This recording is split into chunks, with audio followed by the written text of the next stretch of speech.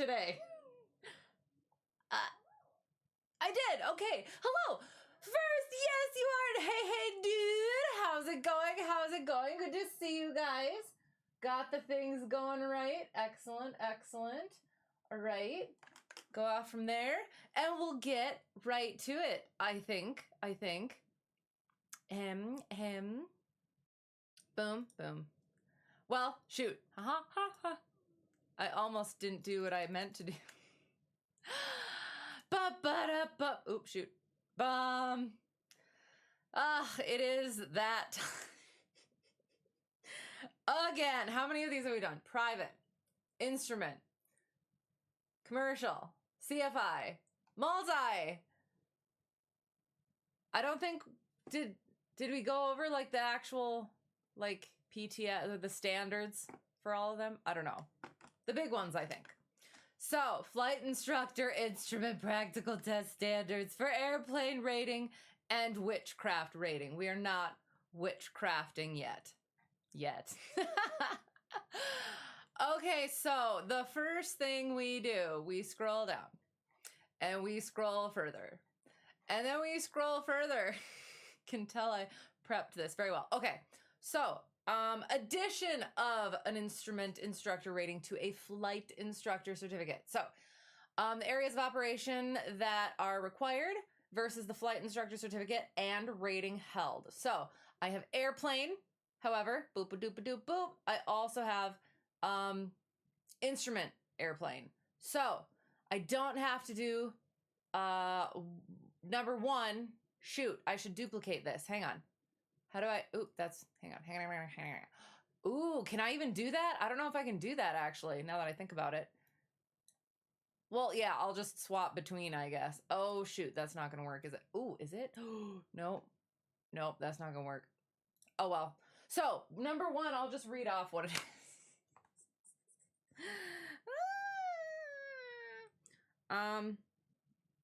Find my little documents. Well, number one is the FOI. Fundamentals of instructing. So yeah, technically it's FOI and not FOIs, but it just doesn't sound right the other way.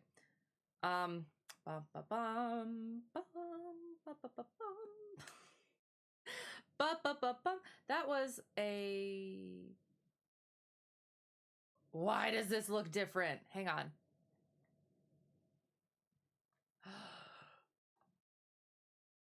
I'll see if it is different. Hang on.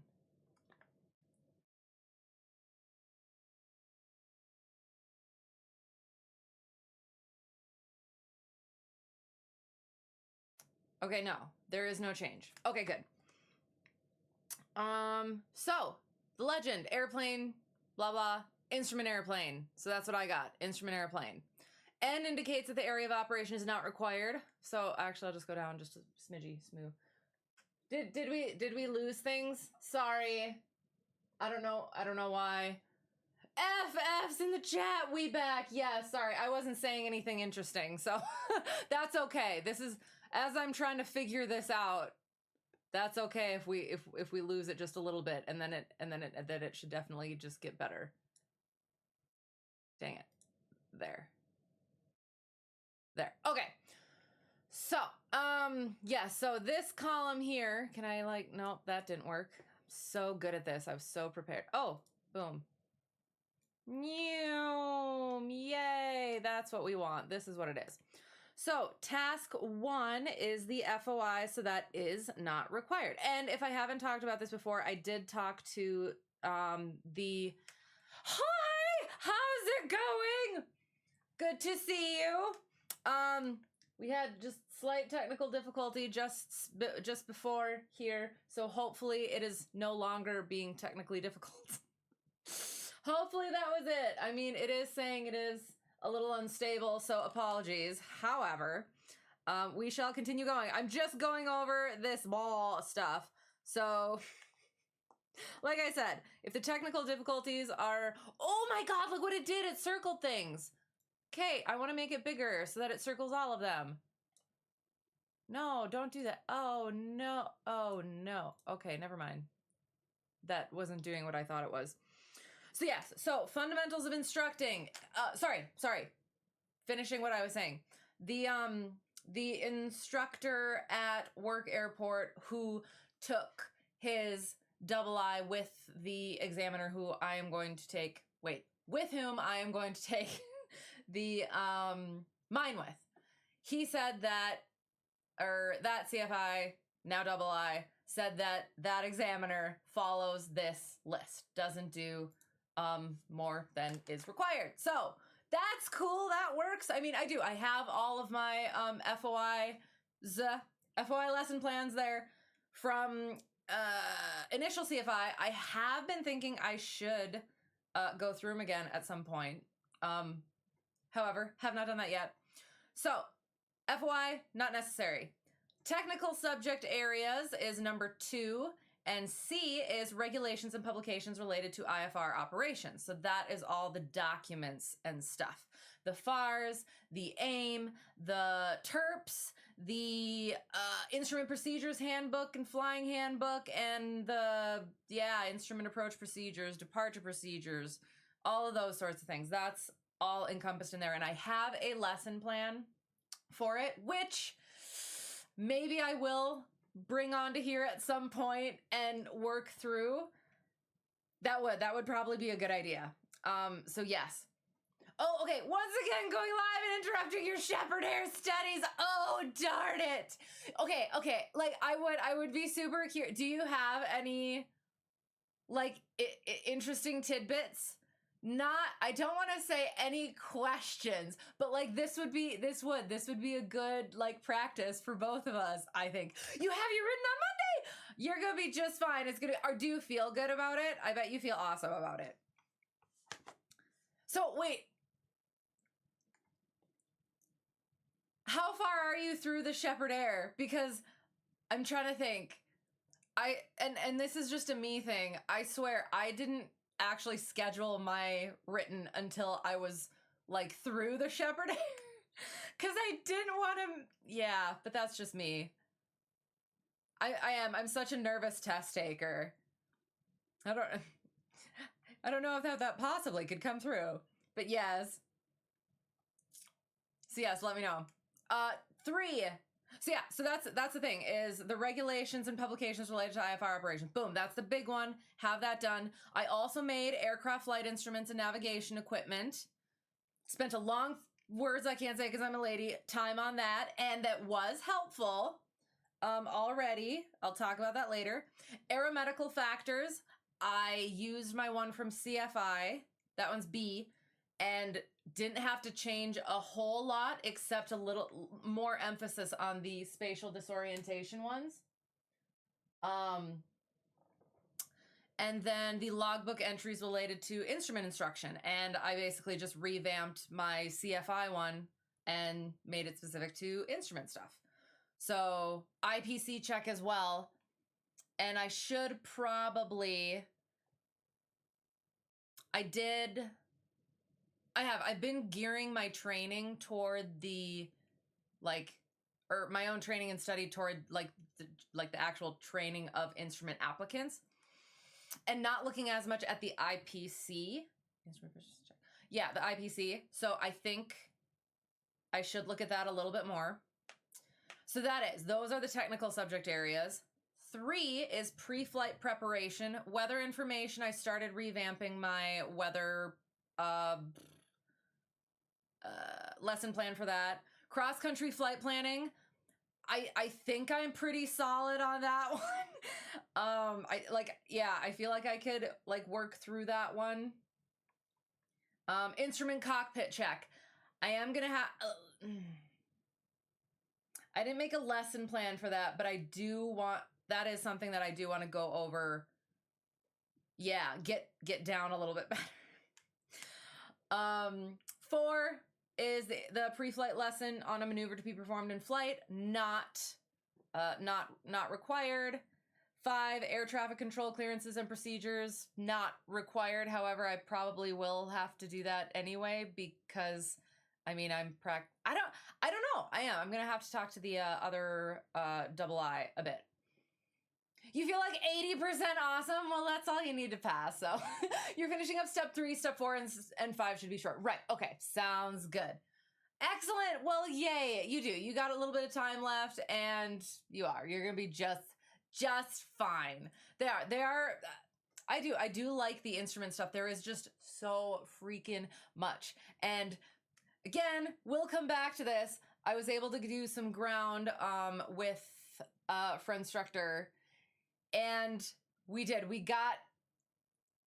I got a lot of questions answered. We got really weedy into some things and just really nice and in depth in other things. And it definitely helped. But like, it is, once you understand, like, some things seem like really confusing until you like really understand them, and then you really understand them, but then they get confusing again because then you kind of anyway. But yeah, it is. It's yeah. Then there's other stuff where it's just like, why? But it is what it is. So 6, flight by reference to instruments is required completely. So straight and level flight, turns, change of airspeed in straight and level and turning flight, constant airspeed climbs and descents, constant rate climbs and descents, time turns to magnetic compass headings, steep turns. Oh, I haven't done the steep turns in a while for the instrument stuff. And then recovery from unusual flight attitudes. Excellent. Okay. Yep. I do. I have all of that stuff done in my little in-flight cheat sheets, but I haven't done them in a while. Navigation systems, number 7 is not required. Number 8, instrument approach procedures requires either A or B, and then this part down here in combination with C, D, or E. So A or B is either a precision approach or a non-precision approach. And then it has to be in combination with either a missed approach, a circling approach, or a landing from a straight in approach. Number 9, emergency operations is just yes. So A, loss of communications. B, approach with loss of primary. Oh, sorry. So loss of communications. So that is the Avenue F and MEA or AMI, whichever one you want to use. As well as all the other procedures, which, expect further clearance time and things like that, which talked about with friendstructor as well. We'll get into that. And then B, approach with loss of primary flight instrument indicators. And for the aircraft that I am flying with the GI-275s, GI-275, pop the PFD circuit breaker, and the MFD one reverts to the primary flight display instruments, which has the CDIs and glide slope available. So, question mark? I'll have to talk to the other double I about that. Or the other CFI who is now double I about that. Number 9, that was the emergency operations. And number 10, post-flight procedures, checking instruments and equipment. I'll be honest, I haven't thought about that one. Make sure everything's good. Turn the pitot heat off after landing. And all the normal stuff. I don't know. Yeah, that. You feel like the questions regarding which CDI relates to the aircraft position questions are annoying because you feel like it is second nature in the plane, but on the test, you really have to think about it. Okay, so, and that's the question is which. So you say CDI, is it, and this is the thing is I get like confused about this stuff too. CDI or HSI or OBS or like which one or all of them, because that is the thing. And I will say, like the instrument stuff, that's where I have found the most where you really have to be precise, but or I should say have precision, but with the words that you're looking at, because just a little tiny change, just one little word makes the whole thing different. You know what I mean? So yeah. So I don't know, yeah. You also confuse the MRA and MoCA sometimes still. So the MRA, that's the, minimum reception altitude, right? And then MoCA is just the minimum obstruction clearance altitude. So, okay, hang on. Let me, okay. I will say I keep mixing up the MoCA and the Oroka because I was going to be like, oh, the Oroka is just like the MEF, but for instruments. So the MoCA is for obstruction clearance as well as navigational aid reception. When if it's a VOR, hang on. let me find my Oh God. I promise I used to know this. This is terrible. Hang on. Nope, not that one. So yes, so okay, let me work backwards. So MEA, minimum en route altitude. Is it this one? This one. Oh no, I did the wrong one. What a silly. Sorry. So MEA, minimum en route altitude, provides both obstruction clearance and reception from the navigational aid it's based on. The MoCA provides just obstruction clearance as well as hang on. See, this is the thing, is I understood it one way, and now going over the stuff for my my lesson plans, it puts it into a different perspective. So let me find the thing. Okay, so altitudes. 91,177 minimum IFR altitudes. You have to, except for takeoff and landing, you may not operate below the applicable minimum altitudes in parts 95 and 97. If both an MEA and a MoCA are given, you are able to operate below the MEA with navigation signals, because then you still have obstruction clearance and then you have the navigation signals, but you are not able to go below the MoCA.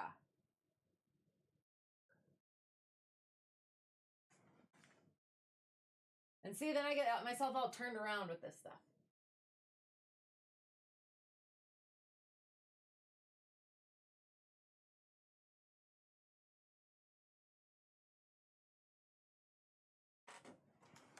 So yeah, so if there's both an MEA and a MoCA, you can go below the MEA, not below the MoCA, but you can only go below that's only true if you're using a VOR, it's only true within 22 nautical miles. Yeah, that's why. It's like, whoa.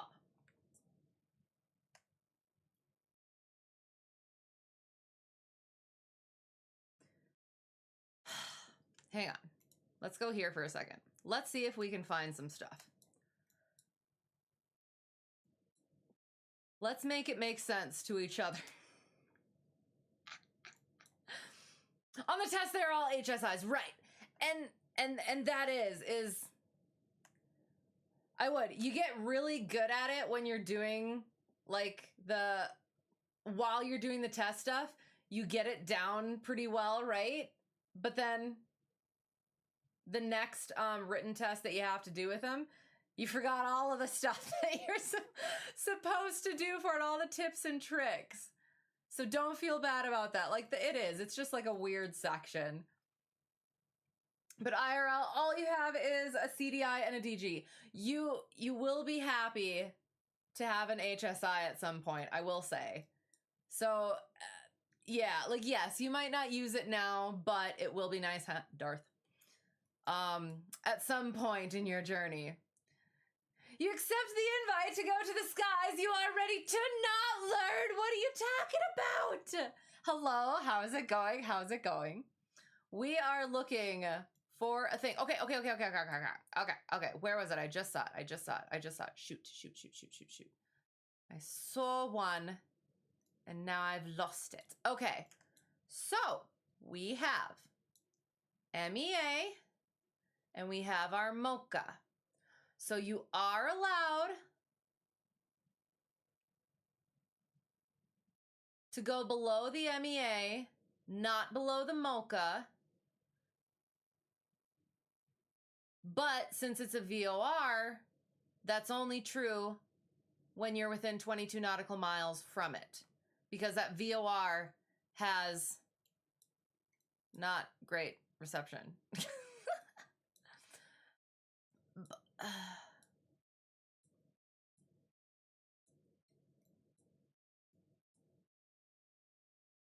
So now I want to find a different example though.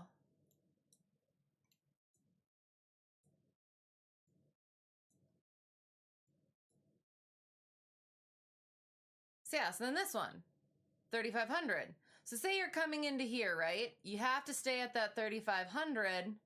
Once you're within 22 nautical miles, then you can descend to 2,600. So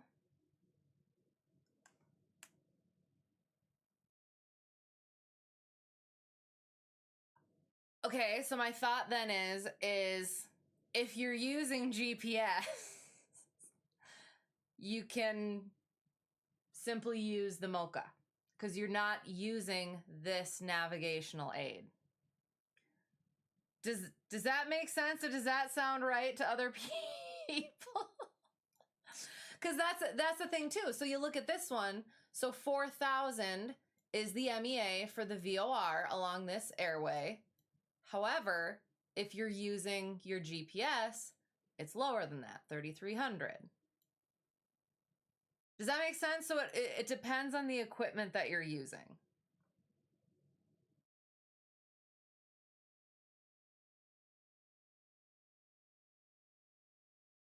Yeah.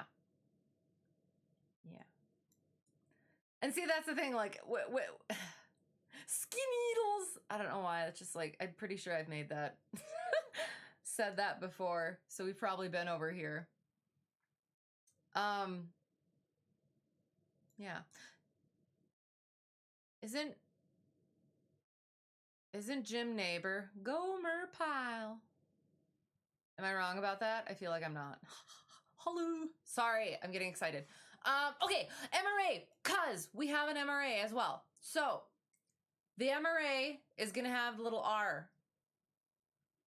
So in order to, and the MRA is gonna be at a fix. So the MoCA is along an airway and the MRA is at a fix. And I'll be honest, I'm kind of pulling this stuff out of places that I can't talk about because I'm a lady. But like, it's making sense now that you're asking those questions. So the MRA, in order to identify this fix, you need to be at this altitude. The MoCA is along the route. Does that make sense?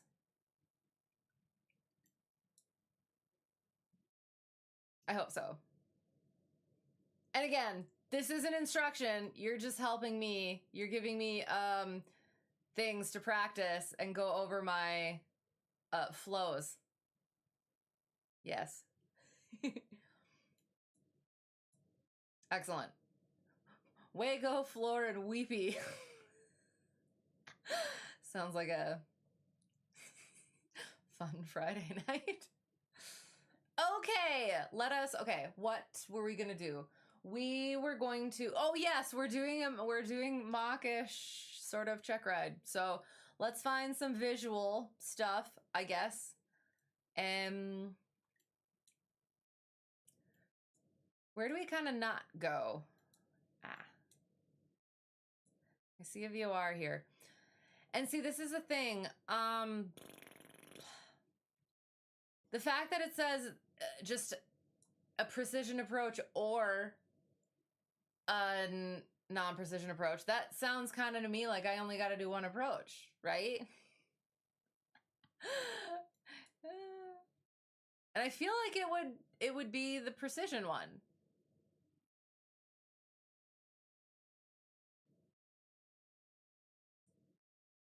Vernon. Oh no, F in the chat, what happened? Are we back? Hello, are we back?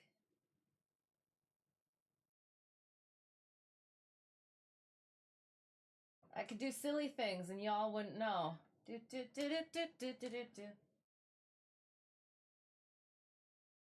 Oh no, it's a little behind. You're gonna see me do silly things. All right, I'll keep going and try to talk myself out of that. Okay, so we're going here. Should we just, yeah, maybe just like take off and, well, okay, so you know what I do have to do? We do have to find a delta.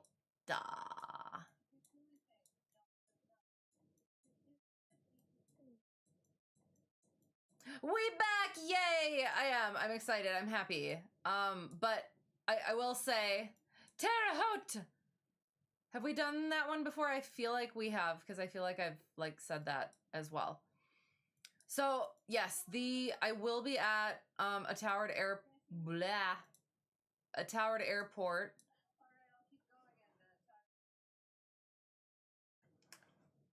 Okay. Delta. You saw the silly thing. I know. I took a chance there and it was a bad call. Okay, so maybe this one? No, come back. Is it being silly again? That's okay. I'll just get all the planning done. How's that sound? And then wait, hang on, which one is this?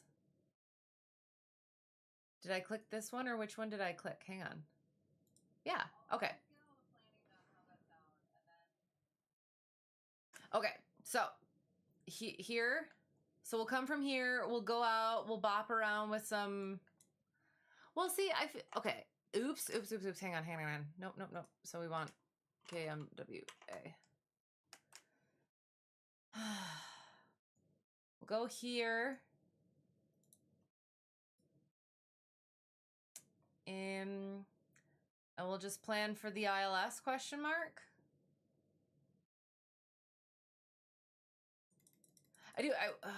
I wish, okay. Yeah, so let's, yeah. Sorry, that was unnecessary. There. So we'll just kind of go over stuff, scenario-ish, I don't know. This one, yes, this is the one. So, takeoff minimums, runway 11 is 600 ceiling, 3 statute miles, or whatever the standard is. We'll check the stuff, or we would have to check the stuff, with a minimum climb of 235 feet per nautical mile to 1,200. We have a departure procedure, runway 11, climb by a heading 107, so runway heading to 1,100 before turning left. And this is the thing, is I'm trying to like not say so much. So yeah, so 1,100, we're just gonna keep climbing to 1,100. MSL, yes, that makes sense, before turning left. 472, so that is 1,100, 620-ish. The internet is giving us problems tonight. I know, I'm hoping that whatever the issue is going to chill itself out in a bit.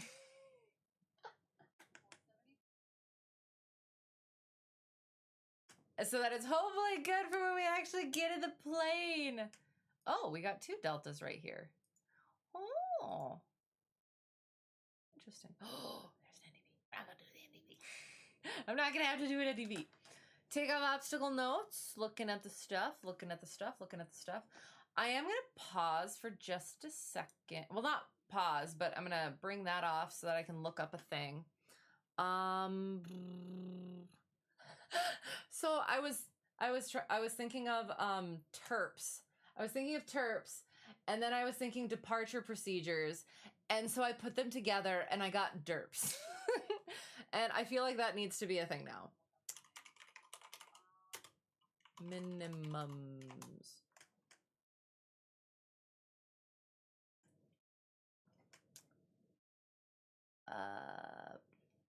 No. The terp supplement.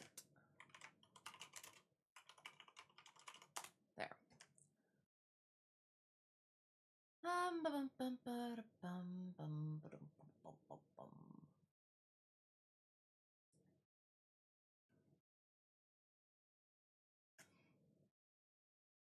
No. This one? Let's see, shall we?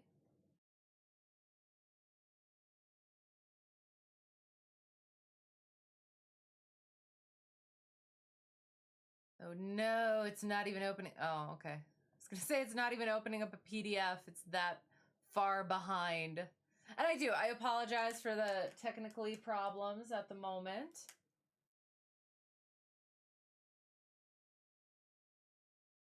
We shall see.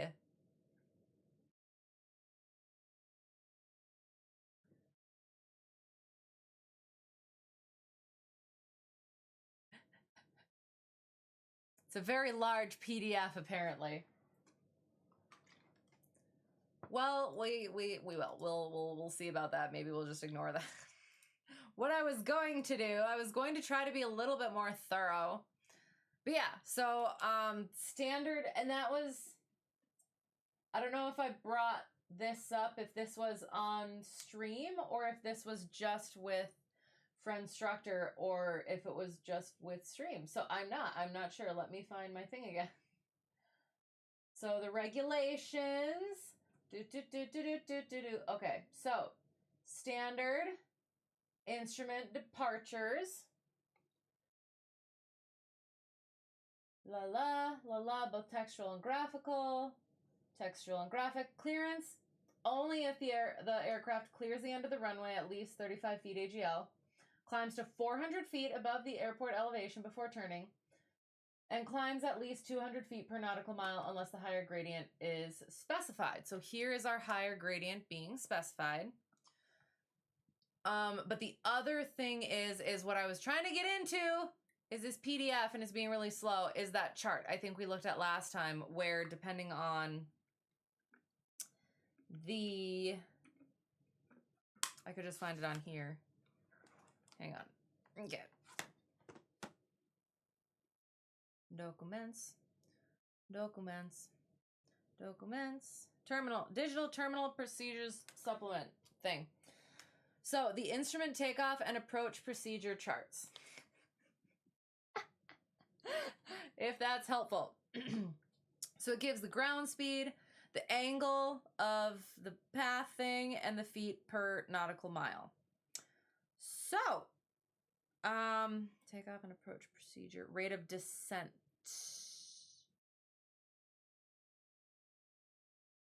Yeah, that's probably a silly. See that? Okay, that actually makes sense now, because I was thinking that this was connected, and now I am seeing that it is probably not, because this is descent, and what we're talking about right now is climb. So what we talked about last time, and or what I talked about with Instructor, was the 200 feet per nautical mile. Hang on, yeah, is kind of like for-ish multi-engine loss of an engine. So multi-engine, single engine situation. Because 200 feet is a thing for something. I haven't fully made that connection, but it's there. So that makes a little bit more sense. So like if you were going on an instrument approach, an instrument departure, and all multi-engine, and you lose an engine, as long as you maintain that 200 feet per nautical mile, you will still remain clear. Yeah.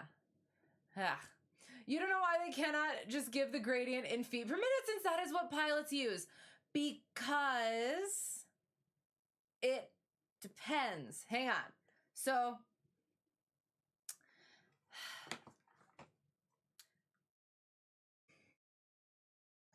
okay. So if you're descending at feet per minute, that has nothing to do with, you could be descending at 200 feet per minute in a tiny plane and cover very little ground. You could be descending at 200 feet per minute in a very fast plane and be covering a lot of ground. So then all of this stuff is based on like the angle. No, and that is an excellent question. And I have had the same thought. But the reason that they do that is because it has to be about the angle. It has to be about the angle because the angles give you that obstacle clearance. Does that make sense? So, well, this is something that friendstructor and I got deep into. We talked about on stream at some point the visual segment obstacles thing, where in some of the profile views they'll say the visual segment obstacles. So so that's a thing. So there's an obstacle somewhere. You're not going to hit it, but the way that they have it set up, the angle that's given, it has to be a okay. So there's two different angles. There's 20 to 1 and there's 34 to 1. You're usually coming in on the 20 to 1, but in order for it to be certified a certain way, there needs to be no obstacles within the 34 to 1. So if you're coming in on this angle and there's an obstacle in that 34 to 1, if it penetrates that angle, that is too close to be certified a certain way. Did that make sense at all? It would depend on ground speed. Yes, exactly. So that's why like it's following those very structured things. Yeah, that. So that is why that the terminal procedure publication supplement with the approach procedure charts, the rate of descent. It's the whole, you probably have seen it in your, or will see it in your ground stuff. It's got that whole table, the ground speed, the angle, the feet per nautical mile. And then it's like, okay, so if you were going this ground speed and you want this angle, what feet per minute? But then when you have when it gives you like the arrival charts and or the instrument approach procedures, it'll give you, if you want this angle, what feet per minute would you need to use for your aircraft? Hello. Nathan's Plates, thank you for the raid. How was your stream? What were you doing? And welcome everyone. Good to have you. We're talking about instrument stuff. I'm trying to get this PDF up. We're having a little bit of technical difficulties, so I apologize for that. If we go off, we will be back. So yes, apologies for that in advance. However, let me see what's happening with it. Is it still unstable? Much like my patience? Yes. So the so that is you for your specific aircraft have to calculate that feet per minute based on the information in the chart and everything. Oh, I must look. Raid button, smash that raid button. There's is that a thing? Can I say it like that? Yes. So yeah. I feel, but yeah, you have to calculate it yourself. And that's the thing. Okay, so let's look. Glide slope, 3 degrees. So for our aircraft, gosh darn it. So for our aircraft, if we want, and this is,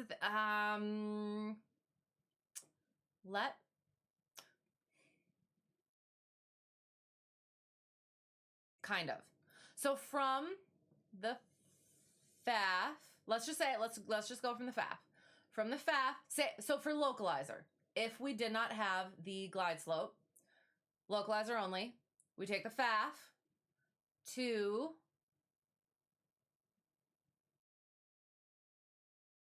our missed approach point, which now that I'm saying that, hang on. It should be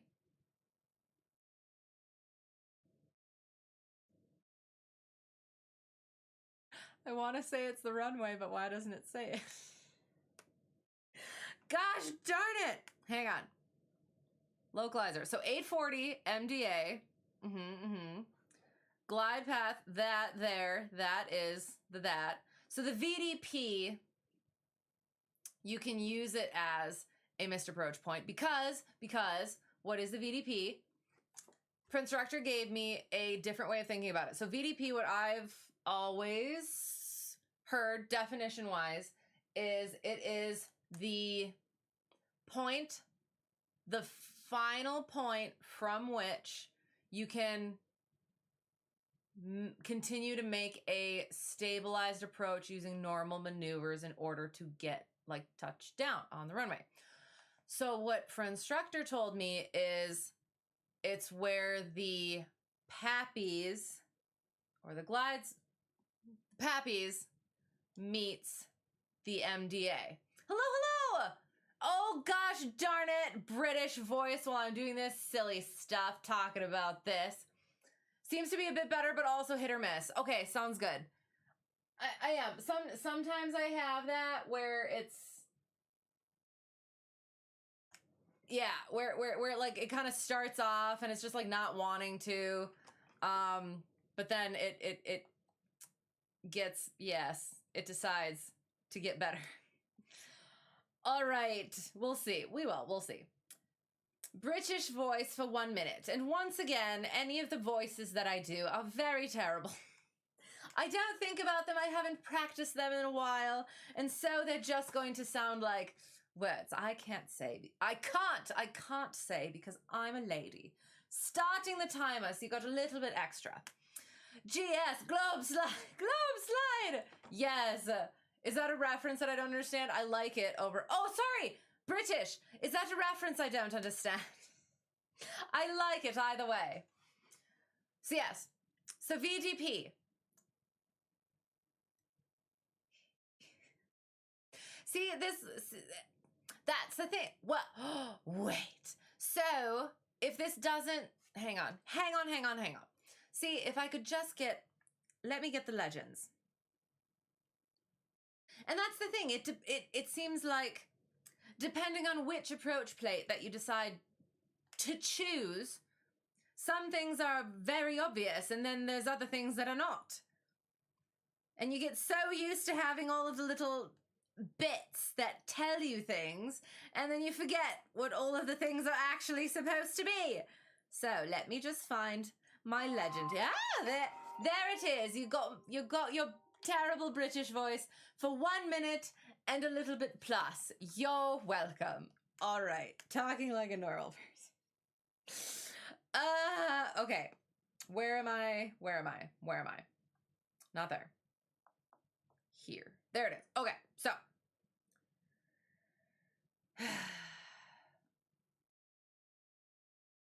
Non-precision, missed approach point, missed approach track. But that doesn't give me.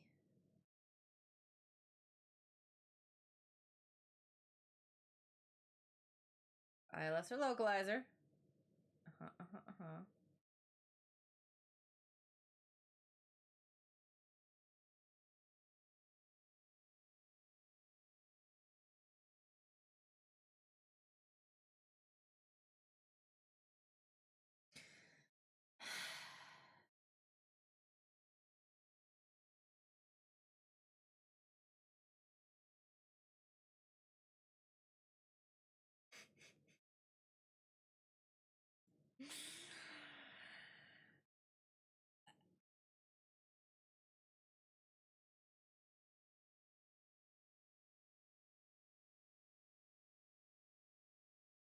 Okay, so here's the thing.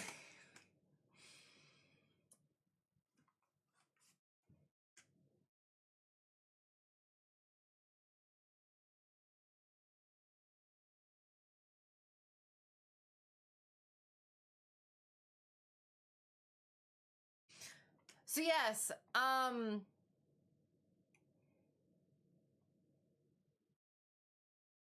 this is something that I guess I haven't thought of, and I think I've gotten mixed up with it.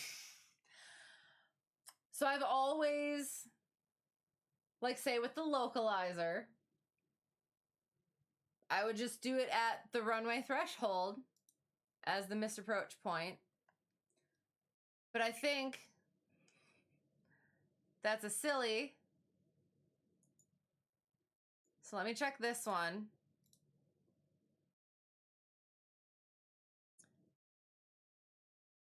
Because, and to be honest, this makes so much more sense.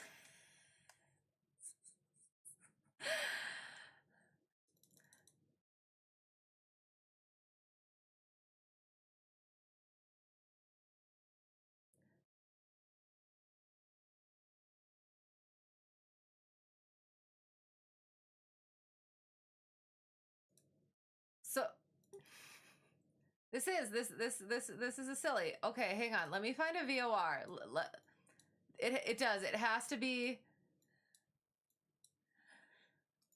It can't be.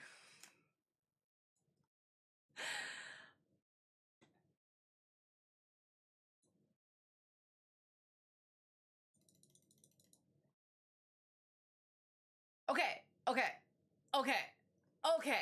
So this is VDPs are just a curveball in general. Well, it is. I remember being like really confused about them. They seem like sort of normal-ish now, but I can also understand that as well. Oh, hello. And the monkey. Am I a good monkey? That wasn't, I don't know, that came out wrong. Anyway, so yes, hello, how's it going? So, and this is why these like little itty bitty details, ILS or localizer versus like a VOR, which has DME, or or an RNAV approach, which obviously has the runway because fix on the GPS. And it's not something that I had thought of because I always do the ILS and I don't think about the localizer thing. And we do the FAF to map timing thing, but never thought about it because I always thought, yeah. Well, but that's, hang on. Well, that's the other thing too, because this one technically has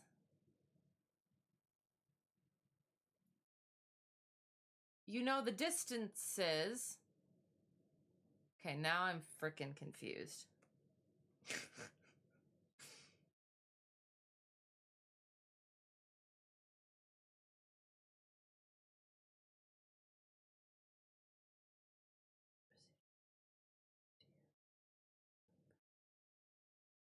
Now I've just got myself into like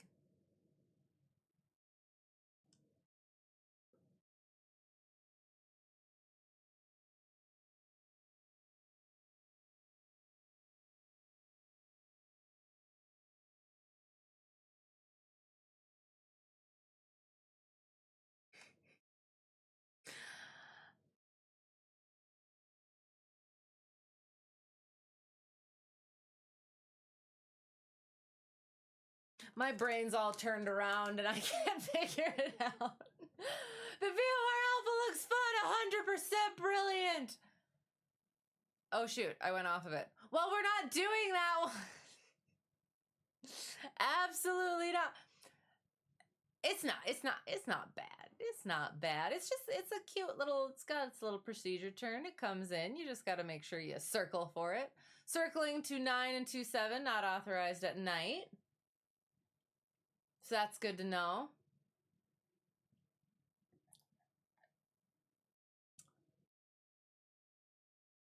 But no, we were looking at our ILS.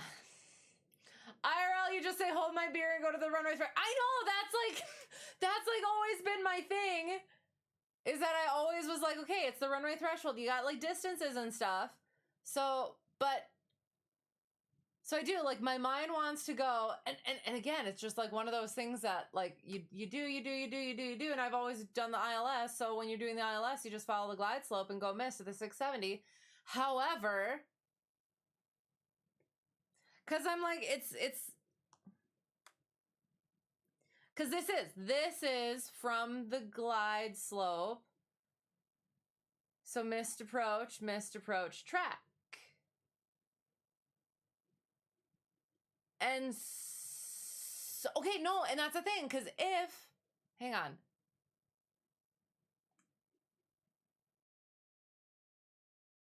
Okay, I'm about to do some math here, because, so, what are you trying to find out? What's the missed approach point for the localizer here? Is it the runway threshold? Or is this one literally just the FAF to map timing? And or if it is just the FAF to map timing, hang on.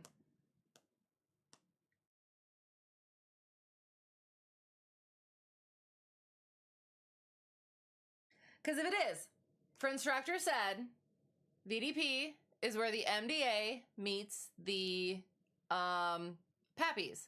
So you could not go below here. Yeah, no.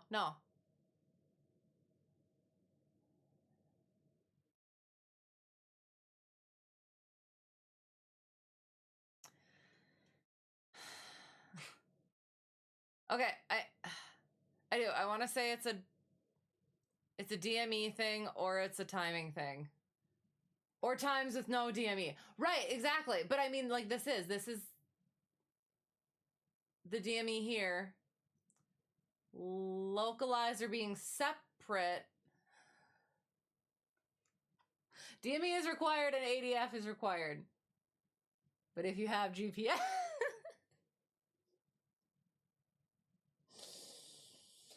I think we're getting too into the weeds. Like, on one hand, it's like, it feels too into the weeds, but on the other hand, it feels very, very... We need to understand this. Okay, so, well, you know what? Let's just brief the approach quick and we'll come back to it. ILS or localizer. Veterans Airport of Southern Illinois, MWA. There's a space missing there. So it's not technically correct, but it is correct for where we are. Correct, up to date. Excellent. Oh, it is that day. Localizer 109.3, approach course 202, runway length 8012, touchdown zone elevation 468, airport elevation 472. DME is required and ADF is also required. Circling 111 not authorized at night. For INOP ALS, increase localizer 20 irrelevant. Got all of our frequencies, looking for Mausers. So VOR for our transition leg. Come in here. And we'll just go out there and get into the hold. We got a left turn hold, so that's interesting. 840, then descent down at 3 degrees.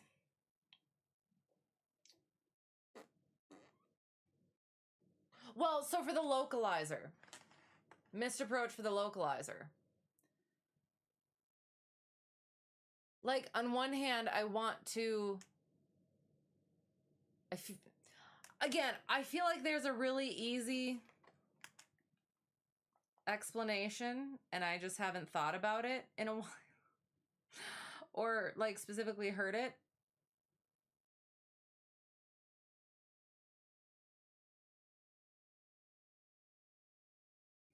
Ye old Google. Yeah, okay.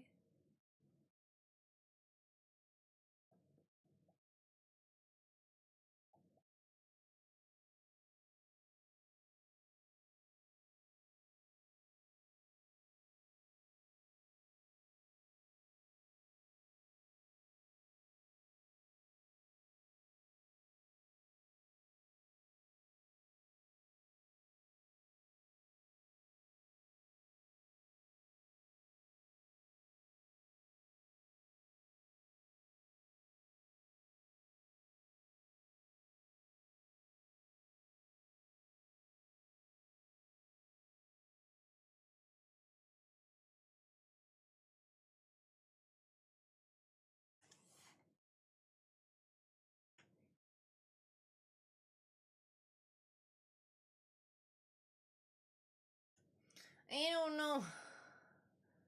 Assuming visual with runway environment.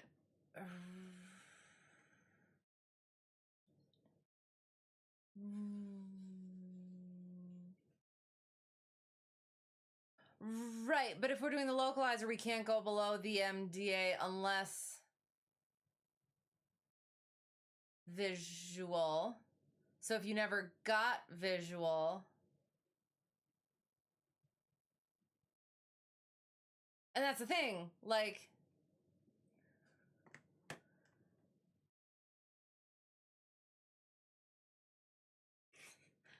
so this is at least for the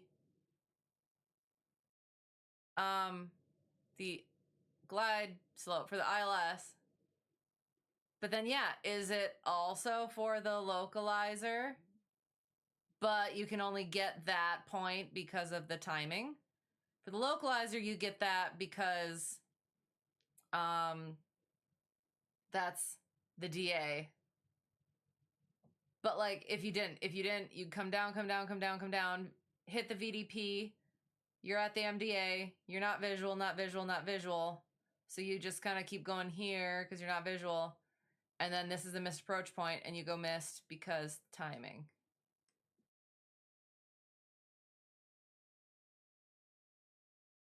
Right, VDP's nautical miles is the MDA minus the touchdown zone elevation divided by 300. Right.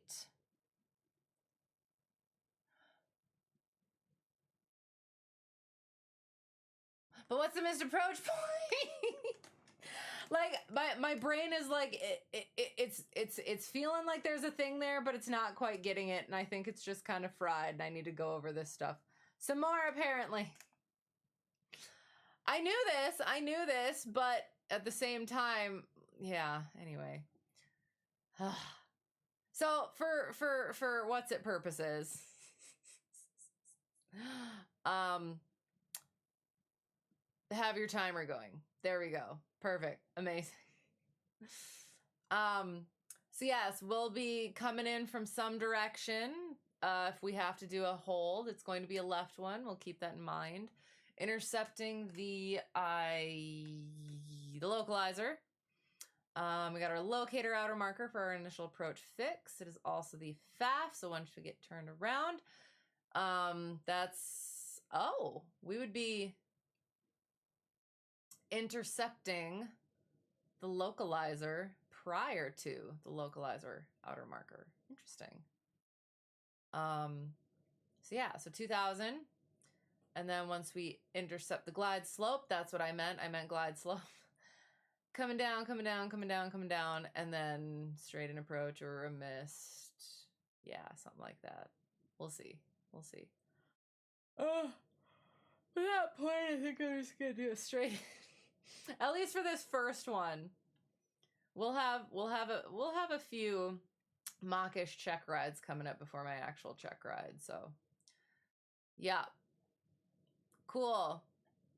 So that thing, doing that straight in minimums 670, FAF to map 90 with 3 minutes 4 seconds. Missed approach is climb to 1500, up to 1500, climbing left 2000 to the locator outer marker. Sorry. You see what I mean? Yeah, okay, there's always something. On Jepsen, it says it's for loc only. Which, right, yes. But that's the thing, like the VDP is not an actual missed approach point. It's a good choice to go missed at that because, like, essentially it could be a missed approach point just because if you, in order to land from an approach, you need to have your 3 things. The runway environment that's in sight, paint, pavement, lights, the flight visibility, which would be half statute mile, unless you're circling, then it would be 1. As well as you need to be in a continuous position to land using normal maneuvers. And if, like you said, since it's the VDP is the MDA minus touchdown zone elevation over 300, that gives you that stable glide path. If you go down to that MDA, you're not visual, you keep going. You have to stay at the MDA. You can't go below the MDA. You stay there, stay there, stay there. If you actually do get the runway in sight, you're going to have to dive and drive, like really dive it a lot steeper than the 3 degrees, which essentially makes it an unstable approach, right? So like, yeah, like that's why it's those tedious sort of things where it's like, it's not technically the missed approach point, but so, and that would be the thing, like you said somewhere up there. Yes. Like, so if you were able to descend below the MDA and then for whatever reason, you couldn't continue the approach, maybe all of a sudden a cloud comes, I don't know. Then at what point is the actual missed approach? But that's the thing too, is as soon as, but you still need to continue to the missed approach point before turning. So you do need to know what point it is the MDA. So, and that's why.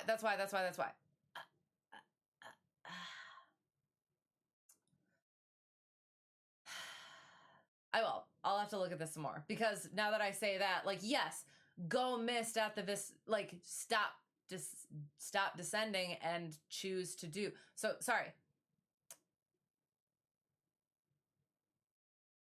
Yeah, essentially a missed approach point, like decide I am going missed, but at what point do you then, okay, I have to not turn until after what point? Just the timing, I guess. It gives you the rate of descent on it. You're spoiled. I know, friendstructor, he's got all the Jepson charts as well, and he likes to make fun of me because I don't, so. At some point, yeah, VDP descent path past MDA. Right, yes, exactly. So, yeah, so that's one of those things where it's like, oh, yeah, essentially a missed approach point, but due to weedy sort of things, you need to make sure that you're not turning before the actual missed approach point, which is, again, the one that I can see specifically is it's the timing.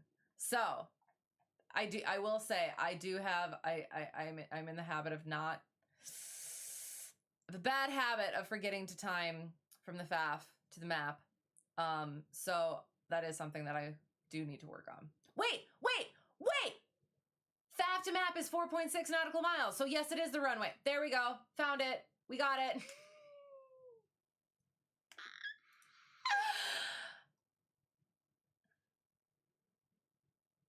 See, you see how easy that was?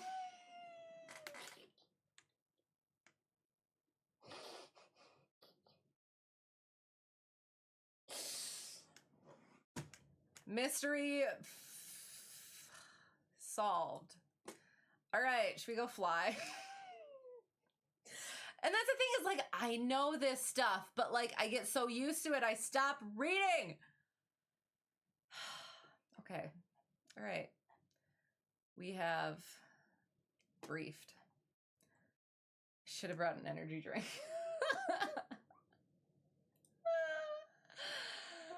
Oh, God. I'm going to turn that on. I'm going to turn that on. I'm going to turn that on. See, and then that's the thing, is like, that's the stuff that I feel like I'm going to end up doing on the Checkride. Like, I absolutely know, but I haven't thought about it in a while, or I haven't thought about it like a certain way. And take me off so much. It was right there. It was right in there. Where's Wally happens to you a lot? Yes, right. Okay. Yep. Well, there we go. Real time mental breakdown of instructor applicant. Flying cures everything. Yes, it does. I'm so mad. And again, and that's the thing is, like, it does. It feels like I did. I knew this, and I should know this. And anyway, getting the thing up. What sort of stories we got today? And I did install. I did update, so that should be fine. When did last we speak? Was it the 8th? I believe it was the 8th.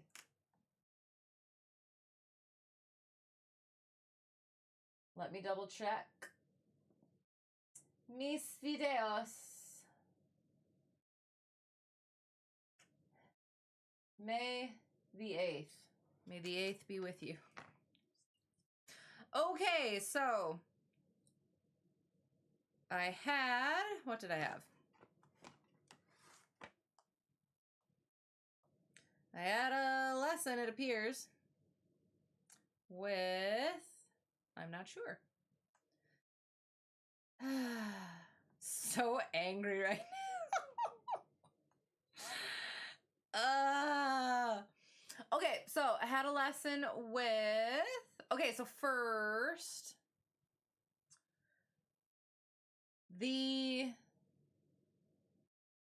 172, the Constance 172 had to have some work done. When I got there to go give my lesson, the ANP was there, so we got to chat a little bit and go over some stuff, and he assured me that yes, everything is good to go now. Excellent, amazing. As well as, I guess I did forget to say, it was a little windier than my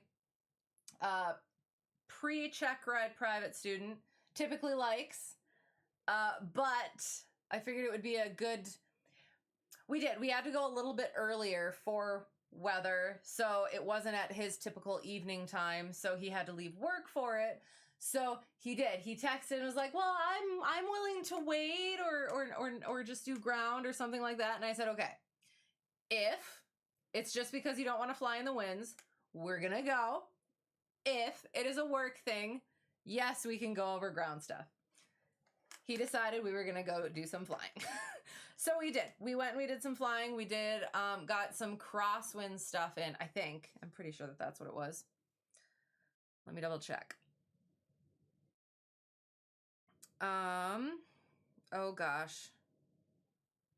Oh no. Everything is so small now. Maybe, which one is it? This one, perfect.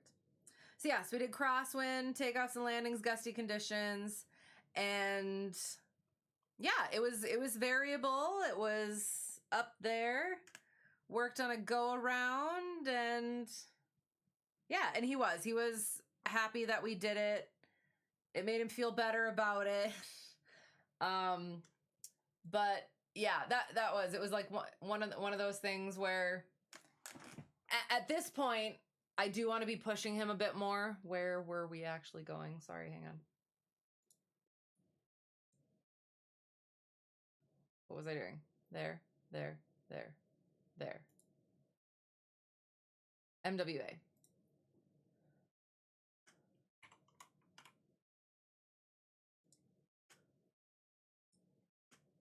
So yeah, but like that was one of the things is like I did. He did have work, but it was just one of those days where it worked out.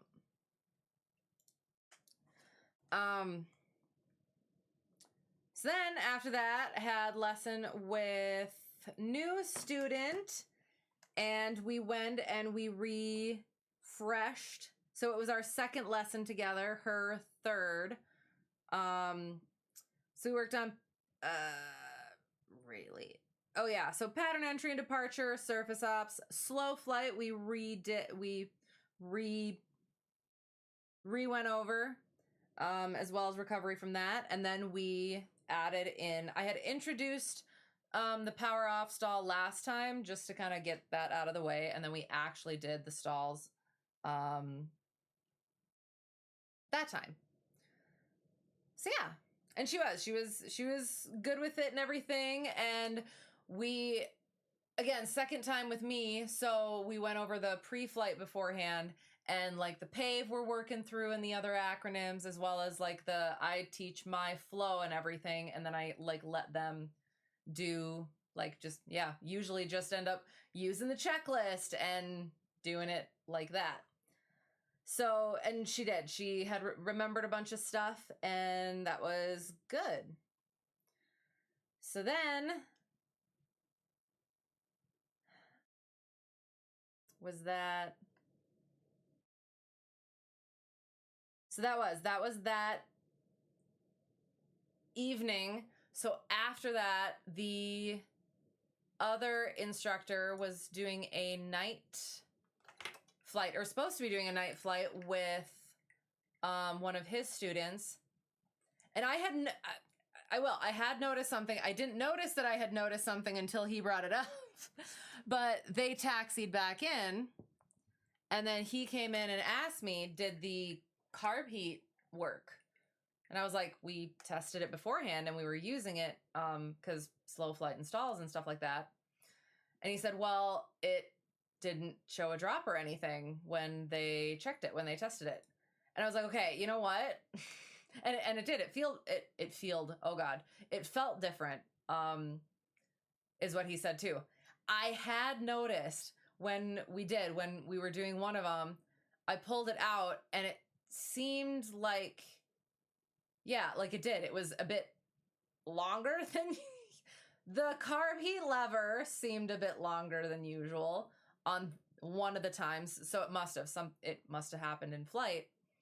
So that was good to know, and something where it was like, oh, I should probably, when I notice those things, notice it a bit more. You know what I'm saying? So, had a long day, not mad, I am safe, brain is not an FMC 24/7. Right, but like that seems like one of those basic things, and it is one of those basic things, but it's like, haven't looked at it in a while. I've been looking at all this other stuff. And then, and the pressure too. Yeah, the pressure. The embarrassment. I'm sitting here like, oh God, what am I doing? Look at me not knowing stuff and saying, oh yeah, I'm right close to Checkride. No. This is why I won't let friendstructor sign me off yet. Cries. Oh look, a great non-source of wait, hang on. I have to pick one or the other. A great non-source of info, a great source of one of the two. Pick one. Hello, how's it going? I'm gonna be so angry. I'm gonna be kicking myself about that. I'm gonna be thinking, you know what? That's probably good though. I like to think of those moments and be like, I bet that's gonna come up during Checkride now. And I'm gonna look back and I'm gonna be like, I'm really happy that I did that. Because, so I have an example of that. Remember I don't know. When I was doing initial CFI streams, or my training or my sim practice for my initial CFI, I was using the dice turtle of destiny to pick which maneuvers I would do. And one of them I kept getting was the power off 180. And I kept telling myself, I was like, I'm not going to get the power off 180 because who does the power off 180? We're not supposed to do the power off 180 after doing commercial nobody does the power off 180 for CFI initial. But I was like, no, just in case, I'm going to keep doing it, keep practicing it. And guess what I had to do on my CFI initial? Freaking power off 180. So, I will take that. Freaking FAF map. There it is. Anyway, sorry, turning off the night. It looks so pretty, though. So pretty. Oh, big yawn. Yeah, almost got me. Yeah, exactly. I heard it as soon as I started saying it. All right, those are some like major T lines. Dang. Okay. All right. What are we doing? So we went over that day of flying. So we'll save the rest. Yeah, yep. Sorry. I should have chugged an energy drink. But that's okay. That's okay. We're gonna be just fine. What was I doing?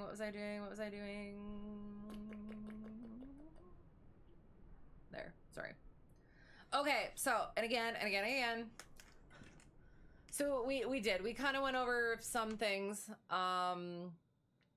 One of the things went over with friendstructor for ground stuff. Asked about the turn so, okay, I wish I could. So we have the GI 275, you guys see this here? Okay, so we have the 6-pack circles. So airspeed, turn coordinator, sorry, are both still there. GI 275 for PFD, GI 275 for MFD there, in place of the attitude indicator and heading indicator. And then the steam gauge altimeter, vertical speed indicator. Why do I feel like that's not right? And then another GI 275 for engine monitoring and other stuff. So he brought up the turn coordinator, and we turned it on to like look at the stuff and go over the stuff, and then went and were able to like get some practice and familiarization with those. And he asked, okay, so the turn coordinator, because it did when we first turned it on, he said it's like usually you hear it spool up, and we weren't hearing it spool up because what does it run off of? Electricity. Then he's like, what does it look like inside the turn coordinator? And so I was like, oh God. So I'm thinking back to my lesson plan for the turn coordinator. And I'm like, okay, so is it a gimbal? So I was like, okay, I'm just gonna say it's a gimbal and it's canted.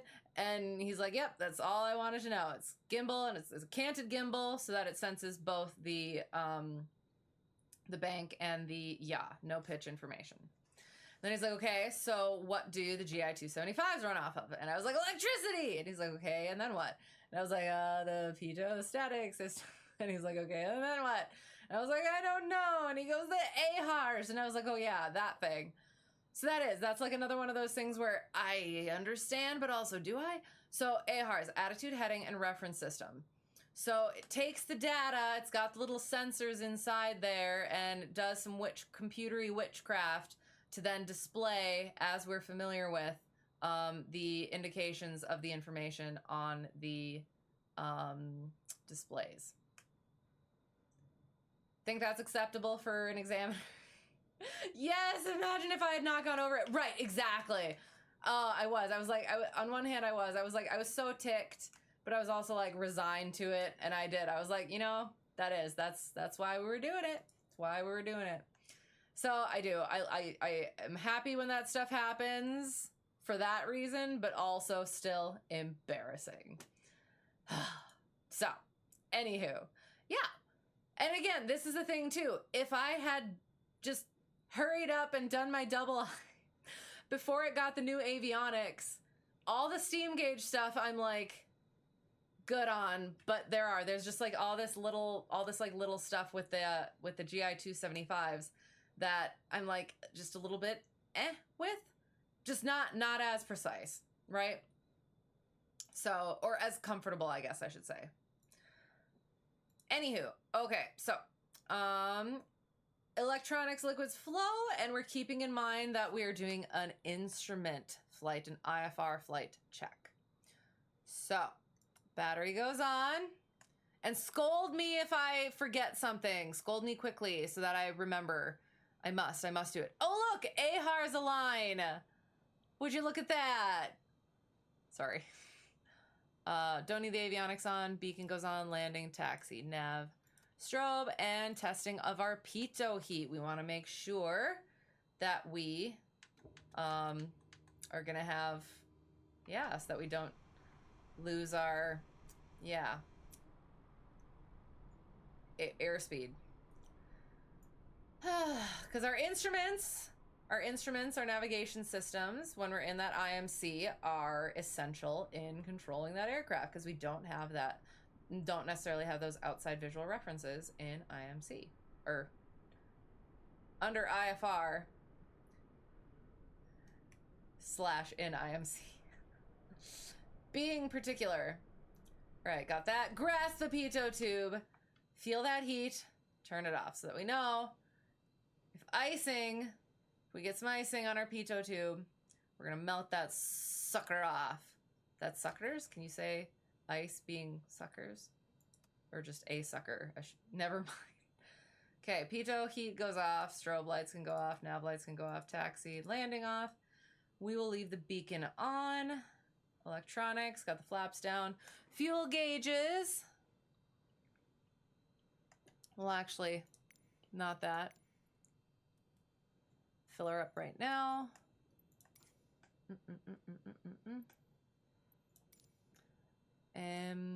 Fuel gauges are true. And battery off. I considered...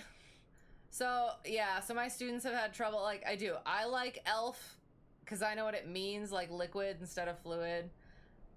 What if I said lifeblood? Electronics, lifeblood, and flow. That'll probably be even more confusing, I assume.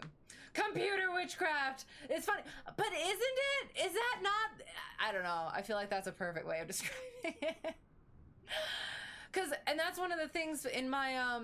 my navigation and equipment lesson plans that it said when I was going over that stuff is it like takes the data and it does the stuff, and then the one thing that kind of like piqued my interest or like piqued my curiosity or confusion maybe was it said it takes that data and it puts it into the form that we're familiar with. You know what I mean? So like somehow the data does not, it's not actually in the form and the numbers that we know. It has to translate it. Witchcraft. I don't know. And that is probably something that I have to like work on too, is like not going, yeah, not saying those things. Or going too far in depth of stuff. Have to start practicing just saying one-word answers. Even though on the instructor checkride, I have to be the one talking. Ugh. All right, lifeblood. Check the fuel quantity, quality. Strain a little bit of fuel from there. Strain a little bit of fuel from there. Belly drains wherever. So mini part of later story. I have experienced now another type of belly drain. So it's up under here. I've had the little gold T one where you can either push on the little the T part, or you can stick the fuel sumper when it has a little stick thing up in the fuel sump into the hole part of it. But new one I have recently encountered, it's a little twist. So you reach up there and you'll just like twist it a little bit, and then it drains, and then you twist it back. So that was new. Always something. Well, it's just translated from signals. Right, magic. Right, but like, I don't know, it's just funny to think about like what...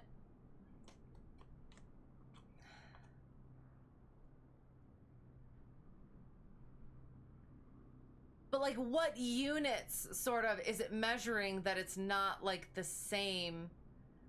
Well, okay, so I guess. So in the steam gauges, it's all about the pressures, right? Yeah.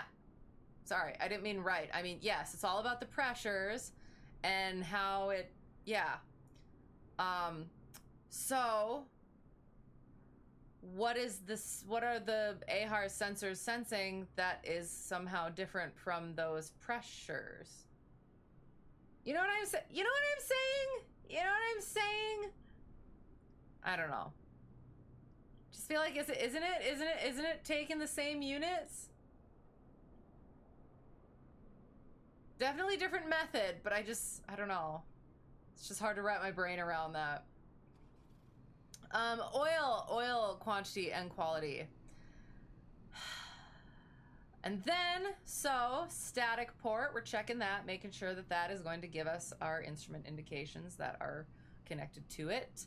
Our vents, pitot tube, once again, we want to make sure that's clear, as well as our drain hole. Both of those are essential. Fuel vent, make sure that's clear. Leading edge of the wing, give it a little wiggle wiggle. Aileron up, 4 bolts with the rod, 4 bolts. Flaps connected, give it a little boop boop. Make sure there's a teeny bit of movement. Look at that rod, make sure the connections are good if I didn't already say that. Tires, no brake leaks.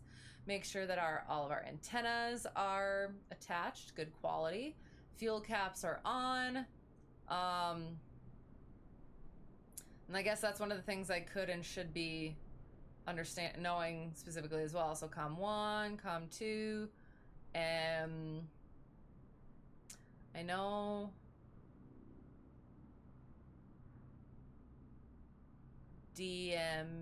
nope. Beacon antenna, DME and transponder.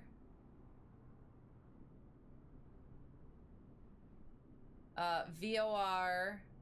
Oh, and another. So VOR whiskers. I have experience with the VOR whiskers, and that's what I always like heard, whatever. The V for the VOR whiskers. Same plane that had the weird belly drain had like these little square handles on the sides here.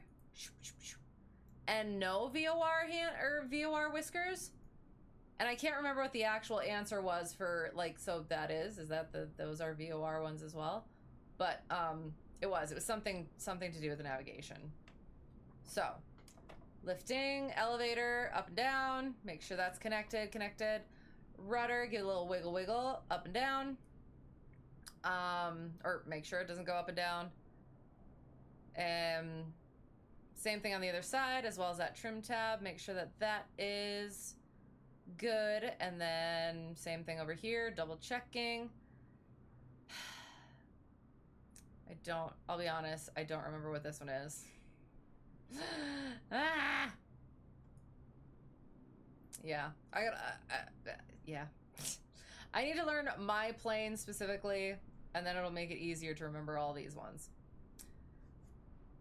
All right, then chicken can do the other side, and then we come over here, double check the oil area, propeller, leading and trailing edges, alternator belts, if there is one. We have to make sure that alternator is going to work. So yeah, that is part of our grab card of our required equipment for instrument flight. Includes 8 tomato flames, which I should go over at some point. I used to know it better, or I used to know it like down pat, but I'm not actually sure. I haven't done it in a while. Grab card, generator, alternator, radio 2A for our communications. A is altimeter, sensitive one. B, ball of the turn coordinator. Make sure that we can coordinate our turns. C, clock for timing our turns. A, airspeed indicator. It's already in there, isn't it? Is it?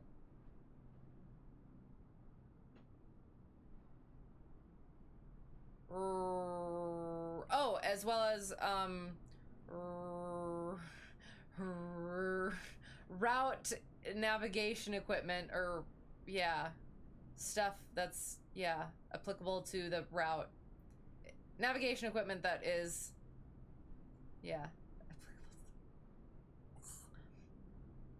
and DG.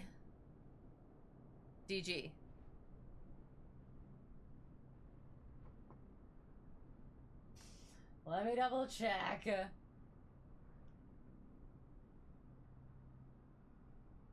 Steam gauge is just membranes that it makes sense. You guess those sensors info is processed differently since they use computers.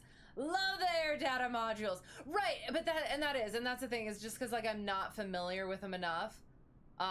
If I was more familiar with them, I'd be less of a poopy pants about it. But like it's just one of those things where I gotta talk about this on my Checkride, and I have to teach students about it too. So like, I should know it for my Checkride as well. But yes, but no, it is. They are interesting.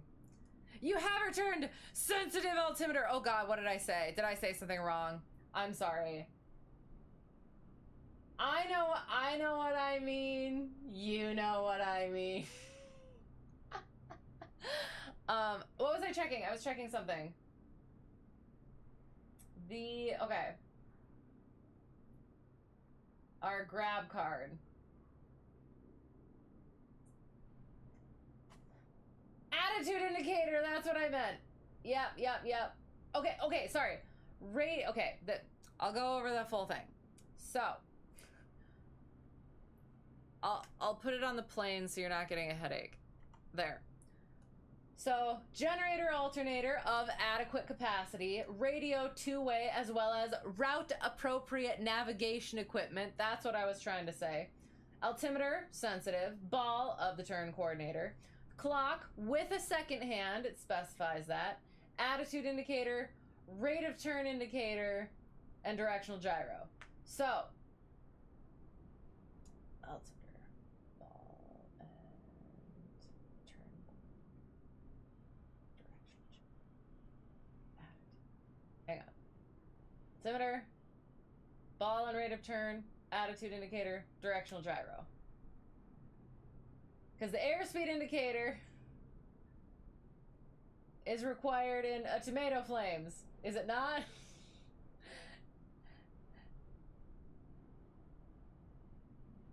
Oh! And that's funny because, like, the vertical speed indicator is not required at all. So that's why we punch it if we lose static pressure.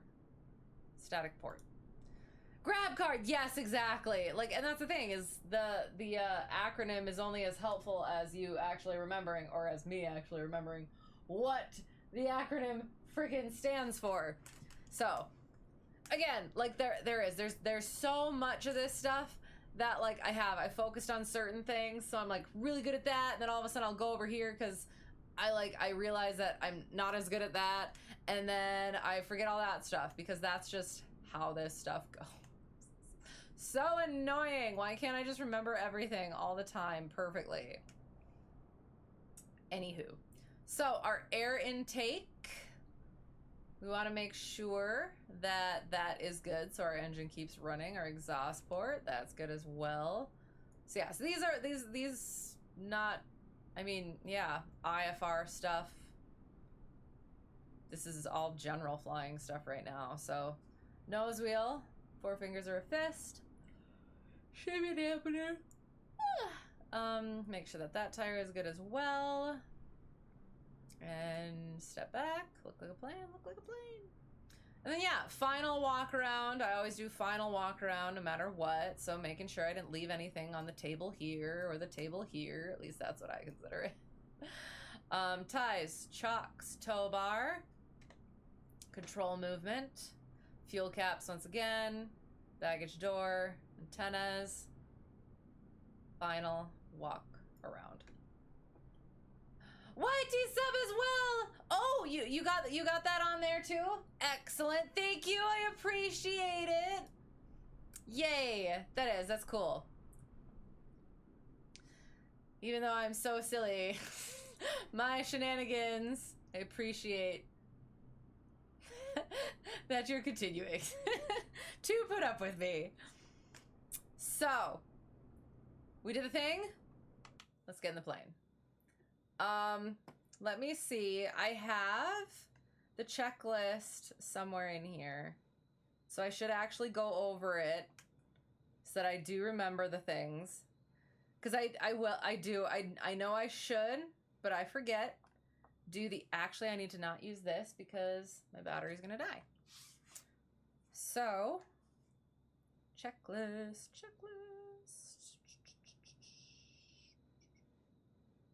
Nope, that's not in there. Documents. Documents. Aircraft. Nope. I bet I'm just gonna use, oh, wait. Dang it. I'm just gonna use my home airplanes because that's the one that I have in here. All right, so Initial, we would have already checked our weather and density altitude. We would have done our weight and balance. I should probably look at that. I haven't looked at that one too much for this plane. Performance requirements. Filing of the flight plan. We need to have filed the flight plan, and I guess that brings up questions. Try to do it at least 30 minutes before you're planning to fly. I have done it before, or yeah, in shorter amounts of time, and it's still been fine. You can do pop-up IFR as well, but it's just nice for them to be able to work you in. And how long is it good for? Like, so say you file and then you get a flat tire and maybe you have to like change it, and so it delays your departure. How long do you have before they just kind of cancel it? Ho ho ho ho ho ho. I know, maybe, I hope. I will be hopefully getting verification or what's the word, concurrence with what I believe it is. Our papers, our airworthiness certificate, our registration certificate, operating limitations, weight and balance, our control lock. We make sure that that, yeah, is not on anymore. Did our master, flaps, pitot, heat, nav, beacon, strobe, taxi, landing light, fuel gauges, master. Fuel gauges, keeping in mind that we need the 45 minutes to our destination, plus an alternate if it is required. When is it required? It is required unless the forecast TAF is 1 hour before or after ETA is 2,000 foot ceilings, 3 statute miles. And it needs to be both, and at least that. 1, 2, 3 rule. So fuel, destination, alternate if required and or filed, plus 45 minutes at cruising speed. Fuel quantity, quality, caps, drains, vents, engine, oil, belt, propeller, air intake, exhaust system, stall indicator, surfaces and controls, pitot static ports, gear tires, brakes, antennas, ties, shocks, baggage door, final walk around. All right, did a Hobbs time. Fuel's on both. Circuit breakers, we want to make sure our circuit breakers are good. We want our electrical things to be working. Alternate static, if we have it, we'll check that.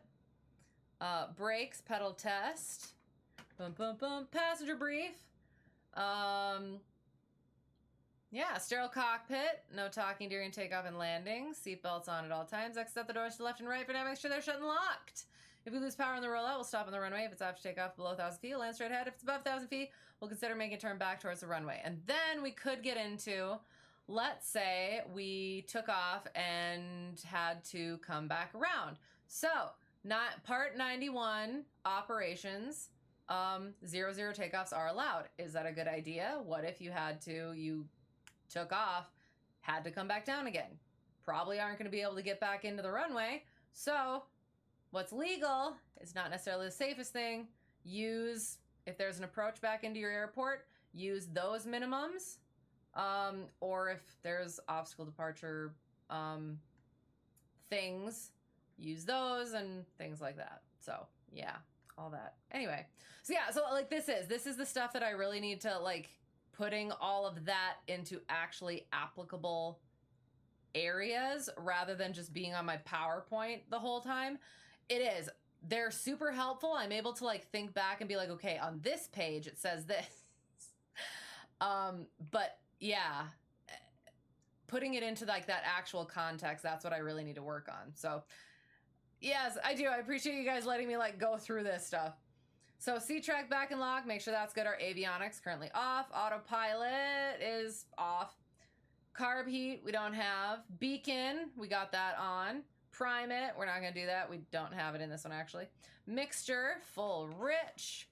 Throttle goes slight. Brakes are set. Clear left, clear right, clear ahead, clear back. Clear prop. The other thing that I was going to mention, or I guess kind of throw out as a potential personal question. So I do my sterile cockpit, no talking to your table, all that stuff. I haven't thought of, is there anything else that I should be, what's the word? Adding to that for instrument-wise.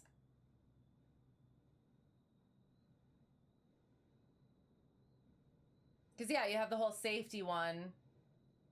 The safety passenger briefing for, like, actual passenger, like, passengers that aren't already, what are they called? Like, aviation people. So they might not necessarily, they won't know things as much. But, yeah, haven't thought about it. Cleared prop, and now we mixture full rich. Thought it was slight. I guess I'll look at the thing. Brakes, master on, mag start.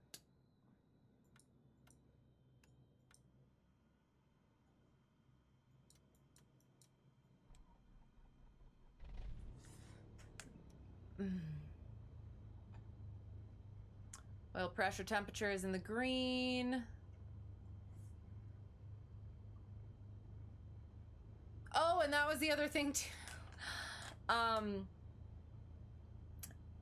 What was it? Oh, the other thing. Friendstructor, when he asked about what systems are on these, and I was like, the vacuum, and I looked and I was like, okay, wait, there's no vacuum like thing over here. So like, is there a vacuum? And he's like, yeah, there's a vacuum on here. And then he points to this tiny ass little dial. Much like on the 150, I believe, right? It's got the itty bitty little dial like right up in here amongst all of the steam gauges. So that is something that is good to know. Flaps can go up. Oops, wrong button.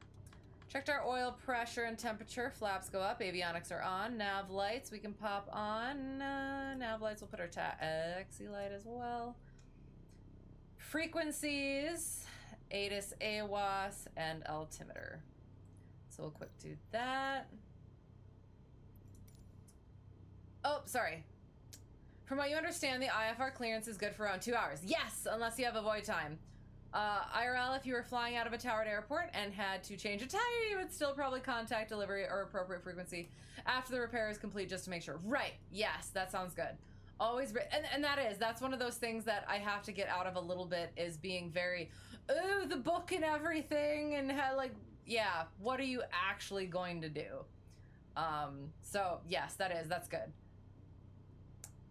You always brief the instrument approach procedure for if you have to return to the airport shortly after takeoff. Perfect. Make sure to do instrument checks while they taxi. Thank you. Yes, that's why I am. That's why I'm looking at my my actual checklist here. I do it in the plane. I look at the checklist, but when I do it on, like, when I'm just simming, I don't do it, so then I end up forgetting it, and that is why we use our checklists. So, seatbelts, harness. Thank you for reminding me, by the way. Heat, vent, defrost, all those things are good. Transponder is on standby currently. Taxi light, as required. Radio test. So we could click our button, make sure it's going to be good, because we want to make sure that we have communications, or will have communications. Brakes are, we can test those. And then our attitude indicator, turn coordinator, heading indicator to compass, we are going to do as we taxi. Yeah. So let's see where we are. We're at Kilo Mike Whiskey Alpha. Well, actually, we're at a towered airport, so I guess let's get the weather first. That would be a good idea before we start taxiing, and then we need to talk to people. Okay. Okay. Kilo Mike Whiskey Alpha. 16th at 0455 Zulu, automated 230 at 7 knots. So we'll take off. We're just gonna take off 29, because then we don't have to taxi all that way. 10 statute miles. Well, actually, you know what? Yeah, we're just gonna do 29.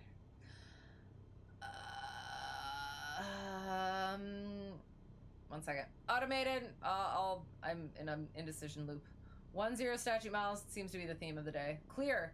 23 degrees Celsius, 19 for our dew point. Altimeter 2978. Marks AO2 differential precipitation. Temperature 230. Dew point 19.1. 2978.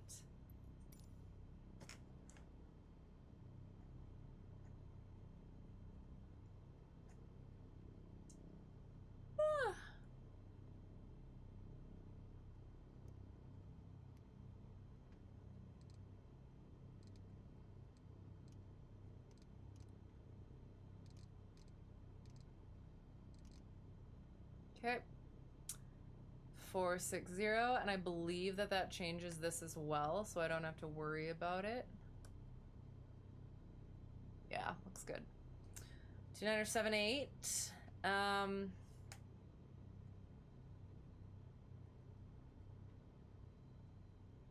Do we want to...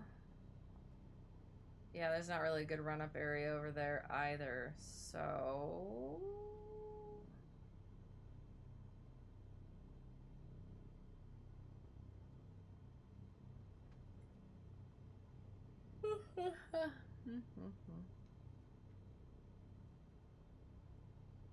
So I assume we would be doing our run up here.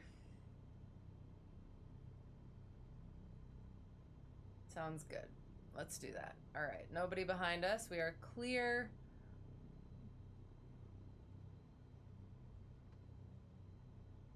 Looked like we were moving, but my feet are on the brakes fully.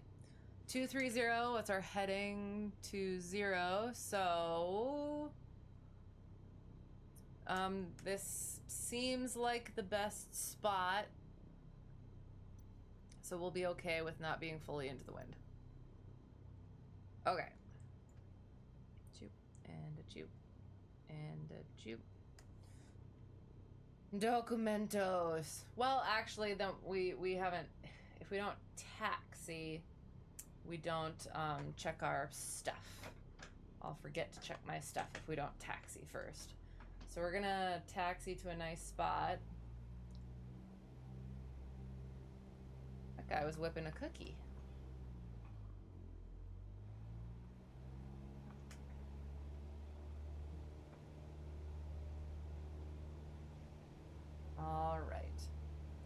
All right, so attitude indicator, turn coordinator, heading indicator, compass. So our attitude indicator, so we have this little pink line here, I think. Yep, that little pink line.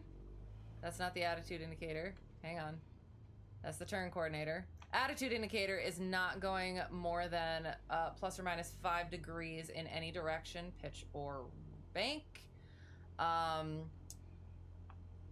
Even when we are turning. And our turn coordinator, the ball, is going... The ball is going opposite the direction of the turn, as you can see there. Hang on.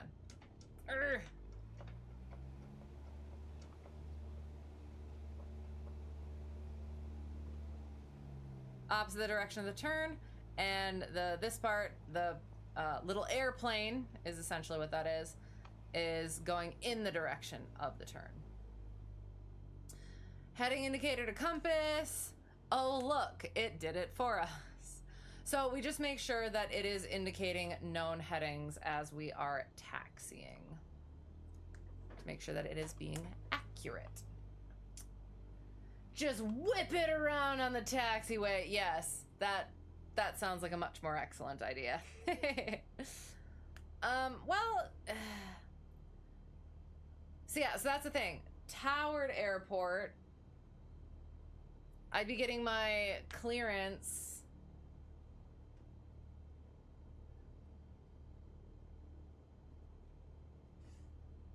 See, so that's the thing. I'm so used to tower or non-towered airports. So I usually get all of my stuff done, run up everything, and then I call clearance delivery. But since I can call ground, well, that's let's see, shall we? Who are we gonna talk to?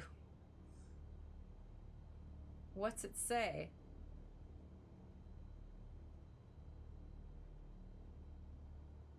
We're gonna go to the chart supplement.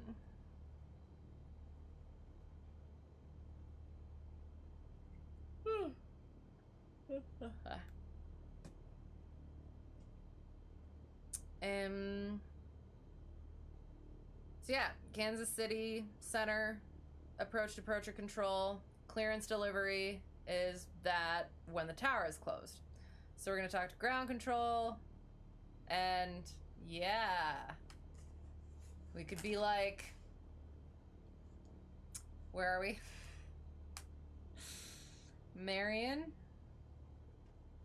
Sure, Marion ground. Cessna Hotel Tree 1 Delta 1 at the GA ramp with Tango. Looking for IFR to somewhere. So this is a practice clearance, I guess. Because we would actually be not departing IFR for Checkride. Looking for IFR to Carbondale. And they'd say Cessna Hotel Tree 1 Delta 1 Roger, stand by for your clearance. And then I'd say stand by, or are you ready? Let us know when you're ready for your clearance. Be ready to copy. And then they'd say Cessna Hotel Tree 1 Delta 1. And then we've practiced those before. It's just adding in the tower thing, I guess, maybe.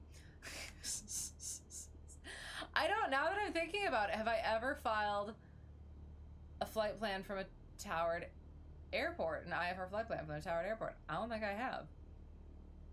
So yeah, it would do those things, and then you would contact departure. They would give you departure frequency. They'd tell you what you're squawking, and then you'd have all that stuff down, and tower knows where you are and when you are and stuff like that. And I assume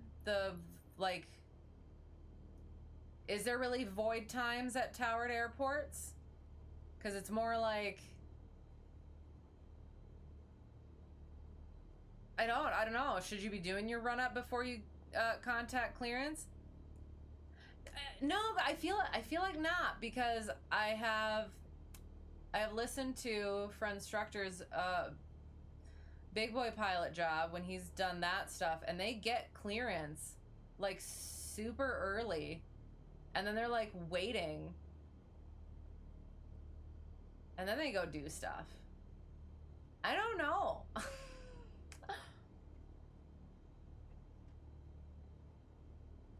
This is aviation. The ball isn't going, yeah, it's going echo. Oh God, is that how I said it? I'm sorry. You know what I mean. But yes, also very true. At KLBB, usually you contact ground for clearance, and you would do it before you release the parking brake, but that is your anecdote experience. No, I need that because I'm... You spin me right round. That's what I need, because like I don't think I have actually filed out of a towered airport. So I guess that's one of those things where it's just yeah. I can assume things, but whether I'm right or not is the thing. You have never heard of void time at a towered airport. That's what I figured. That's what I feel like I've heard, and that's what I figured. So it is. It's just like you're letting them know that you're around, you're there, you're like, I don't know, start it. I mean, like you said, before you even release the parking brake. So do you have okay, so you get your, oh, of course, you get your clearance, and then you call them up again and you tell them you're ready to taxi. Silly, of course. So yeah, get the clearance, and then we would, so then would you do, okay, do you do your run up like now? Or would you do your, like, go taxi, have a run up area down near the end, do your run up, and then go? I feel like it would do that one. I'm just like, it doesn't. At this airport, there doesn't seem to be really a real nice run up area. We're gonna say we got our clearance. I'm gonna make the decision. You let me know what you do. So yeah, so we got our clearance. I'm gonna lean the mixture on the ground so we don't foul our plugs.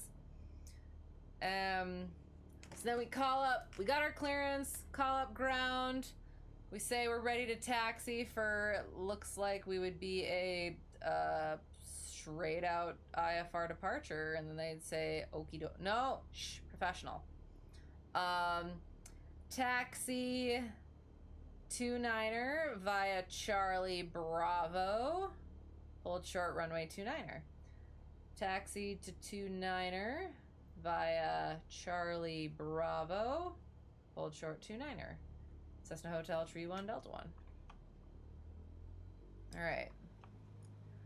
So we checked our things. We got to do our run up yet, but we'll do that over there. So yeah, so the fact that you're like always in contact with ATC, that's where the void time and stuff comes in. And that would also, I would assume, well, I mean, so this is, I'm trying to like put the things together. So when Friendstructor and I talked about the expect further clearance time and like all that, I was talking to somebody else too about like, okay, so if you lose communications in an IFR, in an IMC situation, like that's pretty much an emergency, right? So any of their little regulation things, you're doing whatever is good for you as like safe wise, right? So what that the better way to think about it is just so that like they kind of know, like they know what you're probably maybe going to be doing so that they can accommodate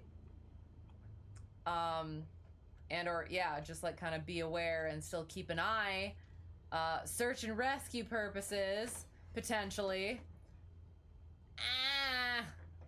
Promise I'm on my brakes. And so again, like the indicating known headings is going to be like, okay, so we are parallel to the runway, so it should be about 107 for the heading right now. And look at, there it is. I'll be honest, I'm not actually sure what the allowance is for that one. Is that like 5 degrees, 10 degrees? Continuing. So we're gonna go out. We're gonna go over just the stuff on the, what's it? Oh, you know what I should do? Okay, so like next time we'll do Dice Turtle of Destiny. And we'll do either, yeah, precision, non-precision, and like have all of the, we'll have the little chart. Ooh, that would be, oh, I should have planned this a little bit better. We're gonna have something interesting next time. If I remember, remind me. Remind me to do the interesting thing next time.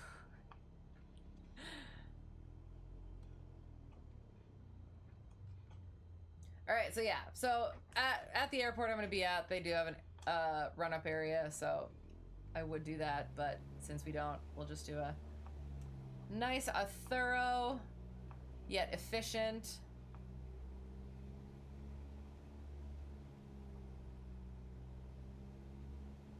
run-up. Okay, documents.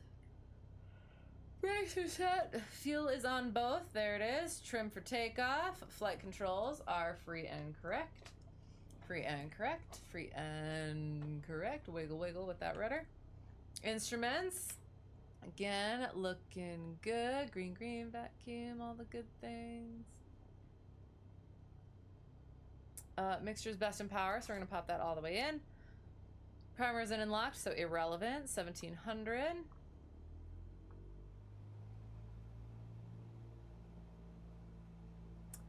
We check our mags. Watch that drop. And back. 2 over. I did it the way I'm not supposed to be doing it anymore. And back. Vacuum. Amps and volts. Oil pressure and temperature. Good. Idle check closed. Pre-takeoff, 0 degrees. Mixture is still best in power. Carb heat is off. Pitot heat as required. We are not going to need it today. Heading indicator to compass, still good. Doors and windows. Transponder. We have our altitude on and our squawk. Landing light comes on. Put our strobes on as well. Note the time. So let's So yeah, could probably put that on my, where is it? Scratch pad. Scratch pad. I don't know if I mentioned, I've been trying to do better about being a bit more on top of what Zulu time is.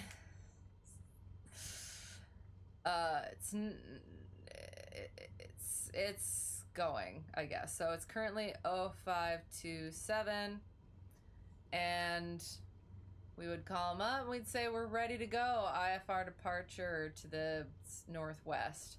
And they'd say, all right. No, they wouldn't say that. They'd say Cessna Hotel Tree 1 Delta 1 cleared for takeoff, runway 29er. Maintain runway heading. Or no, as filed. We're just gonna go as filed, make it easy on ourselves.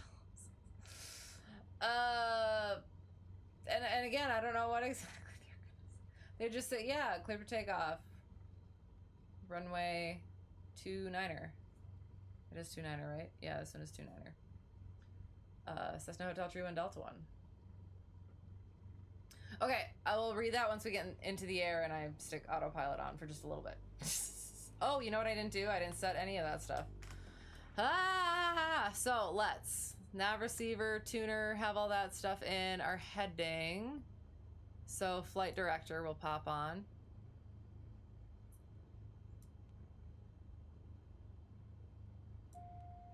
Sorry, I was trying to test something. I was trying to see if the pink changed colors. In a plane that I flew recently, the pink became shaded when it was just the flight director. So I was wondering if that was a thing. So we're gonna fly runway heading, so what, just 29er. So 1029er 3, I think we're gonna go with.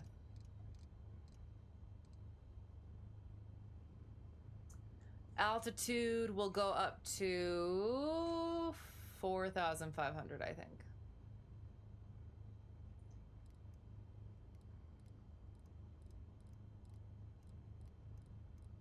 And see, that's the thing, is like, this is something that I got into working the autopilot stuff.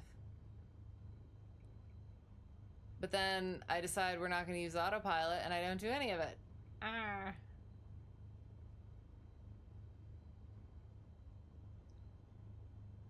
Oh, you know what? No.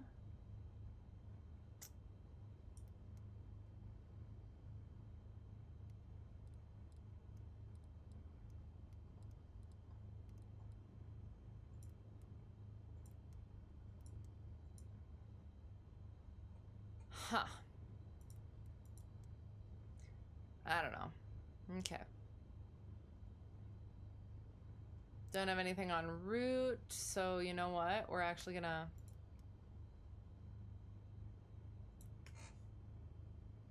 MWA. We were so ready for this.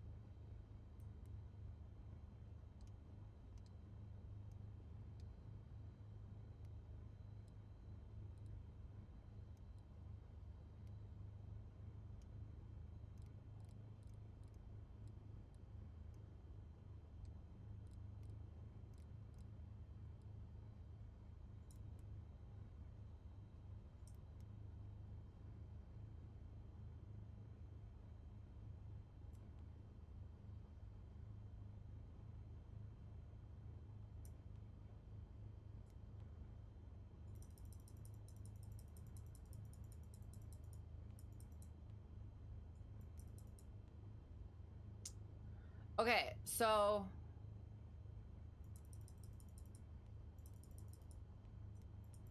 I know I'm supposed to do flight level change for climbs. For now, I'm gonna do vertical speed of 500 up to 4,500, and then somewhere in there I'll switch to flight level change mode. We'll see. See what happens. Okay, so we did all the things. We cleared right, we cleared left.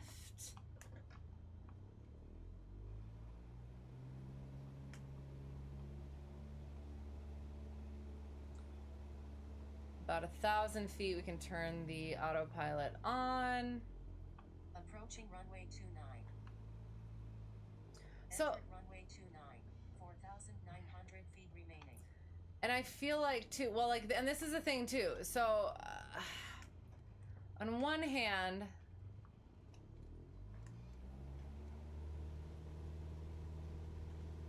examiner's not, well, I don't know, like, what is the examiner gonna do? Like, I'm not,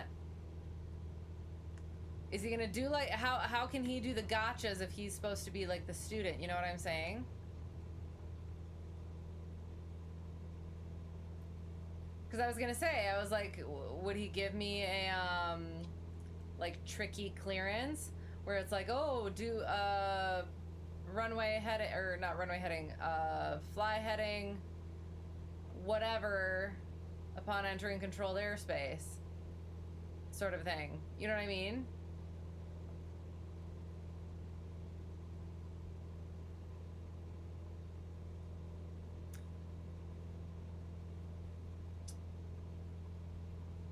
So like I could start my turn at about here, 400 feet AGL. It'd be slightly, this is, actually no, it wouldn't be. We're staying on heading. So, and then our autopilot can go on.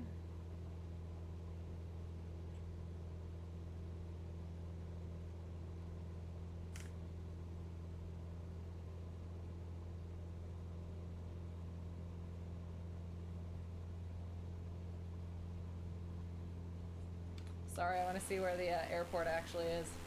Whee! Sweet. All right, so we started our vertical speed at 500. Now we're going to switch to flight level change. We'll see what happens there. Ah, and I could have put that on. So flight level change, and we want to do that at...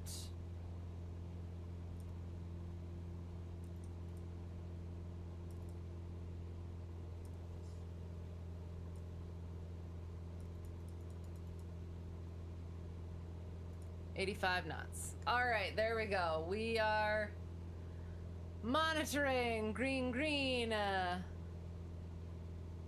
All of our stuff is looking good. Our airspeed looks good. All of our primary instruments, our primary flight display looks good.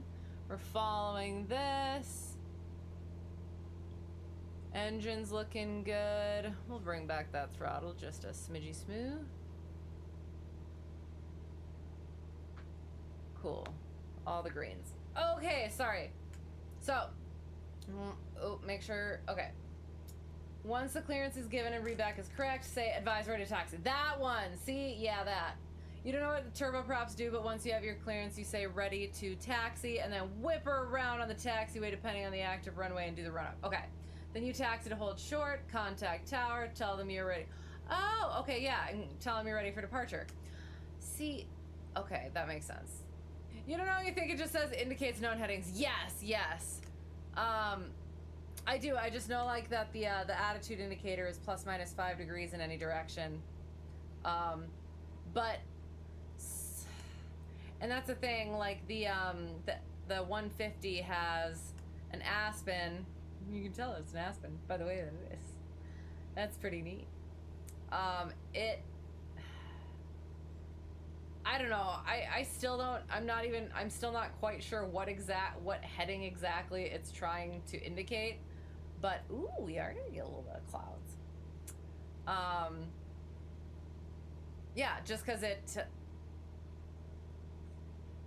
seems like it actually doesn't indicate like headings, so it's got to be one of the other ones where it's like I don't know, magnetic heading or whatever the other one is that I can't think of right now because that's where my brain is at.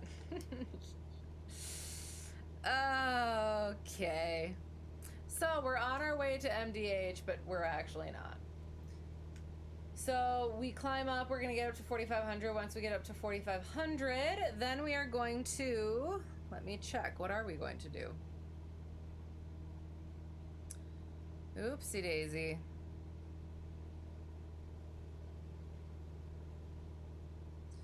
We're going to do our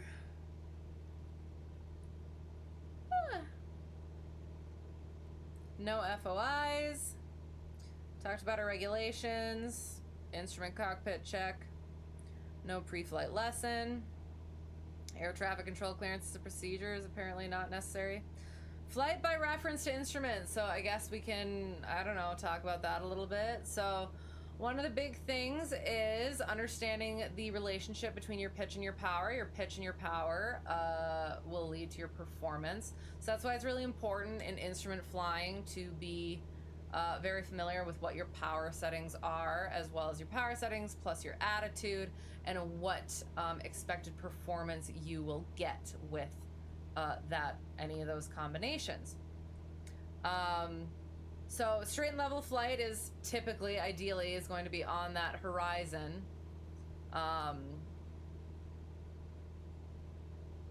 Turns, you got your 30-degree normal turns. You can also do your standard rate. Standard rate is 360 degrees in 2 minutes, so 180 degrees in 1 minute. So if you had to like turn yourself, hokey pokey, turn yourself around,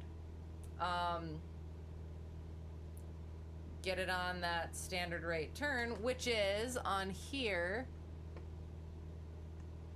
this bigger line, she says with a question mark. I'm pretty sure it is. 3,500, climb 4,500. If you want to change your airspeed in straight and level and turning flight, so straight and level flight and you want to change your airspeed, if you're absolutely straight and level, you have to trade lift for airspeed, or not trade lift for airspeed, but you have to adjust. Hang on. Okay, so if you're straight and level, straight and level at a certain power setting, if you try to increase your speed by just going down, either way, you have to do something with your pitch, you have to do something with your power. So if you just try to increase your power, that's going to give you more lift, not necessarily send it to the speed, the forward movement. So what you have to do is you have to decrease that lift then to increase that speed. So yes, trading that lift for speed. Turning flight, same thing. I mean, the question is, do you really want to be doing all that stuff simultaneously, turning while changing your speed? So the best option is going to be to do one and then the other. Constant airspeed, but if so, same thing. If you take away a little bit of power, you're going to need to put a little bit of lift in. If you put power in, you're going to need to take a little bit of lift away by lowering that nose. Constant airspeed climbs and descents. So pitch for that airspeed, and like for the climb, probably going to be potential at full power, unless it's just a very miniature climb. If it's a couple hundred feet, just put a little bit of power in rather than all of it. And for those descents, typically want to have that set descent power. However, if you did set the power that you typically, or if you did set a power and then pitch for a certain airspeed, and you didn't like, say, one of the other indications, I want to say vertical speed, you could always adjust that as well. It's all about utilizing that power, knowing what power setting you need, and then being able to direct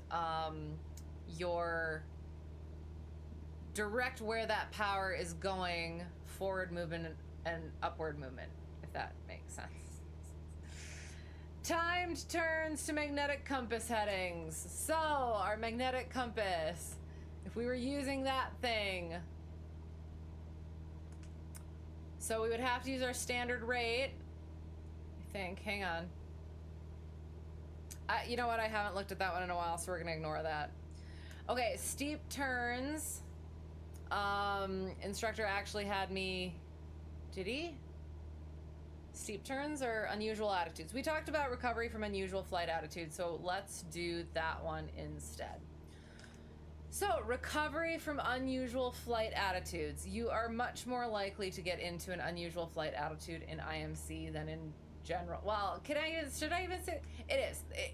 There's much more opportunity to get into an unusual flight attitude in IMC, getting situationally unaware, and spatially disoriented.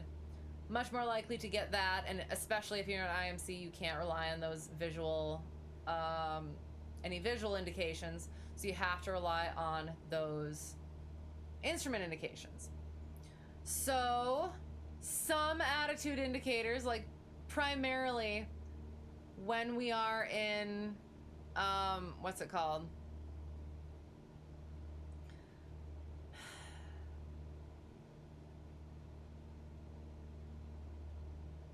I don't know, what was I saying? Typically we use our attitude indicator as sort of our hub. So like for our scan, so again, instrument scan is our basic sort of method of understanding and interpreting and adjusting the data. So our PFD here is really nice. It has all of the information right there, all around our main thing we want to look at. So attitude indicator, think about it as the hub and the rest of them as wheel spokes. You go out to one of the spokes, say airspeed indicator, back into your attitude indicator, out to your heading indicator, back to your attitude indicator, over to altimeter, attitude indicator, vertical speed indicator, etc. So on and so forth, continuing all the way around.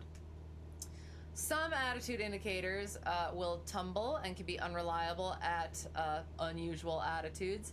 So the big thing you want to be looking, or the big two things you want to be looking at, are your airspeed ticker tapes and your altitude ticker tapes. Two primary unusual attitudes are nose high, climbing turn, nose low, descending spiral. So let's say if we are in, I'm gonna go, hang on. Oh.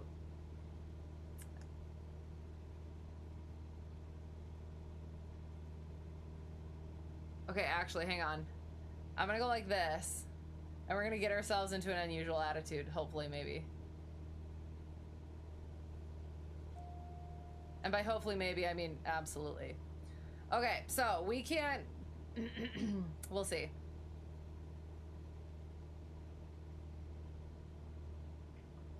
So one of the things is we can kind of listen to what's happening.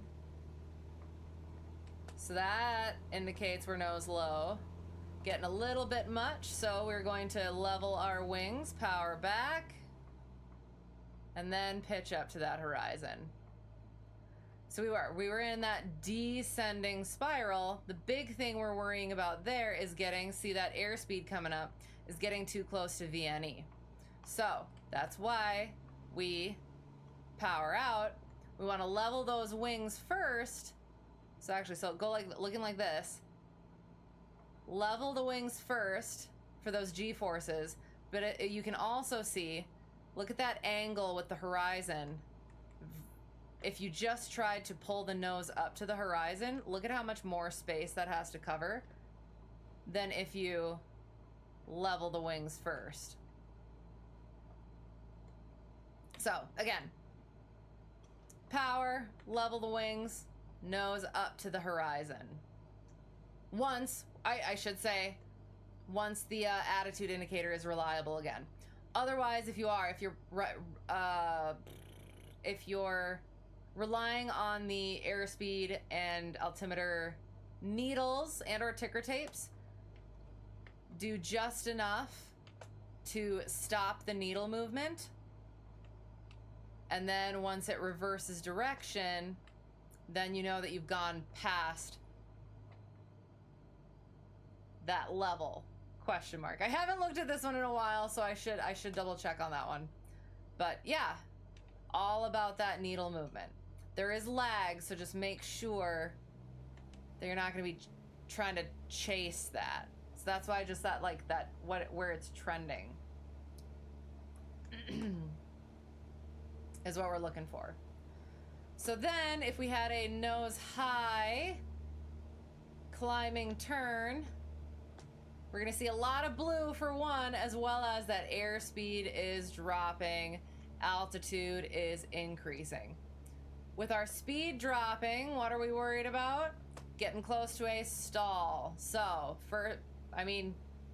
not first thing, but like, yeah, it's kind of like a stall recovery. More like a stall prevention than stall recovery, but same thing. Nose down, power in, get that speed back up. And then once you have that attitude indicator, you can bring it level with the horizon and get those needles back to where we want them. And also that one is going to be the pitch. Get that pitch down first, and then you can worry about leveling the wings. Anyway. Okay, sorry. I should probably, I'm gonna go autopilot for a second.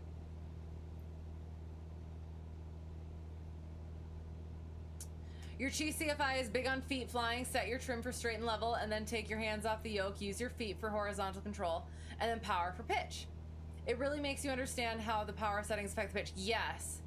If you have it trimmed decently and pull power, the nose will dive and airspeed will build until you are level again, and vice versa. Right. Excellent. Yes.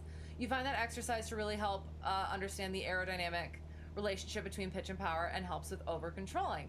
Very nice. I'm gonna have to, I should like take a picture of that so that because I feel like it's something that I've definitely like talked about like with my students and heard about and like all of that sort of thing, but putting it in just the slightest different way can be really, really helpful. So, and it seems like it is, like it's just that little bit different.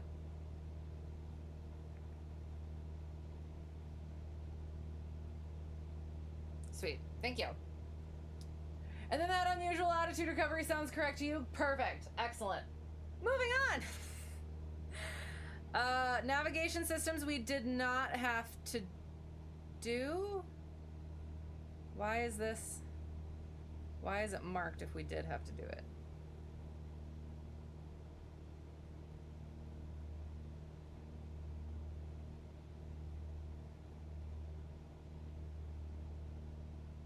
I thought I recall me saying, no, we don't have to do that.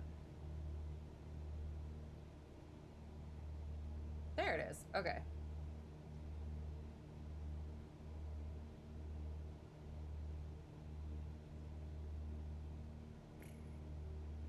Six was that, 7 was that. Okay, now an approach, emergency procedures.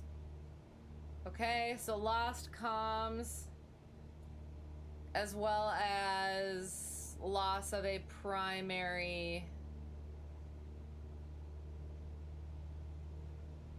Oh, I guess it is climbing us, so let's.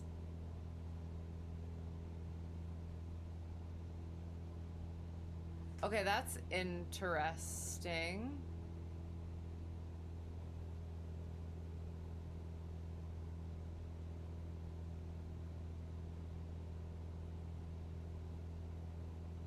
So it doesn't say, I don't see it like flight level change or vertical speed in either of the areas, but it's still getting us back up to the 4,500. And I'm not sure.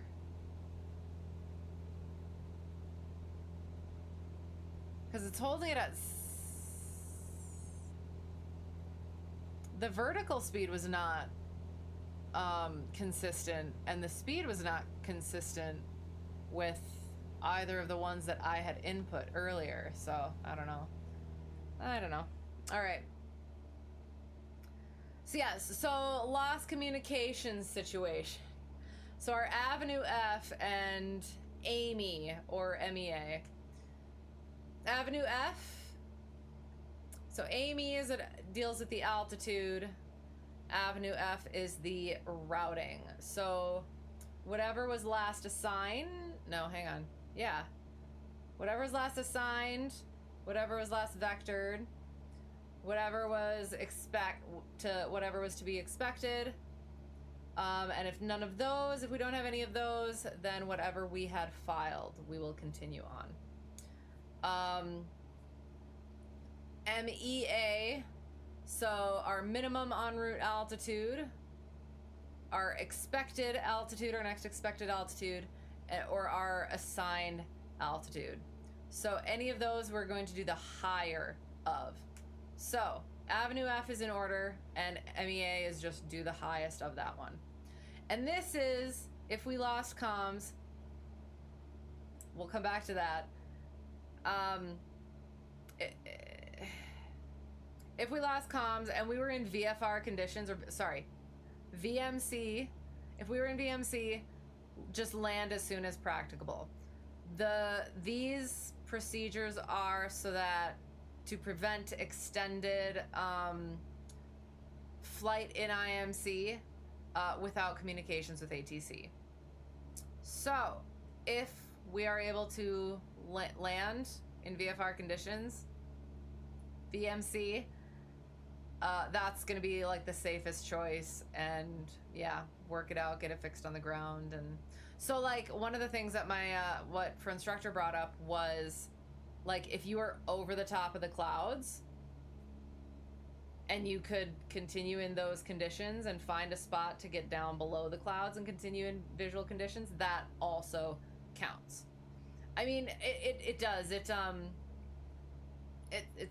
don't know, saying it like, oh, it was such a sort of light bulb moment. It seems kind of so obvious, like, I mean, yeah, right? But yeah, that was something that I didn't like fully think through until he mentioned it. And then we went over the whole expect further clearance thing, which I'll get, oh, sorry. I'll go like this. Actually, we'll go like, oops, wrong one. Yay for a second.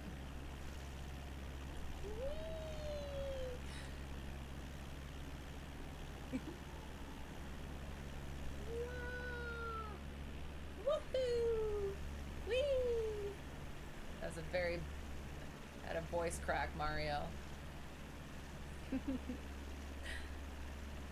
Yay! We're gonna go like, I just like having the sun in there for some reason. Alright, so expect further clearance. I brought it up earlier just a little bit.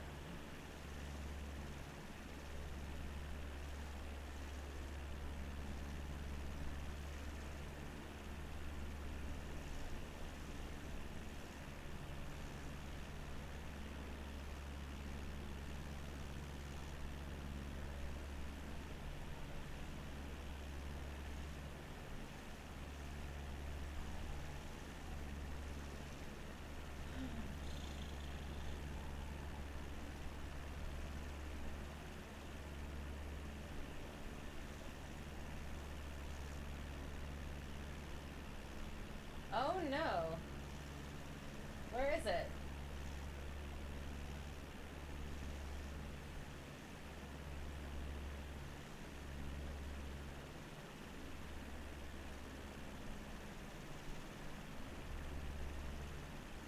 Sorry, hang on.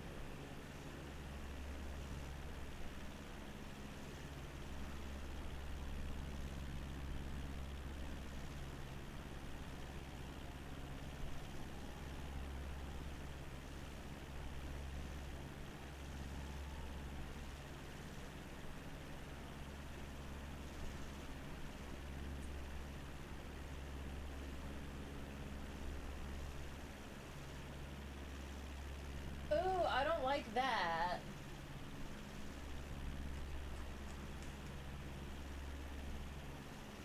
So, oh, shoot.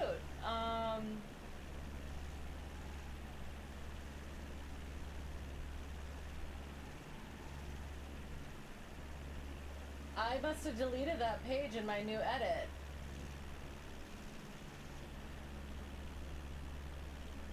Why would I do that?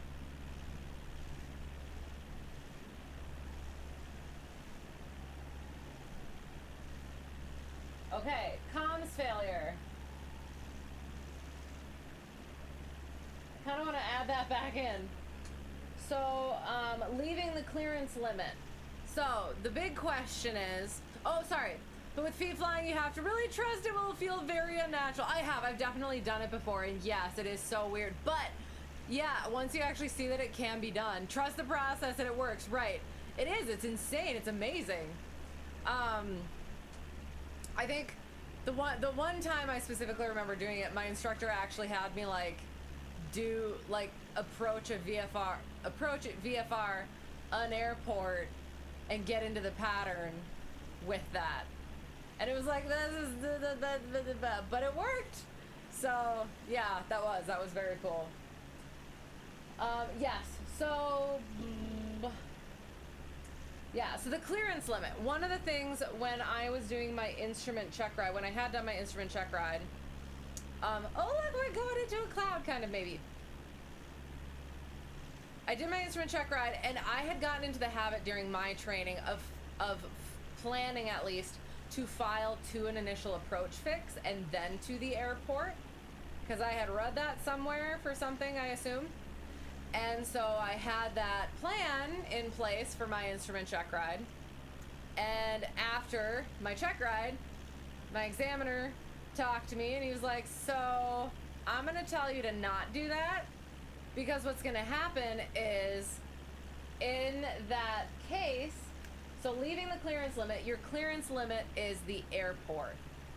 So if you file to an initial approach fix and then to the airport, you lose your comms on the way. You have to go to the initial approach fix, go to the airport, go back to the initial approach fix, because that's from where an approach begins, and then go back in. So in real life, in real time, whatever, like, again, lost comms and IMC is an emergency. Just get down on the ground. But technically that would be what you would have to do. So instead,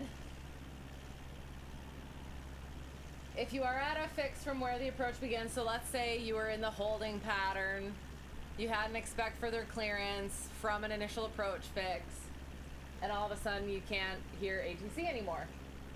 Start descent as close as possible to your expect further clearance time if one was received. If you didn't have an expect further clearance time, leave as close as possible to the ETA filed. So, okay, that's there.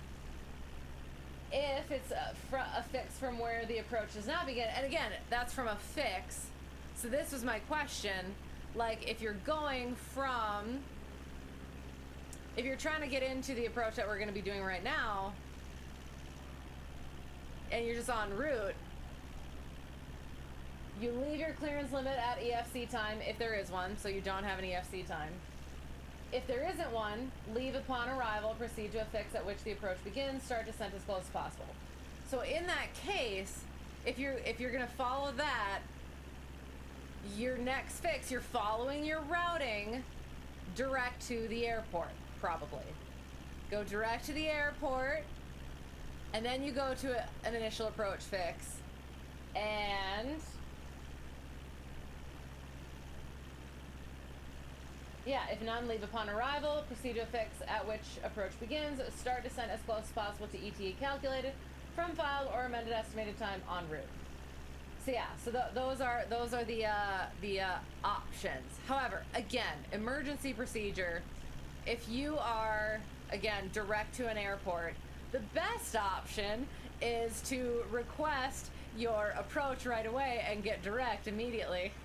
So then your clearance would be direct to your initial approach fix. And then, okay, so now I'm direct to my initial approach fix.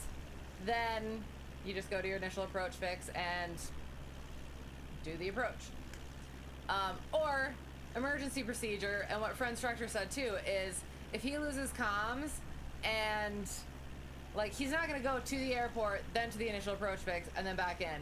If he's got like GPS, like which is what we usually use, go to the initial approach fix and go. Like they're gonna. It does. It depends on what like. And that's the thing too. Is it a radar environment or not? Because if they can see you, they can probably assume what you're doing then, right? Like, yeah. So, anyway, that was the other thing I was going to bring up too. Is the first, before assuming that you have actually lost all comms, check the things. Make sure your headset's plugged in. Try a different radio. It's unlikely that both your radios are going to be not working. Try a past frequency, try a different frequency, try guard, all of those sorts of things. So work to establish that communication first. So kind of like a simulated engine failure or like an engine failure, do the memory items, try and fix the problem first before committing to that emergency situation. So yeah. Your chief CFI, your chief CFI, I can't talk. Your chief CFI made you do 5 laps in the pattern feet flying. That's awesome. And like, but was that enough time to get like comfortable with it? Do you kind of like make that a sort of a every once in a while an exercise to kind of remain proficient in? That is a good one. I'm gonna have to practice that myself and then probably make my students do that too. That's good. Yeah, so talked about lost comms and then partial panel. Guess we can go back inside. So partial panel, basically, okay, I'm gonna see if I can do something here. Can I pop circuit breakers? Dang it. Break overhead panel. Circuit breaker overhead panel.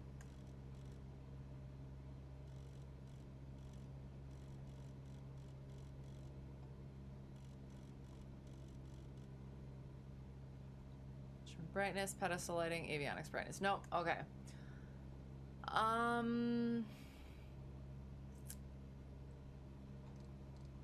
Wait. Ooh. So, let's see what happens if. So what did I lose?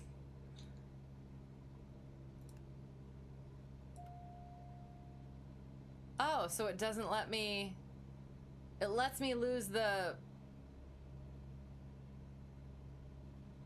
MFD, but not the...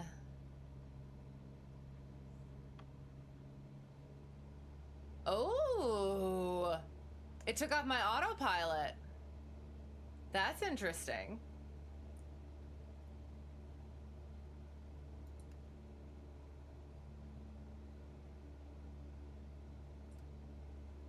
Wait, so if I... Okay, so I guess... I don't know, we'll quick at the approach. So the one thing I think is like... It would just like cover up the attitude indicator. Cover up the heading?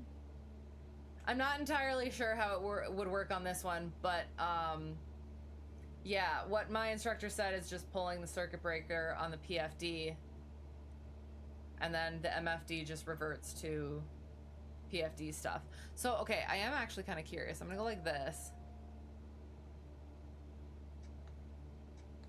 Oh, okay, so there is stuff. You know what? Let's see.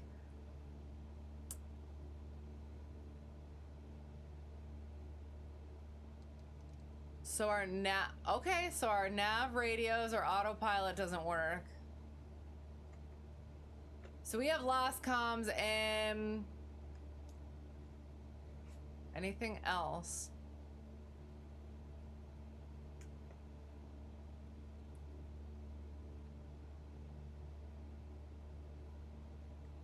I probably should have put the approach in before I did the...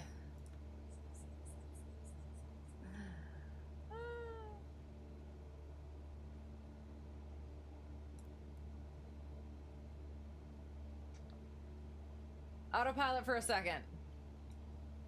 You do it in cruise and here and there just to spice things up and prove you still can? Excellent, excellent.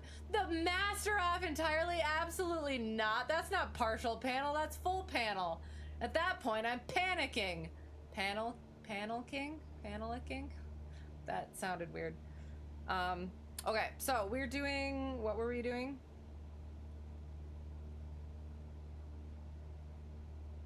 Procedure, approach, ILS localizer, runway 20. So I'll get that up for you guys.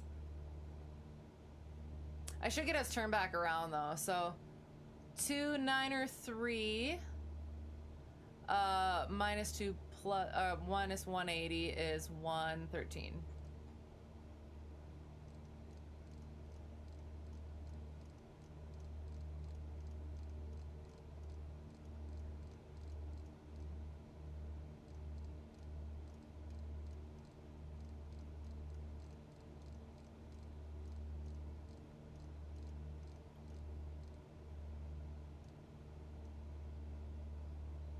All right, 113, we're gonna start heading back that direction. We'll get under the hood and put that plate up. There it is. Nope, don't need it like that.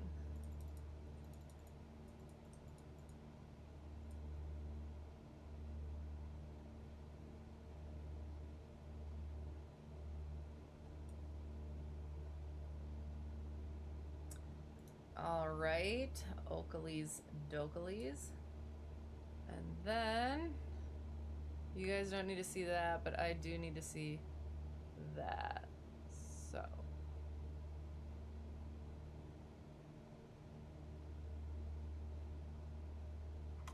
Okay. Oh, getting sleepy. All right. I am a professional pilot. Okay. So, we are going to go direct to the initial approach fix. Okay, so we are going to try and let the plane fly it and treat it as a student.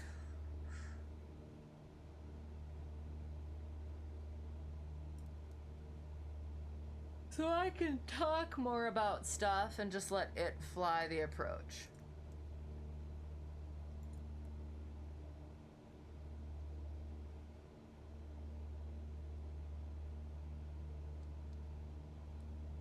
What am I doing? Yeah, Johnny. We will do the course reversal.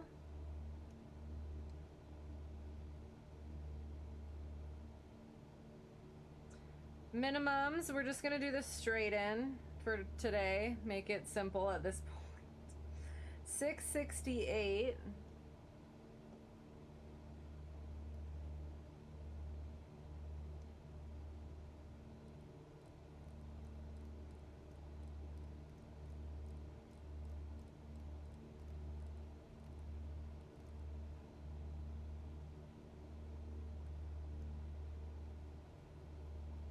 Good. Activate it. Not approved for GPS. GPS guidance is for monitoring only. Load approach. Yes. Johnny IAF. All right. So, yeah, I'll practice that, I guess. So, Cessna Hotel. Well, actually, hang on. Okay.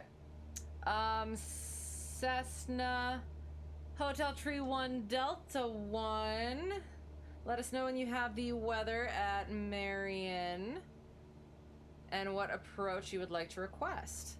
And then, autopilot student, you would say, Cessna Hotel Tree 1 Delta 1 has the weather, if you do, or has Tango, and requests the ILS 20 approach via Johnny. Cessna Hotel Tree 1 Delta 1, you can expect the ILS 20. Did I say ILS 20? Wow, okay. Sorry. Haven't done that in a while. Cessna Hotel Tree 1 Delta 1 will expect. And then they would come back in and they would say, Cessna Hotel Tree 1 Delta 1, you are cleared direct Johnny. Clear direct Johnny, Cessna Hotel Tree 1 Delta 1. Direct, enter. Enter. Nav mode. It's turning us that direction. Perfect. All right, excellent. So we're gonna expect the turn in the hold, question mark. You have standby. Oh, you have standby instruments. Actually, yeah, we do, I guess. I always forget about no nav though. Yes, exactly. So at that point, and that's one of the things that I was trying to get much more better with. Like what, yes, like what, depending on the instrument, like if you have a GPS, you got a lot of options. If you don't, what options do you actually have? However, I always forget, like, yes, barring lost comms, just ask ATC. Have them vector you to a fix. Vector you to the fix. And then at that point, well, yeah, I guess you don't have like any CDI at all then at that point. But then that gets into if you're at an airport or near an airport with a PAR or SAR, I'll have to look up that one. Hang on.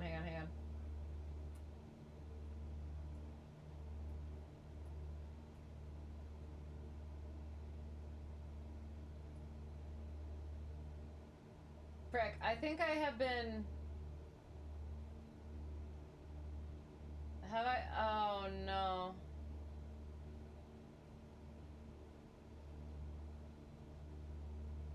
I'm so confused. No, this one's right? Okay, sorry, I'll have to figure that one out at some point. What was I looking for? The PAR and the ASAR, or the ASR. Because this was something that, like, came up, either I brought it up or Friendstructor brought it up. And yeah, where is it?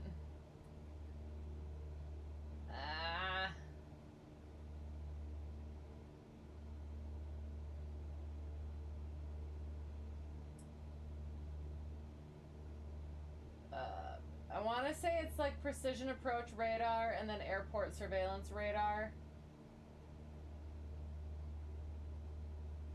And what I didn't understand about them is that they're a specific approach. They're just like, you actually need the approach plate for it, which maybe seems silly in hindsight. However, at the time,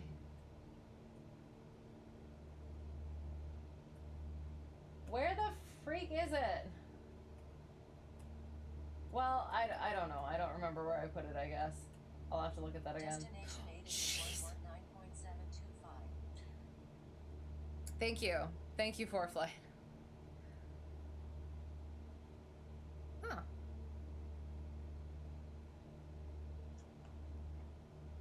Monitoring our nav, making sure we're going to the correct place. Yes, we are. Okay, sounds good. Oh, this is gonna bug me. Where is it? I might have taken it. Oh, you know what?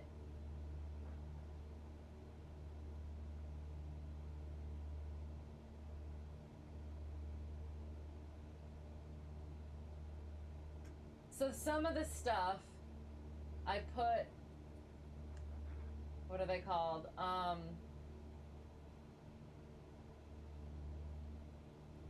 I have them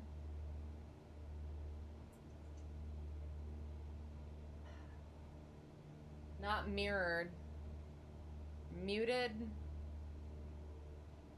hidden. I have them hidden so that I still have it for my own understanding, but I don't have to talk about it during Checkride.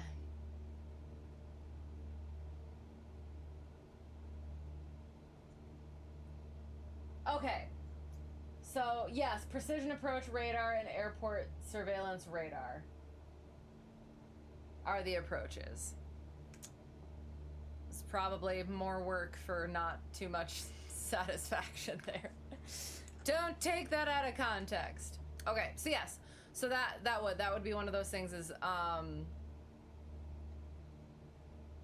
yeah, it would need to be an actual, like, you need that radar environment and everything. If we don't have any stand-up CDI or some sort of navigation, glide slope, things like that.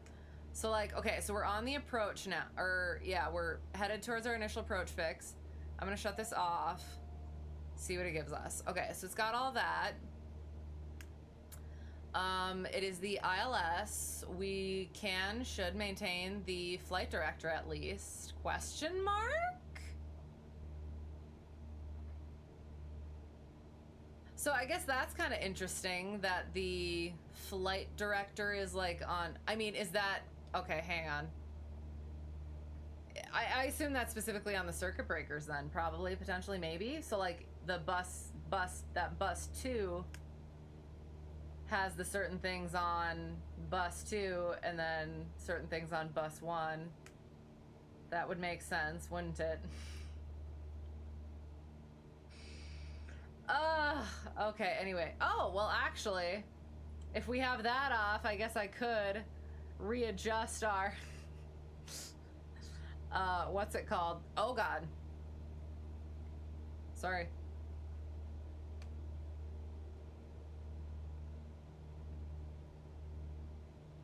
But you guys I guess you guys got to know that we're doing partial panel, although maybe you kind of know that because the X's.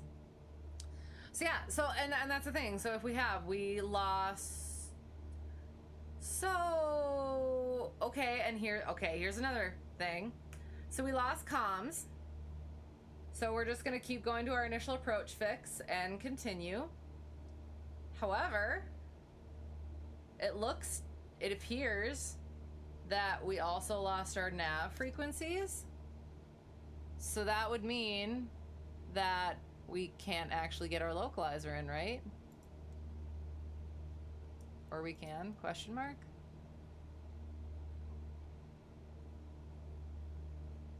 Oh wait, no, sorry, that's nav 2 versus nav 1. We're good, never mind. I'm a silly. So COM 1 and COM 2 are on bus 1. Nav 1, nav 2 are on bus 2. There we go. 4,500. Okay, so and here's the thing too. They never gave us a descent. So when would we actually descend? There is something. Friendstructor gave me what is it called? Okay, so now we're in roll mode. We don't want to be in roll mode. Let's be in nav mode so that we can at least follow the flight director. Okay, so I guess I can pitch down a little bit.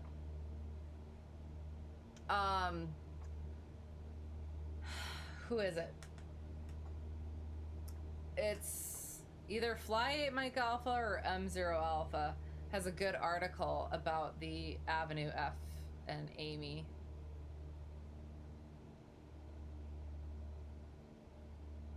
Fly 8 Mike Alpha. They have it lost of comms under IFR, and it bothers me.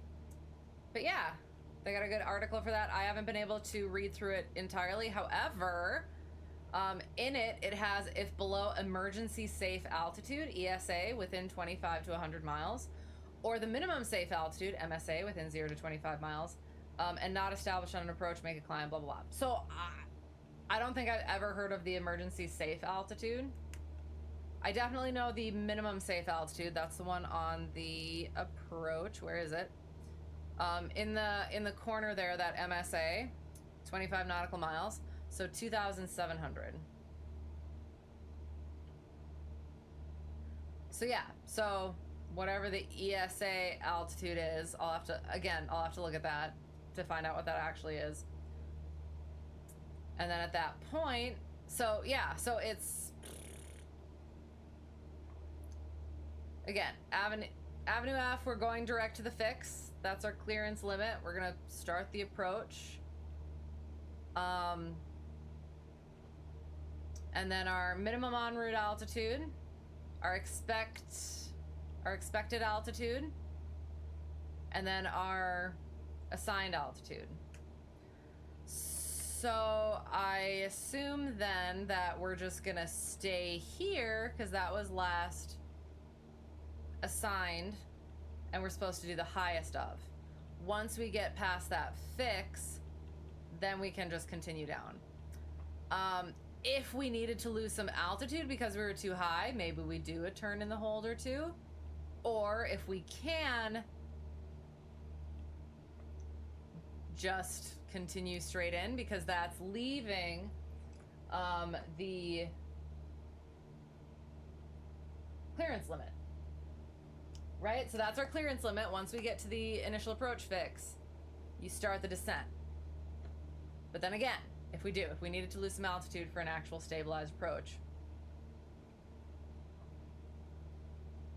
Yeah. Hello! How is it going? Sorry, we're going deep into the IFR stuff.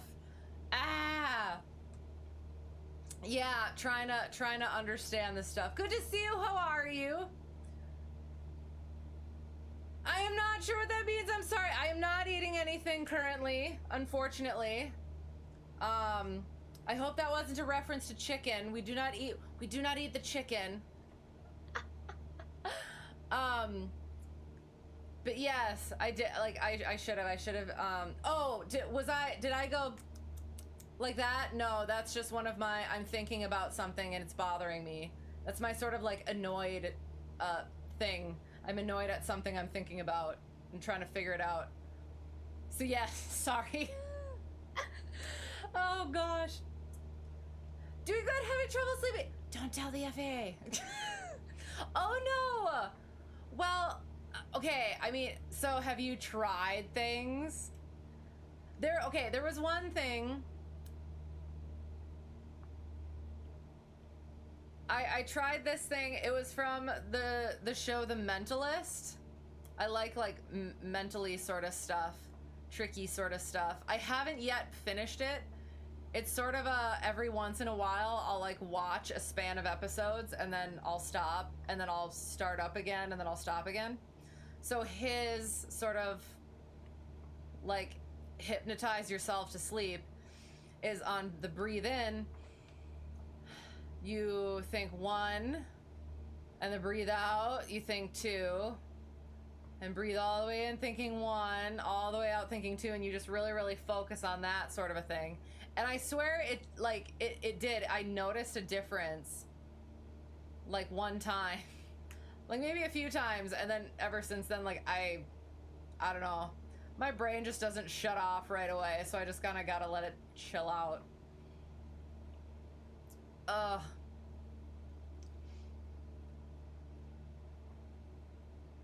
But yeah, I don't know if that helps or not. Then you also have like I've looked at the or seen the fighter pilot stuff, or maybe it's just general military stuff where it's like wherever you're flying or wherever you are, just fall asleep there, and it's just kind of like be very aware of all of your limbs and just put all of them to sleep or something. Yeah, that takes some commitment. Gotta enjoy cheesy bread before moving on to CFII. Now I want the C to stand for cheesy. Cheesy bread flight instructor. Okay, now you're gonna make me freaking hungry. And I can't eat anymore today. Oh, speaking of, I guess we have story time. But yeah, because there is some. I ended up, well, yeah. There was a day that I'm very portioned with my calories recently because I don't want to become like ramen CFI. So I was a bit more portioned than I would have liked to be because of reasons, which we'll get into. However, we're coming up to our approach, so. Okay, so now I have to actually understand what's going on over here. So I think I am going to go like this. and bring it more in like this so that we all can see it better.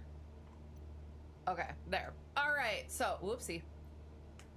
So, we're coming up on Johnny, and we're doing this, the magenta. 3.2 nautical miles from Johnny. 4,500 was our last assigned, so we have not been holding altitude like we should have been. Oopsies. And 4,900. We have, sorry, let me look. 2,000 and 4,900 for that. But that, yeah, so you know what? We are going to do the hold, because we do want to lose some altitude.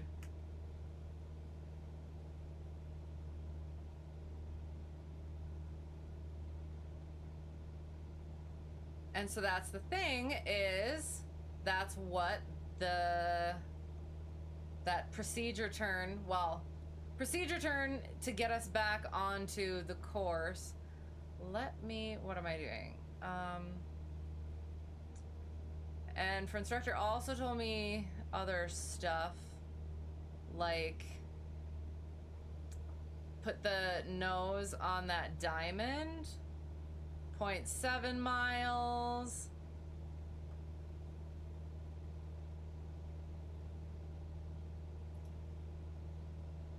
So yeah, putting our, oh yeah, putting the, no, not that. Next direct track, 3, 2, 1. All right, so now we're turning and we're turning. So, and that's the thing about the GPS should have continued. GPS, why, flight director, are you showing me that direction? Oh, that's different. Okay.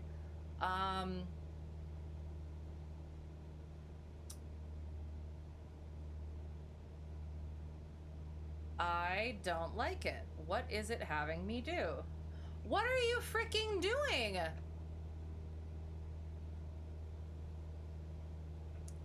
Oh, for the love of God. Okay.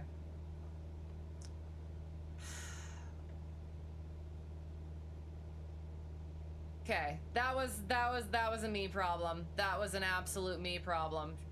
Shoot skis. Okay, so silly me. This is why we brief our approaches. And then I forgot. Oh, sorry, standard rate. We should be standard rate. That's probably half standard rate, so standard. No. Yeah, no, that's definitely not standard rate. That's gonna be standard rate right there. 022. So I assumed, or confirmation bias or whatever. Timer 1 minute. I went right for my hold instead of left, which this one is a leftwardly turn. Let's put our, so we're getting down to 2,670. So altitude. 2,000 actually is what we're gonna put in here.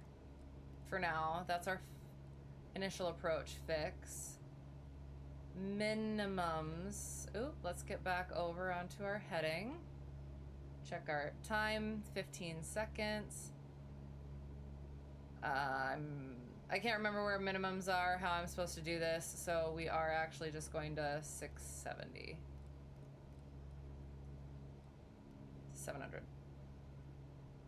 There's our minute, so we turn ourselves back around. That's what it's all about. So as we're coming in, and we need to be descending at a nice gradual 500 to 600 at least.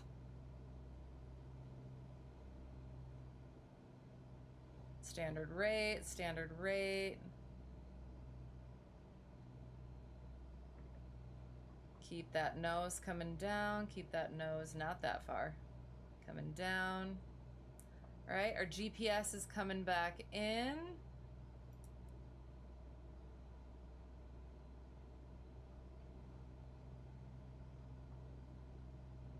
Class Delta below in 3.9 miles. All right, and then the other thing I did ask. Okay, hang on. That's the other thing. Okay, approach course is 202.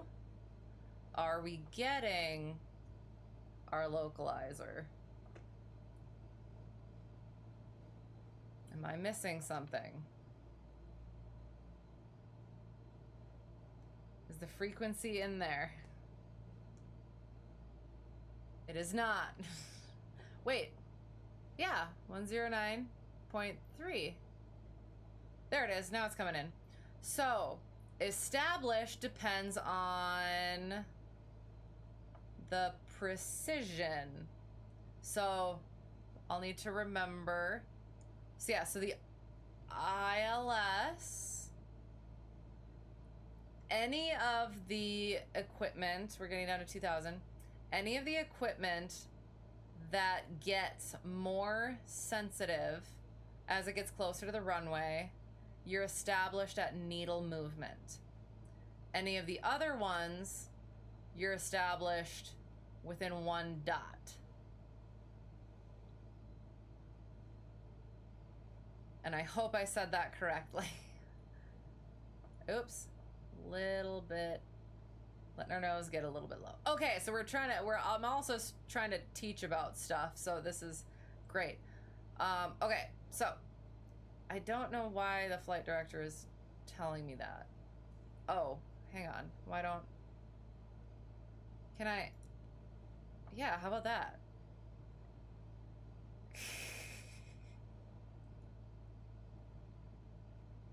So yeah, we're coming up on our initial approach fix. We do have our GPS. So even though I'm not getting 2,000, we don't have glide slope, it appears, though. So timer. And then our missed, oops. Our missed approach point. Hang on. Oh, and that was also our final approach fix. So 1900, flaps at 1. Was that the, nope. Oh, this is gonna be tricky to get out of once we, yeah.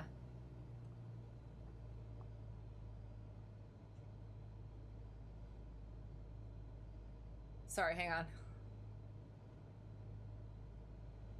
670. Why is that blinking? I don't know why that's blinking. 670.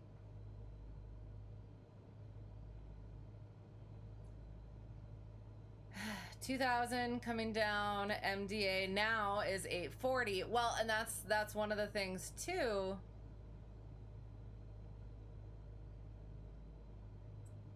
That friendstructor brought up is that, like, okay, if you were planning for like the LPV or the ILS and then all of a sudden you weren't able to do that specific one, 840, that would probably be a point of going missed. 2 mile final runway 20 and Kilo Mike Whiskey Alpha. I'm not sinking! Not in current route.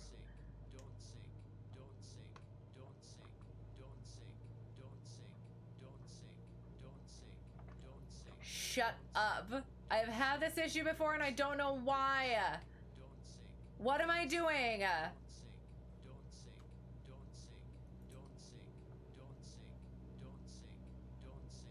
I am doing just fine. I am above my mother. 840. 840 is our MDA. Well, and that's a question. What is CFII? Okay, so VDP. Are we at the VDP? VDP is 3.6 miles from, what's it? Distance is, well, let's just see if we can see it. Ah, not that one. Gosh darn it. Hang on. Yay! And then we do the thing. Okay, so we're gonna have to go over that because I had a moment. So look at this here. Hold to CF Ched.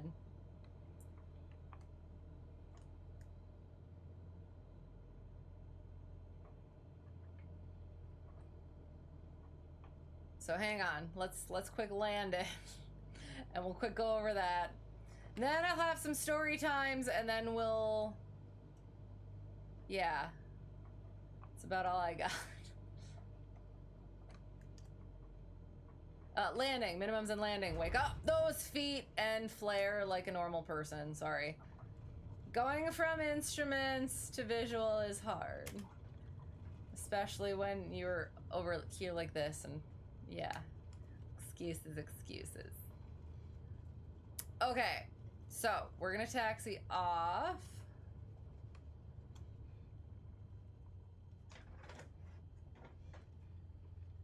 So, and I guess that's the thing too, like, if you lost comms and you're on an instrument approach and then you like broke out, at what point do you still watch for the gun signals, or are you getting on the ground immediately still? Like, what's the, like, cloud coverage and visibility? Ugh. Okay, I'm sorry. Sorry, coming back.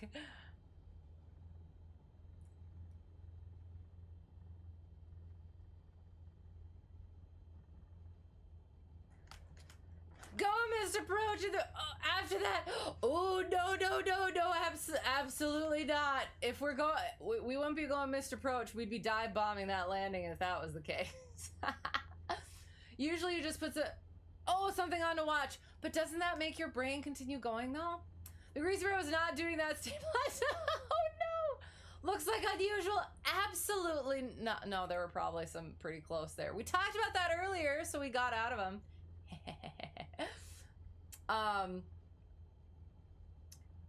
It is wanting the hold for the procedure turn. Yes, we did put in that we wanted the hold. So let me go in there. And yes, I know I did. Is this far enough back where I went right instead of left because assumed you liking a cheesy pizza? Who must? Okay, so we were trying to do a partial panel approach. And that's kind of, I don't know, that was kind of like the only way that I felt like I could do that. Turn off the flight director. I know it was doing some silly things, but it was also very nice. And there was, if it was the hold portion that we were talking about it being ugly at, that was definitely a me problem, my bad. Big eagle, I know. Terrain.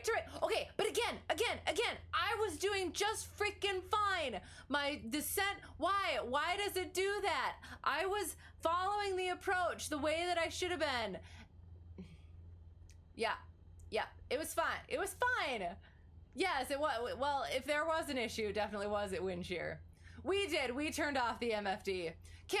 Why can't we log the approach? Hang on, okay. If you go to it has to be through the final approach fix for simulated IMC. I'll have to double check that. Butter, yes, some chunky butter. Yes, I can't say that word, but yes, the gun signals you're landing. Right, and that's what I figured too. Like, so it is. Again, then it comes back to like if you're in VMC versus IMC or how close you are to whatever.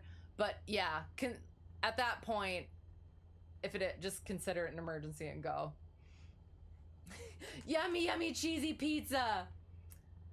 I am safe to fly because of the cheesy bread. Why though? The cheesy bread should make it more safe, I would think, because that's nourishment. Can't log the IAP as a double I if it's VMC all the time. That was oh, okay, me as the double I. But we were, well, if we were like this, we were all simulating. Well, wouldn't that, okay, for these conditions, wouldn't that be considered actual because we weren't looking? So both the autopilot, who was our student, as well as ourselves, were under the hood. So does that count? But yes, no, that is an excellent point. Me as the double I cannot log unless it is in the actual. So, and I guess I should double check, look that up too. All of the conditions for logging an approach also have to be true for the double I in order for the double I to log, I assume. And I am not a double I yet. I'm working toward my double I, so it is good to be thinking of those things. But yes, I actually have a little story about that. I do. I just generally fly from the right seat. I'm trying to think of the last time that I flew from the left seat. Probably like the fall. It's just, yeah, it's just the way it is now. Okay, so let me see how, I don't think I have all that many stories. I think it's just like the one day. What was I doing? I was gonna do something though. Hang on. We're gonna finish it. We're gonna finish it quick. Hang on. So we got down.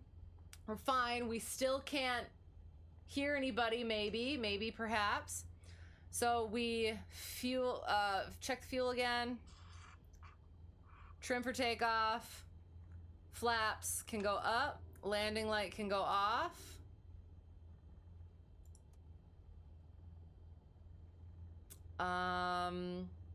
Still can't hear anything. And then we'd look for the light gun signal.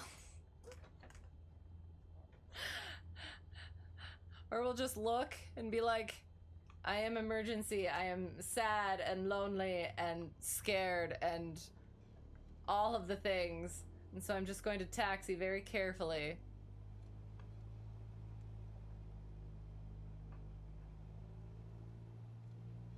And by very carefully, I mean I'm going to look down at my iPad so I can figure out what next story time is.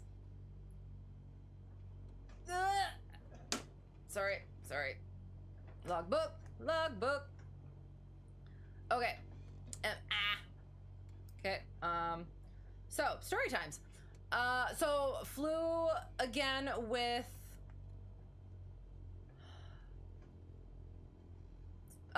Bonanza pilot. I met randomly at a random airport. We flew in his 172, however, because I might be helping bring it somewhere. Well, no. Yeah, so he needs to get his Bonanza down somewhere for something. So I would, yeah, doing that, bringing his 172 so that he can then come back. Yeah, doing that. So ferry helping. So getting familiar with that one, it's a 172, a 172 is a 172 is a 172. It does. It's got its certain quirks and everything. It's got harnesses, shoulder harnesses. I freaking hate shoulder harnesses. I just feel so confined. However, it's just what it is. So we ended up flying somewhere cool. Got a little, well, got some interesting fog. And then we look for the light gun signals. Can we proceed? We have cleared ourselves to proceed. And by cleared ourselves, I mean light gun signals. So yeah, we got to see some cool fog. Landed. Entered runway 11, 4,100. Saw some cool stuff. And then took off again. Picked our way through some stuff. I mean, around some stuff. And had some interesting conversation questions.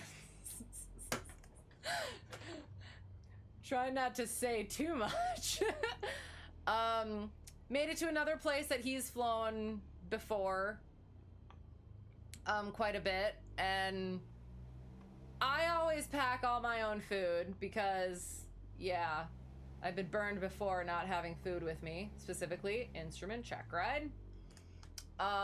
So I always pack my own food. He needed to go get some food, so we took the courtesy car, got him some food, came back. And before all that was trying to figure out the other CFI. So that was after we found out, or the other CFI found out that the carb heat in the 150 had some issue with it. So he was taking it over that morning and was potentially going to need a ride back, so I was going to have to cut that flight short. But the person who had the 172 before me, the Constantly 172 from Work Airport, he was able to contact, or the CFI was able to contact him and have him swing by through the maintenance airport to pick him up and take him back. So that all worked out. However, I was supposed to have a lesson in the evening, and then that CFI was supposed to have a lesson after us, night lesson. So it was like, okay, so when's it going to be done? Do I need to get dropped off at that airport and fly the 150 back? And it was like, okay, yeah, that's probably going to be how it's going to be. So we're starting to book it that way because hopefully it's done in time so I can get back to Work Airport in time for my lesson. Gave a heads up to my student just in case. Made it to maintenance airport. And when we got there, the mechanic was just finishing up, had to hook some stuff up, had to have help with the cowling, screwed it all on, and I taxied out, checked the things, made sure it was good, jetted off, made it back in time, and it was a little bit late, but not too much later. We still got a good lesson in, and okay, I guess there is a little bit more stories. So then my student was waiting, and I was in the right seat, and I had all this food. I had all my food. I had packed all my food, and I didn't get to eat much of it, so I had it all stacked there, and I was trying to shovel food in before I had to go to my lesson, so I wasn't hangry during it. But then, yeah, so my student was there. He came and like kind of started helping me with the fuel, which was awesome, excellent, cool, but also there were certain things that I'm very particular about that I let him do whatever, but since it's like my stuff, like the rolling the hose up is really tight, so like I make it like real perfect so that it goes like right in where it's supposed to be, but he ends up kind of getting it to a point and then just kind of like putting the rest of the hose in. It's like so he was doing that, and I was like, no, I'm gonna do the thing. So then sent him over to go get ready to start pre-flighting, and I taxi over, and I got all my stuff there. I gotta clean that up. And he like asked me, do you just always fly from the right seat now? And I'm like, yes I do. It's just habit at this point. Yes. So then we went ahead and were able to get our lesson in. And I asked, is there anything that you wanted to do? It was kind of an okay time for a little bit of crosswind stuff. So it was like I kind of wanted to start in the pattern for a little bit. But he also wanted to go back and do the stalls again. So I was like, okay, we'll do that. So we started working on the crosswind stuff. Still working towards kind of him kind of finding the sweet spot for just kind of ing it in. That sounded really bad. Don't take that out of context. So like really getting it into that crosswind slot of just down into the runway, it would kind of like, he would have a good approach, and then all of a sudden, like right above the runway, it would kind of start wobbling a little bit, and he'd kind of get it back in. But that is something to work on. Did a few of those, went out, did some stalls. He locked into those a lot better, I think. And then like I demonstrated one of the power on ones just to like show that the 150 does like to break one way or the other overall in the power on stalls, but you can get it if you're really precise, just nice up and down like that. And he actually, after I demonstrated it, he was a lot more precise about it and everything. The one thing that I could mention really was he would let the nose go a little bit much on the recovery, so like kind of nose diving it. So we talked about that, and that was good, whatever. came back in, teardrop, had to talk over that again, turned a little too close in and everything, so we went over why we do that and all that stuff. Came in, oh, I also demonstrated an accelerated stall, if I didn't mention that. Demonstrated that so that he's kind of aware of that, because he's had a little bit of like overshooting as well as letting his turns get a little bit slow. And I've been kind of trying to drill that into him to like not let those turns get slow, especially that base final turn. And then came in, got up to the fuel, and he was on the brakes and he was starting to do all the stuff, and all of a sudden the plane shuts off and all the avionics are still on. And this has happened before, and I think I have complained about it before. And so it was one of those moments where it was like, okay, this is the day. This is the day we have to have the conversation. So at first I was just like, okay, I wasn't quite sure what to do, but I was like, I scolded him about it for a little bit, sort of good-naturedly still, but yeah. So I did, as punishment, I made him do all the stuff by himself. I didn't help him fuel up or anything. And then I was just like a little bit quiet, just like the whole rest of the way. And I let him put the plane in by himself and everything. And I was the whole time I was like, okay, so I have to have this conversation now. I don't want to be mean. I don't want to be, yeah, like I was like going over all the stuff that we've kind of talked about before, trying to make sure that it's like, it's firm enough, but still like, yeah, again, I don't want to be mean. So finished tucking the plane all in and everything, and I knew that there was somebody over in the FBO, so I was like, okay, I don't want to have that conversation in the FBO, so I'm gonna scold him here. And that's what I told him. I was like, all right, so I'm gonna scold you here so we can go have a nice debrief over there. He's like, okay. And so, yeah, I do. I hope I did. I tried to emphasize the checklist thing. I took the checklist out and I was like, okay, go through it, read all of it. And on one hand, it was like, I don't want to say excuse, but like he did. He just said like, I must have missed it or whatever. And it was like, okay, like that, sure, you miss it once, that's a mistake. Miss it twice, that's starting to be a pattern. So that's why I'm like coming down hard on it right now, so that we don't like go further into that pattern. So yeah, so just not just that, but also just generally use of the checklist sort of thing. And wants to be a professional pilot someday. So if you think that you're not going to be using checklists, you're going to be using checklists. Get used to the little sheet now so that you can do the big books of things. And then the other thing that I said, something like, being a better pilot doesn't mean that you don't use checklists. Using the checklist makes you a better pilot. And I liked that one. But I do. I hope that all of that came out, and I did. And he apologized too.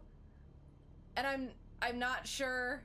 I think I said like, and that's like, that's okay. But also that's where I brought in the whole like, okay, like, yeah, it's okay to make mistakes, okay to make errors, but once you do it more than once, that's starting to become a pattern. It's not less a mistake, less an error, and something that we have to correct. So, yeah. So, did that, then we went to the FBO, did a debrief, talked about stuff, whiteboarded a little bit of stuff, and then at the end I kind of brought it up again, just wanted to like be like, okay, I hope you're not like disheartened at all about any of that stuff. It's just kind of part of the process. I've been yelled at by my instructor. I didn't yell at him, but like I did. I've been scolded by my instructor, and it's just, if that's one of the things that I can really impress by, if that's what it needs, if the scolding is what it needs to really impress use of the checklist, that's me doing my job. So I do. I hope it seemed like it was fine, but I always get so in my head with that stuff. I don't like conflict, and it makes me feel icky, but because I just want to make sure that I didn't, yeah. I didn't do too much, and I didn't do too little, but we'll find out. We'll see. So anyway, so yeah, so that was that. So I had my first sort of, what is it called? Yeah, that sort of encounter with student. So I do. We'll see. Okay, sorry, coming back up. Just wanted to get through that day.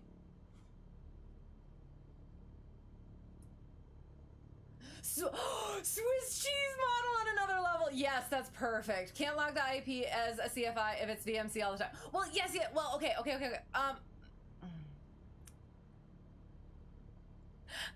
So now I'm trying to find the loopholes. because again, like, well, so okay, we were simulating actual pause. How do I put this? So we're simulating Checkride, right? So I don't know how this is gonna go, but if I am the double I and I am under the hood, I'm still pilot flying and under the hood, so I would be able to log that.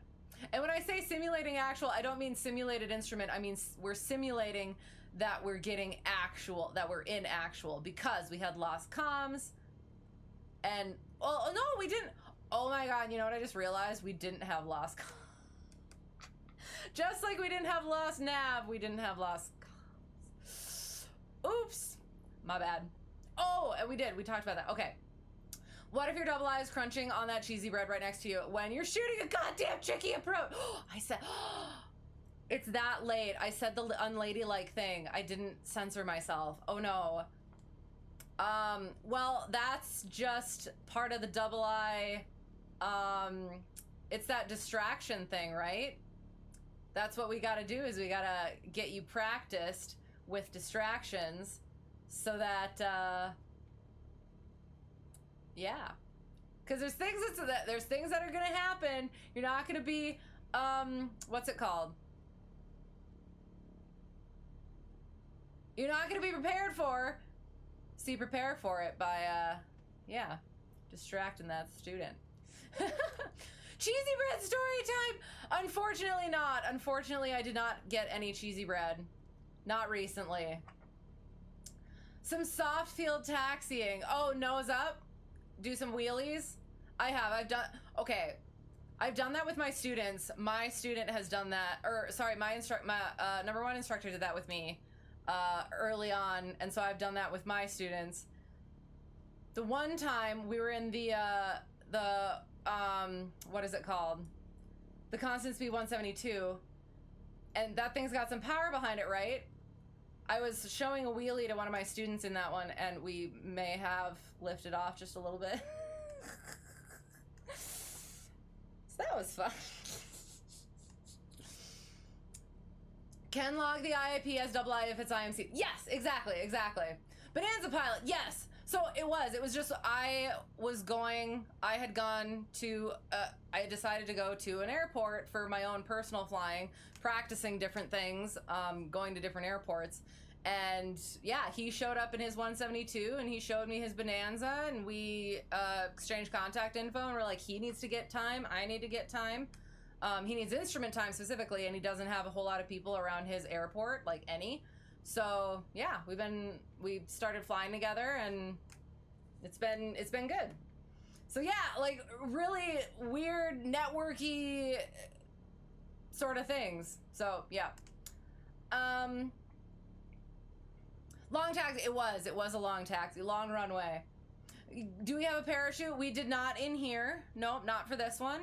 That is only if, let me think, 30 degrees, intentional 30 degrees pitch up or down, as well as over 60 degrees of bank. Correct me if I'm wrong. What types of approaches do you prefer personally, if available and possible, that is? The precision ones, the ILS. Well, I mean, RNAV, because that's easy. You don't have to switch to green needles. You don't have to remember the $500 button. Gonna revoke your cert? No! Pack the cheese bread, yes! Night, good night, good night.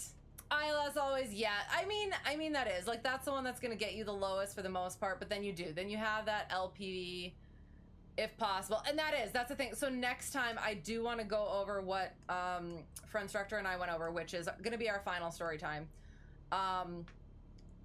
Like all of the different approaches and all the different things that go with them and categorizing them out. It was super helpful understanding all of those things and getting it in some sort of an order. So I don't want to be mean, proceeds to be a little bit mean. I know, like I know. But like, I mean, it's one thing being mean and the other being like firm. Like needed a little bit of a like again, I have been scolded. And this is one of the things that I told him too, is the reason I am so particular about it is because the examiner that he's going to be going with yelled at me, like actually kind of yelled at me during my commercial check ride for not using the checklist as much as I should have been. So that's one thing that I said to him too, is that I am going to yell gently at you now so that you don't get into that bad habit, or so that you can develop that good habit now before you get to commercial. You know what I mean? So and again, there are certain things where I've been scolded by my instructors. I have had them pull things that I look back, like again, the one that keeps coming back to me is my multi-instructor. I can't fully remember. I don't know. I feel like he didn't talk about the double fuel pumps and how don't turn off both fuel pumps at once, do one at a time. I feel like he didn't talk about that. And so when I turned both fuel pumps off at once, he cut my engine. And so like I freaked out and started going through the end, like oh God, secure the engine process. And he's like, no, just undo what you just did. And I was like, okay, so if you would have told me that, I would have known that and I would have done that, but would have I? So on one hand, it still ticks me off that he like didn't tell me first, probably. But on the other hand, have I ever forgotten that now? No, I haven't. So it is. There are certain things that you gotta do as an instructor to like get things to stick. And that is one of the things that I do want to get to stick with my student. So if I have to be a little bit more firm, I'm gonna be a little bit more firm. You like to flow and then back it up with the checklist. I'm totally with that as well. But that is the thing, is he literally had the checklist there and was apparently reading it and didn't do it. So that, yes, I am. I'm totally all for that. But yeah, that's not the way it went there. So we are robots bound to miss things if aren't ensuring probability of failure is low. Checklist always. Yes, exactly. And I do kind of feel like it's one of those things that I think this is just a thing for certain people, is like I said, like thinking that not using a checklist means you're a good pilot. And it's like, no, it's like the complete and total opposite. Just like talking really fast on the radio means you're a good pilot. No, that also is not what you can talk efficiently, but you also have to talk in a way that people can understand you, enunciate. So it's just things like that. Lifting off wheelie, the things we don't tell. Yeah, exactly. I mean, hypothetical. WASs are very precise. No autopilot limitation. Oh, okay. So that is something that that's another one of the things that Friendstructor and I talked about, is that whole like the WASS thing. So, and this is, I'm still making sure that I'm getting this correct. So RAIM receive, because during my instrument check ride, the WASS, the RAIM was what my examiner like dug in on and kind of got me on, because I didn't really fully understand it because the GPS that I had didn't have WASS. So I didn't really go into it. But so the RAIM, receiver autonomous integrity monitoring, is the receiver's self-monitoring. The WASS, wide area augmentation system, is, let me think. I wrote some stuff down too, because Friendstructor mentioned like SBAS is what it's called everywhere else, except America. And then GPS is America, GNSS is everywhere else, right? So yeah, so then WAS, Wide Area Augmentation System, is the satellites doing their own checking and then sending it to the receivers that have that capability. Correct? And then I'm not even all that great proficiently generally with the autopilot, so autopilot limitations with WAS. Interesting. Okay. Make him check 121.5 before shutting down, and you are, oh, sure he'll never miss the avionics again. Interesting. I should bring that up. Okay. Or at least that was a good reminder for you. Let me take a picture. All these things that I need to remember. And that's the thing is, I do. Getting my one student ready for Checkride soonish, I'm like, okay, I feel really good about him. He's very conscientious and everything, but I'm like, okay, I'm not perfect. What have I missed? What have I missed for him? So I want him to get like a mock Checkride in with, I was hoping friendstructor, but I don't know if he's gonna have the time now anymore.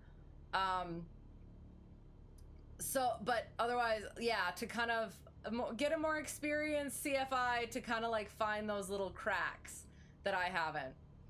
So yeah, safety makes you a good pilot. Exactly. It's all about the safety factor.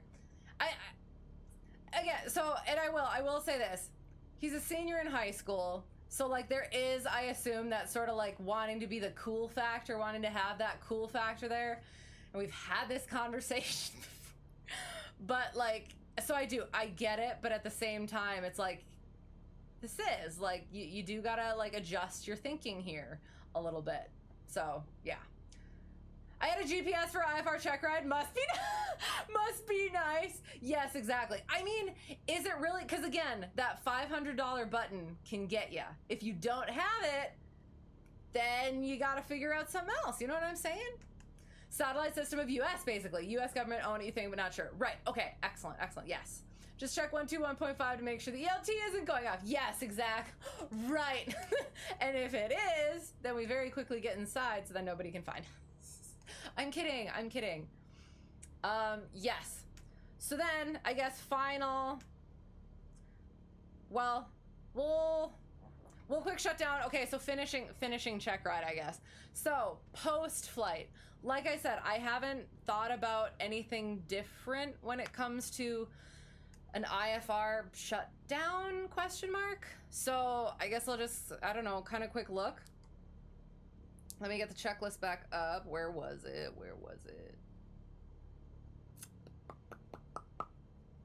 Use my home airplane checklist, because that's the only one I have on here. All right, so we put our flaps up, our carb heat off, strobes off, landing light off. We can turn all that stuff off, I guess. There. Strobes can go off. Put our taxi light, nav light. We'll turn our taxi light off. Beacon can, nav lights can start going off. Pitot heat we didn't use, but we'll make sure that that's up. I clicked the button. There. Pitot heat's off. Trim for takeoff. Transponder is on standby. Our avionics go off. Look at that. Avionics are off. Mixture fully. Okay, so I like to do all the electronics. So electronics. Okay, there isn't anything else. Liquids. Whee! Continue and flow.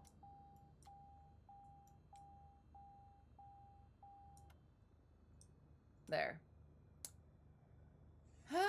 And then hopefully we would be sitting here and like last time. So it's the same examiner that I took my initial with. And he'll probably ask, well, how do you think that went? And I'll say, well enough to pass. My usual go-to is like, there are things that could improve, but yeah, it went all right. Things that can be improved, but yeah. And then he'll, go over some stuff probably, and then he'll be like, all right, yay, there you go. And then I will probably cry again. I totally, yep. I was just like, oh, I was so happy to be done with initial, and I'm going to be so happy to be done with this. But I want to be ready as well. So, yeah. And then he'll go inside, and then I can stop being so precise, and I can do what I really do. I'm kidding. We'll go out, we'll chalk it, tie it down maybe. Don't have a pitot cover, so eek. Control lock potentially. Make sure everything's locked up tight.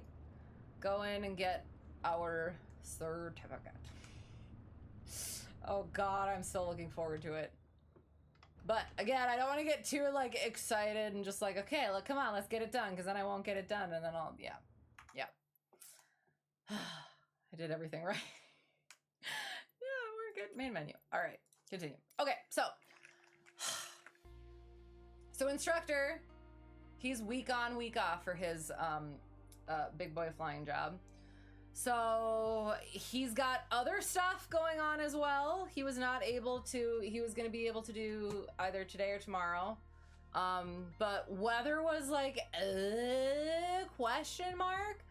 So it was, it was going to be like,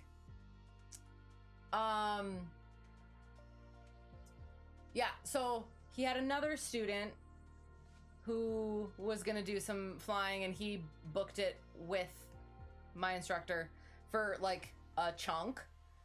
And so friendstructor is like, so hey, let's plan for this time, but because he has it booked for it. They're not going to fly that long. So I was like, okay, I'll plan on that.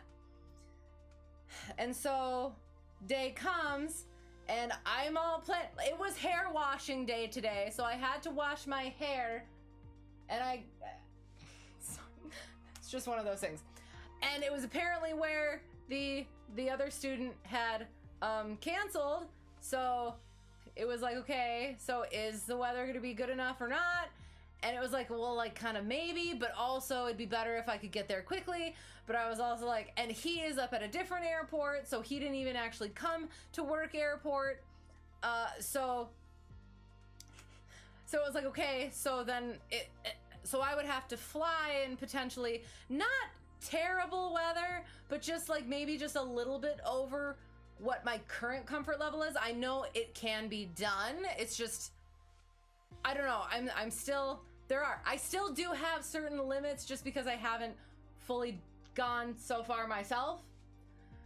So I didn't want to get potentially also stuck up at that airport with, if it got even worse than it said it was going to.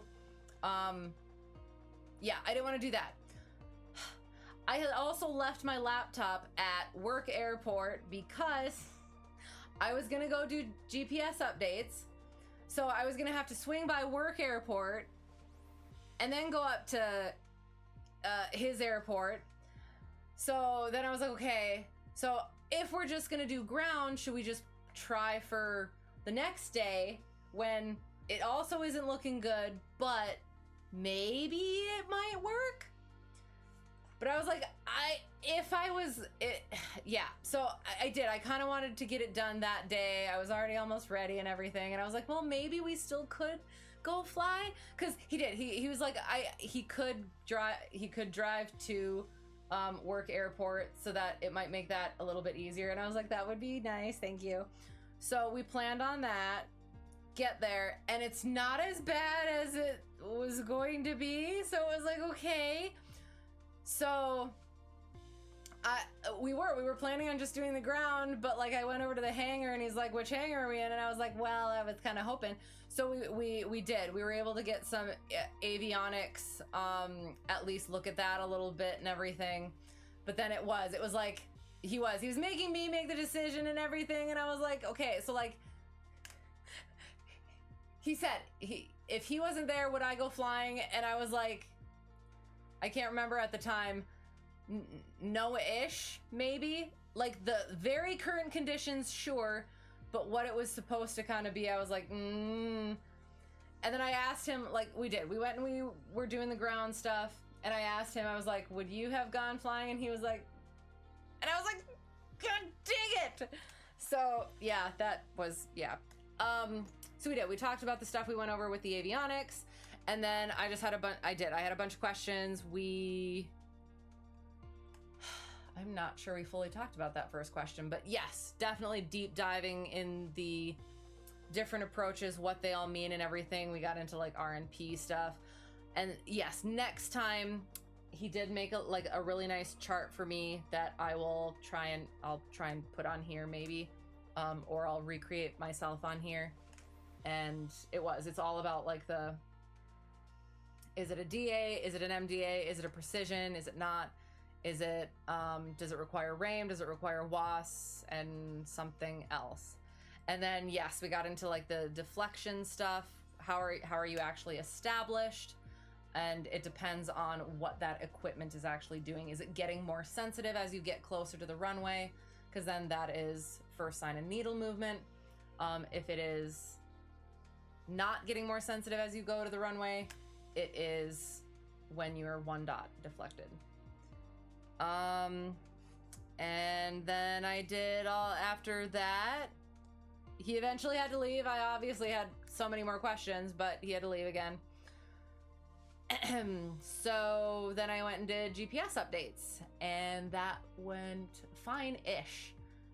There's just like certain things where you plug it in and it's like, oh, there's an error. And then you take it back out, you plug it in again. Oh, there's an error. You plug it back in. Oh, there's an error. Plug it back in. And oh, now it decides to work. And then other stuff where I don't know what happened to some of the SD cards. It keeps wanting to revert it back to an old database. And yeah, so anyway, that's fun. Anyway, sorry.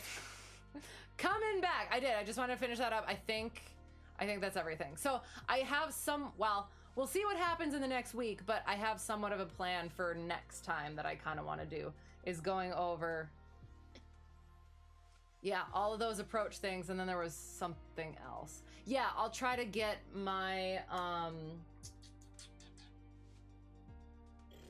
lesson plans up.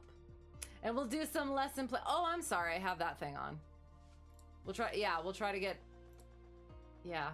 I would like to get, I don't want to say feedback.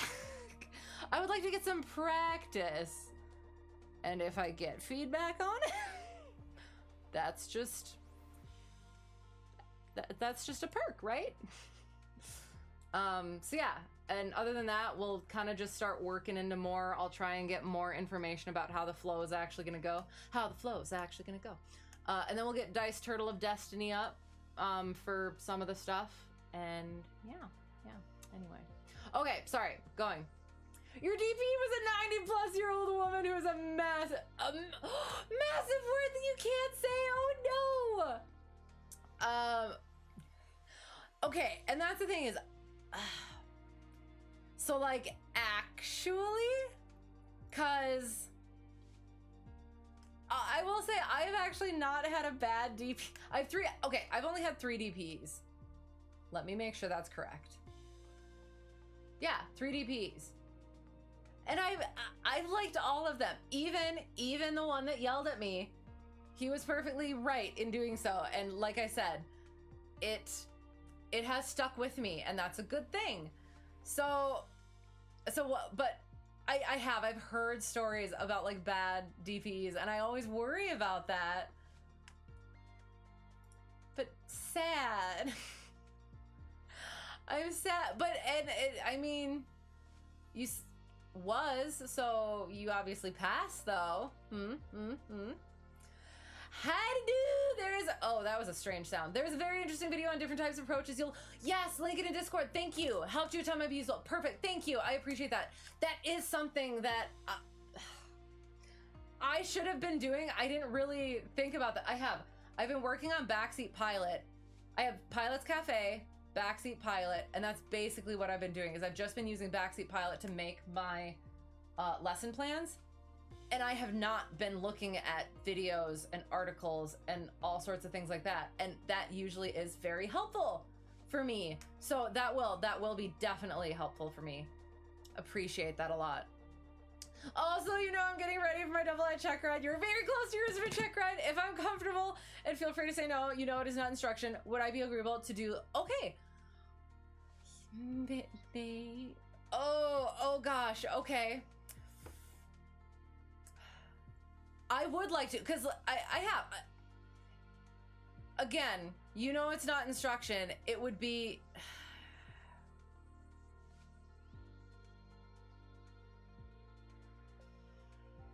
Like I want to, like, guinea pig for me as well as different perspective for you. But then I also don't want to, like, throw you off at all. We could try. That will also help me get more into, like, a, because I haven't actually, I do need to get more into, like, the syllabus idea, like, really go.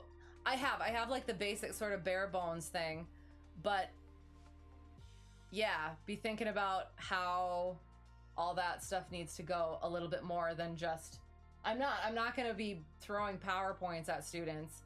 It's going to be, yeah, as the things come. So maybe we shall see. Like, I don't want to commit to anything just because I will say too, it is going to start getting a little bit busier for me coming up here as well, because how's it going to go?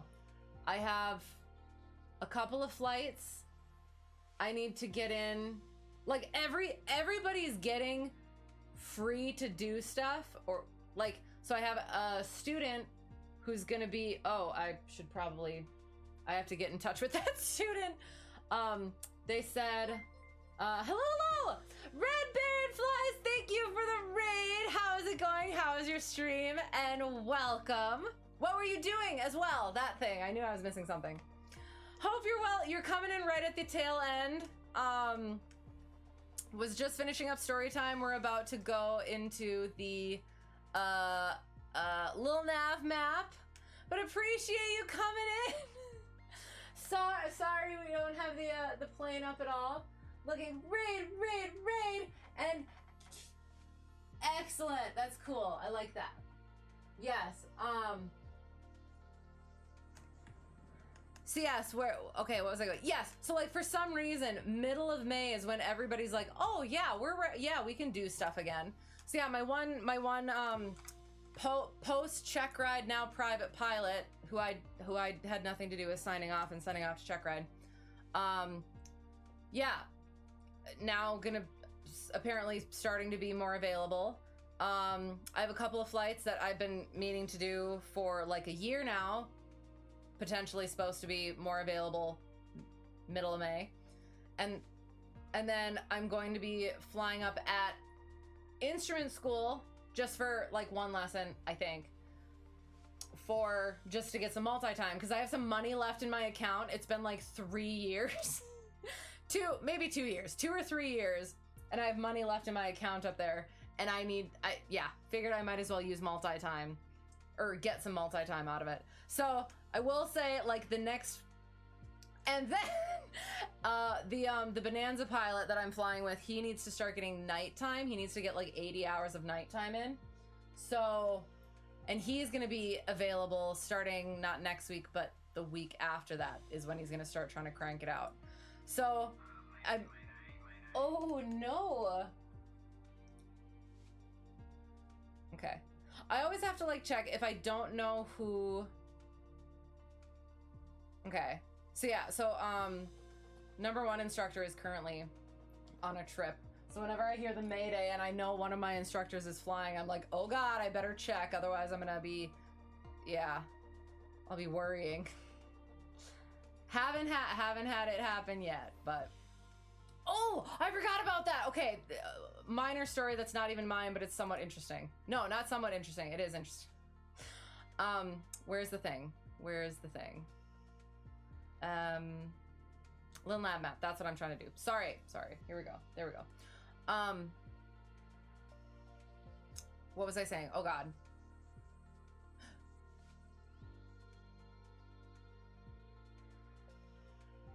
So yeah, so I was just gonna say, like, so my, again, as what is it? As not scheduled as my schedule is right now, it's, we'll see what starts happening next week. But I would like,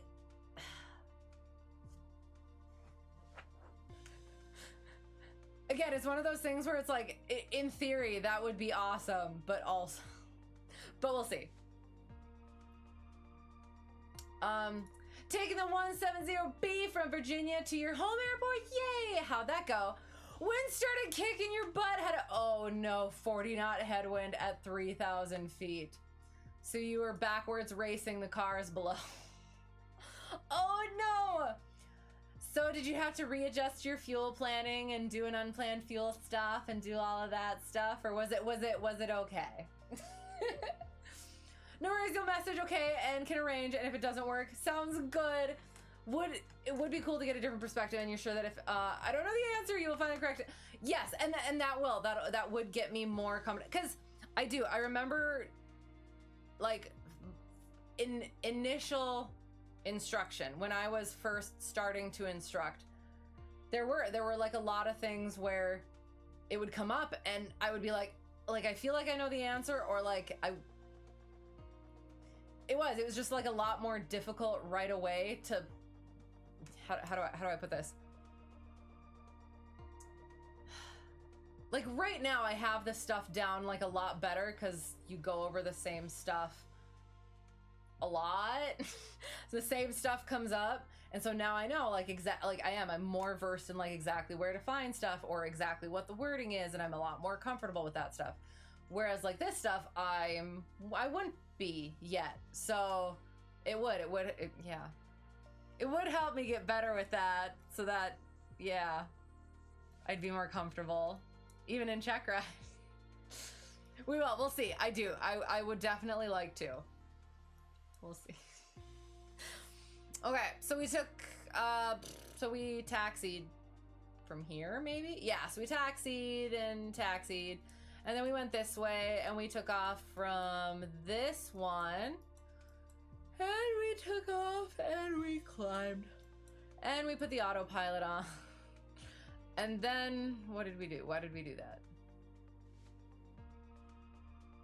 Oh,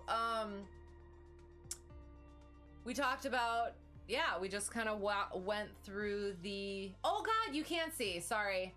I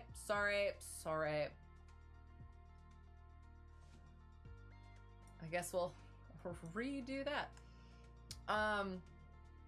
Stopped about 25 nautical miles short of the destination. Probably could have made it, but you need to stand up. Also did the stupid. It landed with a 24 knot crosswind. Well, you did say you landed though, so. Excellent. And that is like, you do. I talked about this with Bonanza Pilot too. You never want to be that person that runs out of fuel. Like there's been times where I've been like pushing it a little bit, but then like I don't want to get that close, and then I'll like test it, and it's like I had like 45 minutes plus left, and I was just bopping around my airport. So because you hear those stories where people like run out just short. So that was definitely a good choice. I know you're right, but getting out of the books a little bit could definitely be helpful as well. So instead of just being in my own little hidey hole studying stuff, actually getting that practical would be good. So we shall see. I would like to, but also I hate committing to things right now, because then I don't do it and then I feel bad. If I don't do it, I should say, then I feel bad. You like to err on the side of caution with fuel. Absolutely, definitely. Yeah, no, that is the good choice to make. And there have been like certain times where like I mentioned this one before, where I had been planning to go in a 172 and I had to take the 150 instead, And so I did the same sort of a route that I usually do with the 172, which is usually full, whereas the 150 was 8 and 8. So I was comfortable doing that route until I remembered, oh, I'm in the 150, which has a lot less fuel. And yeah, I was like watching those gauges as I was coming back. And that was the time where it was like I had like almost an hour left of fuel, and was right there at the airport. But yeah, it was like, you'd rather have a couple of things. What's the saying? The 3 most useless things is the altitude above you, the runway behind you, and the fuel in the fuel truck. So make sure you retain all of those as much as possible. So yeah, no, excellent choice. Yeah, so sorry I didn't have the thing up. So we taxied, we came down, we decided we didn't want to cross any runways at the Towered Airport, so we took off, turned the autopilot on. We talked about the PTS, the different tasks, the straight and level flight, turns, climbs, descends. Some of them I skipped. I'll have to come back to and practice again to make sure I'm ready for that. And then we did unusual attitudes, which I practiced with Instructor a week or so ago. And then I think that went okay. I mean, there were certain things I got a little tongue tied, and that keep going. And then we started talking. Oh yeah, so then we started talking like lost comms as well as partial panel. We cut the MFD, had some misunderstandings, my bad, and then came back. We did some of the ATC stuff to make sure I'm practicing that stuff properly. And then had to hand fly once we cut the so we cut the bus 2, the electrical bus 2, or avionics bus 2. Yeah, avionics bus 2, whether there's a difference or not. So yeah, the autopilot didn't work, so we were hand flying it. Oh darn. And so yes, came to our initial approach fix. We had some altitude to lose because we thought we had lost comm, so we were staying high. And so we stayed in the hold for one turn to lose that altitude. However, if you turn your head, for those of you who didn't see the approach brief, so usually holds are right hand, so you make right hand turns. We briefed the approach, noticed it was left hand turns, and I messed up, forgot that it was left hand turns, and I started doing the right hand turns and was so shocked and appalled that the GPS was taking me the wrong direction until I remembered. Well, I looked at the plate and saw that it was a left hand turn.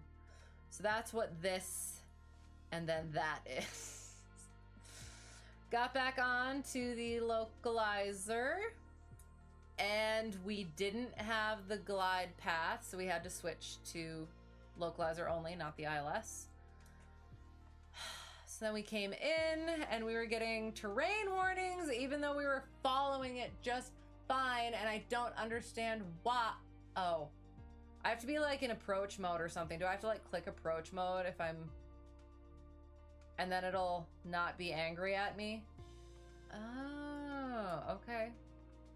I don't know if that's correct. I just assume maybe. So we landed. Yeah, we landed. And then we taxied. And then we crossed the runway, pretending that we had lost comms. And then I think eventually we figured out that we didn't actually have lost comms. Ah, so silly. And then we parked. And here we are. And I think that's it.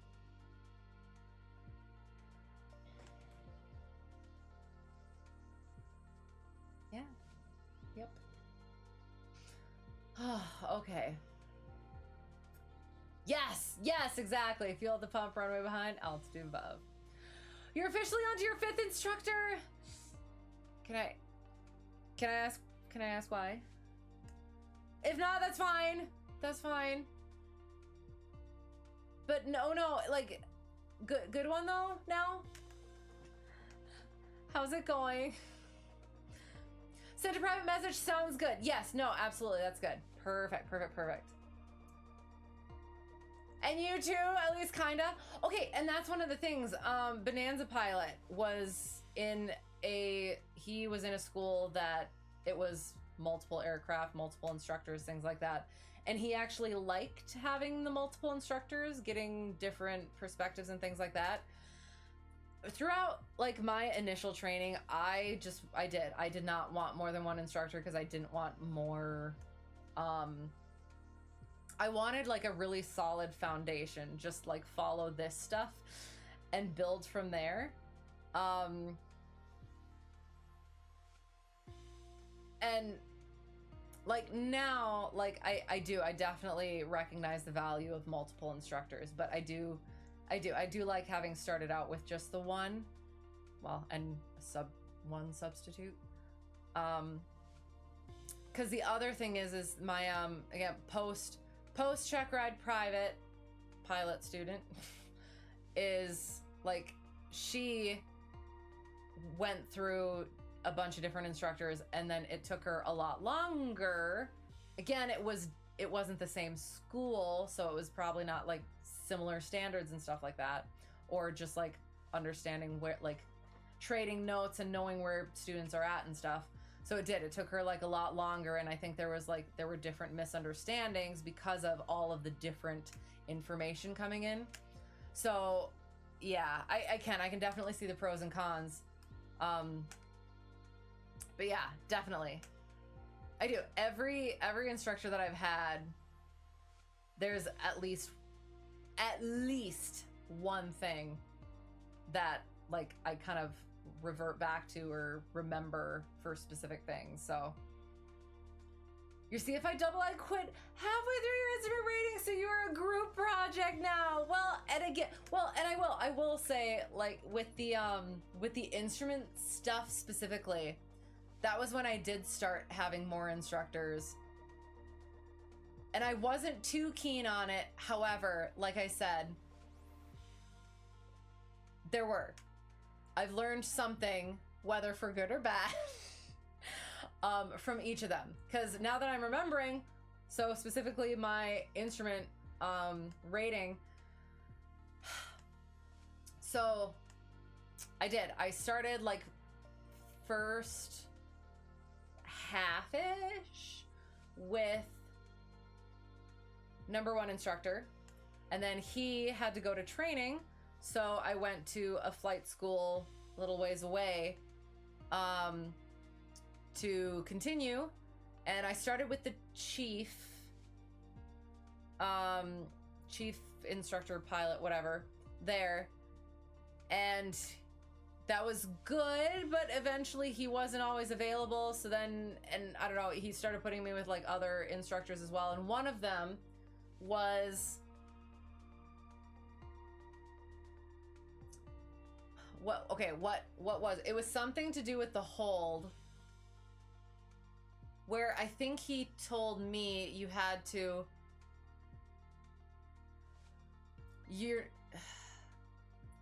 so from what I knew, what I had been told, going cross the initial approach fix, turn, procedure turn, that's your procedure turn. If it's a hold and load procedure turn, just do teardrop, parallel, whichever it is. If that, and you go back to the initial approach fix, that is your procedure turn, and you continue. I believe he was trying to tell me that you had to go through the full hold again, and then go in.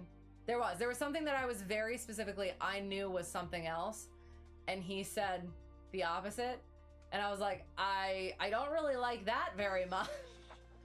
He was a younger one, so that was the other thing too, is like, I want a more experienced instructor and everything, but like there are the opposite side of that is like the younger, the newer CFIs, double I's, are the ones who are more recent with stuff. So segue into my primary multi-instructor, 20,000 some instructing hours, and an interesting character. There's a lot of new stuff that he isn't necessarily aware of. So he even said, and like that's kind of fine because I am an instructor as well. I need to know the stuff, and I can know the stuff. He said, you need to make sure that I'm kind of doing all the stuff, making sure we have all the requirements that you need. And so I was like, okay, I can do that. So yeah, and I didn't understand how quickly that could happen until I became an instructor. And then now there's things that I studied for like a year or so. I guess it was probably only a year. And now they're different. And it's ticking me off. But yeah, so anyway, that's a tangent, sorry. The last one left before he could sign you on for your check ride. Dang it. So like, where are you at? So like, so you have another instructor now though? Have you started? Cause that is that issue that I had with my one student who went through so many instructors, is that they would keep like kind of starting over. And that was kind of my issue, is like, I didn't want to do that either, but at the same time, the way that I assumed the check ride was going to go, I was like, I wouldn't feel potentially comfortable with getting that pass with the way some of the maneuvers were. So it was like, I don't want to be another one of those that like starts over, but if that's what it's got to be, that's what it's got to be. And I did. I wasn't sure. I was like, okay, so I'm still kind of new and everything. And apparently she's gotten checked off with different things with other people. And I'm like, am I just being like too picky about stuff? And it's like, well, but that's the thing. That's got to be my, I don't know. I got to make that decision. Do I want my name in that book if I think that it's gonna, I don't know, it might go somewhere. Oh no. Might go somewhere where it shouldn't. You know what I mean? So, yeah, anyway. Sorry, tangents, and I'm like way too freaking sleepy to like stop myself. So stop me. Quit the school entirely. You should clarify. Oh no. Okay. Feel like there's a story behind that. Oh, okay. What? Okay. I'm sorry. I'm like, I feel like prying a little bit, but I won't pry. But that sucks. And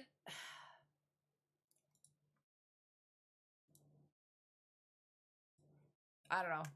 Yeah, I'm like at the point where my brain is starting to come down off of the, what is it called? Yeah, like the focus on the aircraft and everything. Like, even though I wasn't flying the aircraft for a little bit, now that I'm like really not doing the stuff and I'm starting to, we're really ending the stuff.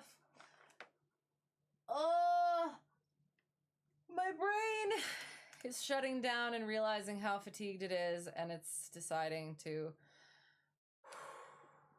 tell me. And I will, that is, I always go back to this. The school that I went to for a little while for my instrument finished up with #1 instructor, but the school that I went to for a little bit, where am I going? Browse. He did one of the lessons we did. He just started taking everything away, every instrument, all of the things. I think he gave me like a intercepting the DME arc in the middle of it or something, and yeah, like all sorts of stuff, just like threw everything at me, and I was just doing it as we went. And then once we got onto the ground, I was like, okay, I was okay. But then we like got onto the ground and I was like, I'm not okay. It was a lot. It was a lot. And it just like that does that. That fatigue is sneaky. Sneaky.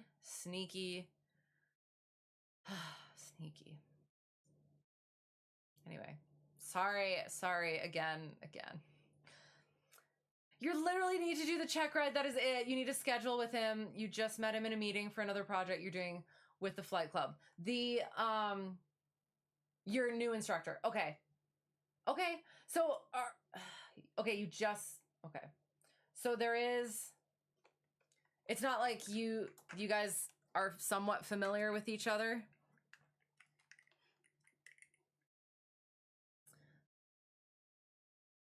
Sorry, I think I know where we're going already. Yay! Okay. Perfect. Okay, yep. That's where we're going. Perfect! Sometimes it takes me so long, and now just boom, got it. I really hope. I've had the issue before where they're like, I'll pick somebody to raid, and then I click the raid button, they're like, oh, you can't raid this person. I'm like, dang it. Type. But yes, I do. I hope that goes well. And yeah, I hope it goes quickly. And I look forward to hearing how it goes. Have you talked to like examiners at all yet? Or do you have like an in school one or something? What is that called? In-house?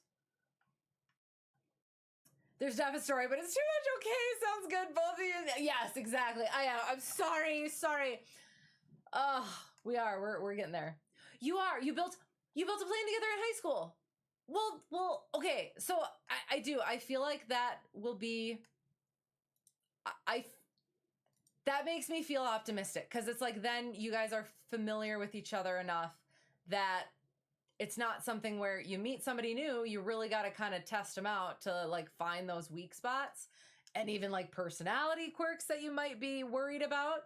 Whereas, yeah, that I do. I'm going to feel optimistic for you, and we're going to send those good vibes out. And yes, hope to hear some news soon. Yes. I do. Good luck with that. I do. I hope it goes well. And that's really cool though too. You built a plane together in high school. I'm so caught up on the other stuff. I didn't fully like register that part again because brain. That is very cool. Very cool. Yes. Thanks for being here. And yes, next time, like again, I don't want to like throw anything out there, but like I do think I kind of want to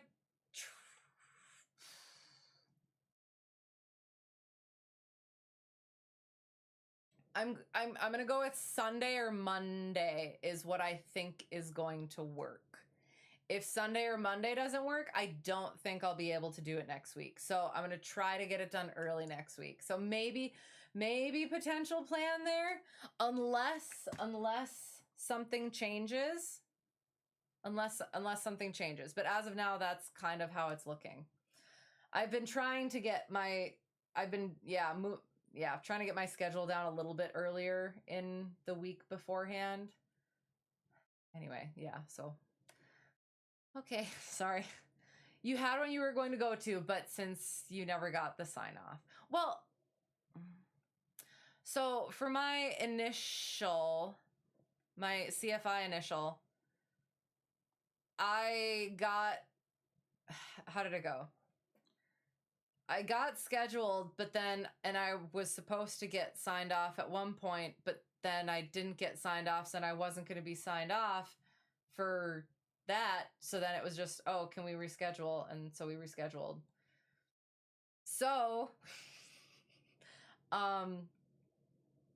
at least being on the roster would be a good thing. If you are like being that close, get on the roster, especially if they're, if they're busy. Usually they're like busy.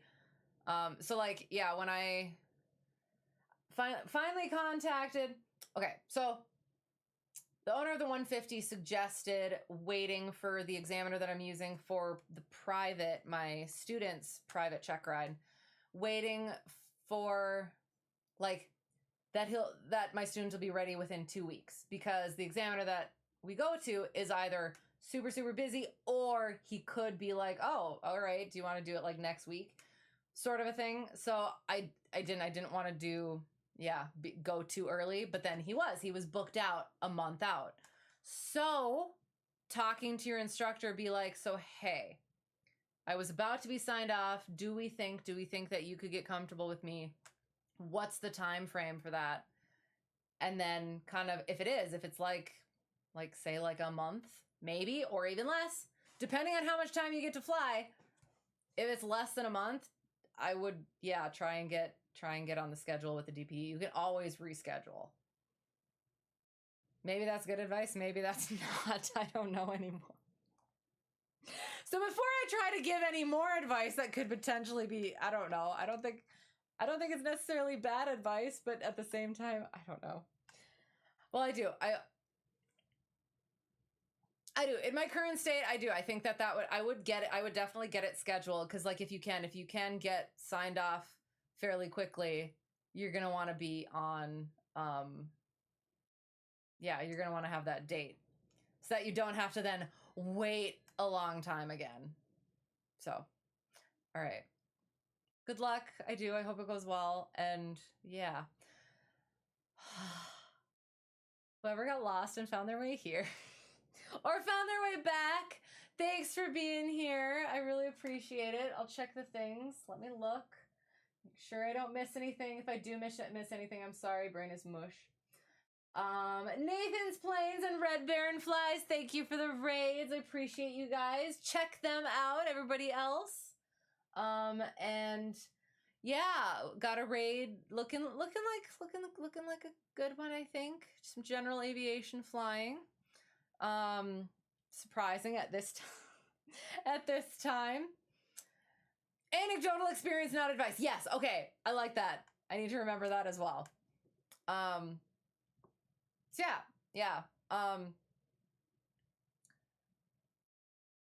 yeah. All the other stuff. Thanks for being here, putting up with me, my shenanigans and my sillinesses, and delirium. And yeah. Said that part. Have fun in the raid. I'll be going to bed. And have a great whatever it's going to be for you. Hope to see you again soon. And until next time, all of the good things. Have a great Friday and weekend. And potentially see you earlier. Potentially and hopefully see you early next week. So, yeah. Oh, heart. So, think that's it. So, have fun in the raid. Thank you so much. And bye.